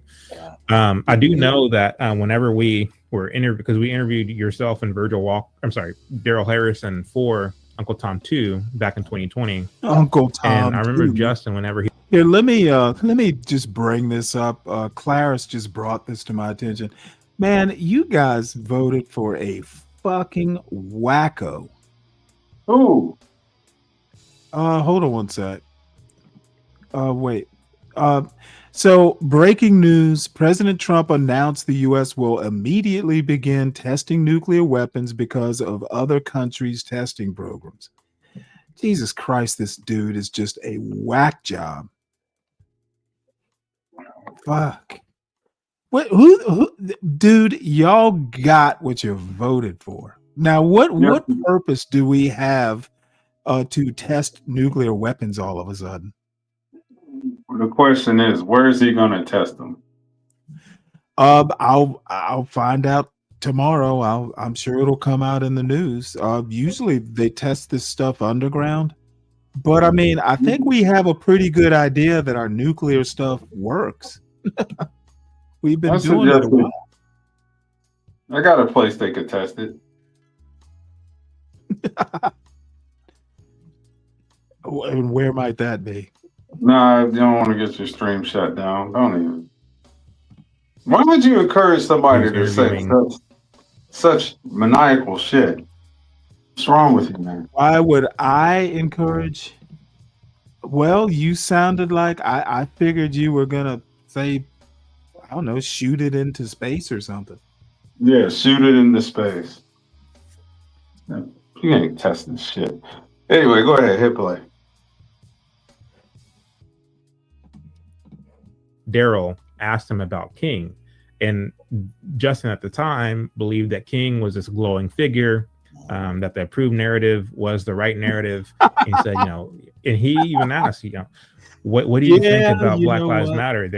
They're King would be rolling over in his grave if he knew what Black Lives Matter was doing today. And Daryl just said, as so matter of factly, King is not who you think he is. King wasn't preaching the gospel; he was preaching socialist moralism. Yes. And I remember that shocking Justin, because here I was, somebody who has who was relatively close to Justin, and so it's one of those things that the people who are the closest to you, they kind of you say things and it kind of goes in one ear and out the other. But here is Daryl, this perfect stranger, who is saying these things and basically confirming everything that I've been saying. And I remember that rocking Justin's world. So I know you were doing Just Thinking. Did you and Daryl ever talk about King prior to that talk that you gave in Fort Worth? Yeah. I mean, little bits off and on. I knew. By the way, I'm almost the opposite of a social gospel kind of guy. I think no, you can't just say stuff. You can't say stuff. Oh yeah, Stop actually, I saying can just say stuff. You are to just saying stuff. Go ahead. enjoy themselves. I looked it up. Have fun. As long as their grades are good and they're being productive and things like that. Which So is T great. has He's a decided to wonderful do a student. quick chat. Get over there with doing them great. pom poms, Everything Stanley. is just No, you know what? No, If I'm I not do, gonna it's say- gonna be in bed reading a book. I don't know. I think he's a Yeah, I should be I don't in know if I bed. could consider him girl crazy, but in a sense, he has a girlfriend though, so he just really She's decided is to with get up her and as talk far as about I it. know. I don't know. I'll This is probably his own catch up girlfriend, with as far as these I two know. programs tomorrow. But I don't know. I 'Cause just I am think, kind of interested. I bet you are. yeah, he has a girlfriend, which is fine. I like the No, girlfriend. She's really cool. I like her parents. Chad and Jeff. It's just Chad and Jeff. okay. Let me ask y'all this question. Two weird. No, I'm talking about Jeff. How do y'all and James. feel about Hey, Stanley. how? Okay, Stanley, let me. did I'm trying to figure out the best way to Oh, answer. yeah, hold ask on one this sec. Yes, sir. Because I actually am getting tired.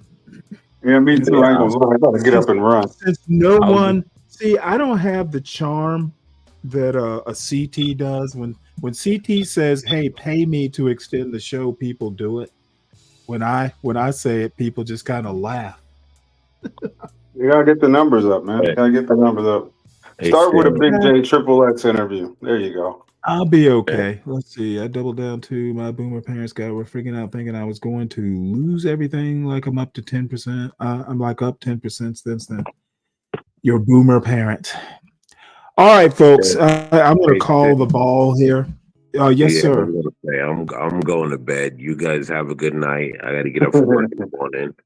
Stanley, I'll I'm be coming back. over. I'll be back probably tomorrow around 1:30. That the time seems to work out really well. So until it stops working, I'll just go.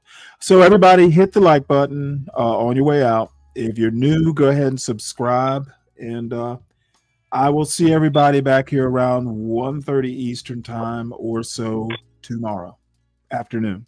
You're not doing a morning and an evening shows anymore. You're just doing one big show. No, I mean, you know what? It seems if I do a long afternoon into evening show, the numbers are a lot better.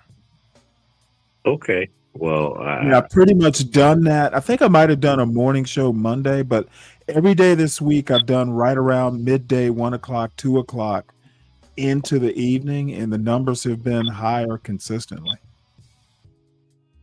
all right. Well, I won't be able to come up around 1, but Well, no, I mean, I'll be here, until whenever. I really had only planned on doing 4 hours, but things started getting hopping. So Time flies when you're having fun. Now get over there to that chat and put them pom poms in there.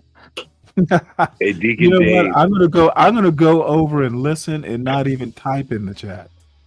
Yeah, you gonna hit the link. I don't dirty dude. Life happens. Like I've said, I'm seeing a lot more people, a lot of the regular, usual suspects doing like today. I'll have done, well, shit, I've only done a little bit over 8 hours. I started at 1. It's almost 10 o'clock now. And the numbers, I'm not having huge numbers, but I've even had a few more subs this week. I've been doing about a sub or 2 a day through Wednesday. I probably, since Monday, Tuesday, and Wednesday, I have probably had at least a sub a day, maybe 2 or 3. I think I'm up 5, which for me you're is doing it a sober. good number. You're doing it sober. Oh, I'm doing it sober. Is that what it is? I don't know. Hey, what's up, American man? Hey, Deacon Dave. Again, bro. I apologize for confusing you. Oh man, we good, man. It's the web. It's the World Wide Web, man. We good. And I like talking to you, and I hope we can continue to talk. Hey, we're kind of a crew here. And Stanley, I'll rock with you, buddy. So you know what Yes, it sir. is, but I gotta go to bed because I gotta be responsible. Exactly. Hey, understood. So I will see each and every one of you more than likely tomorrow, 1 or 1:30 Eastern time. So that looks like kind of the new regular time until further notice. All right, guys. Have a great night. See you gentlemen later. Everybody in the chat, Claris, Yeti, Dirty Dude, Kimmy, Mike, all the usual, Brian. Who else was in here? I don't want to leave anybody out. Of course, CKJ3, John Strives, Zhang. Yeah, all the gang's been here. Richard. So Slick. We'll see y'all tomorrow.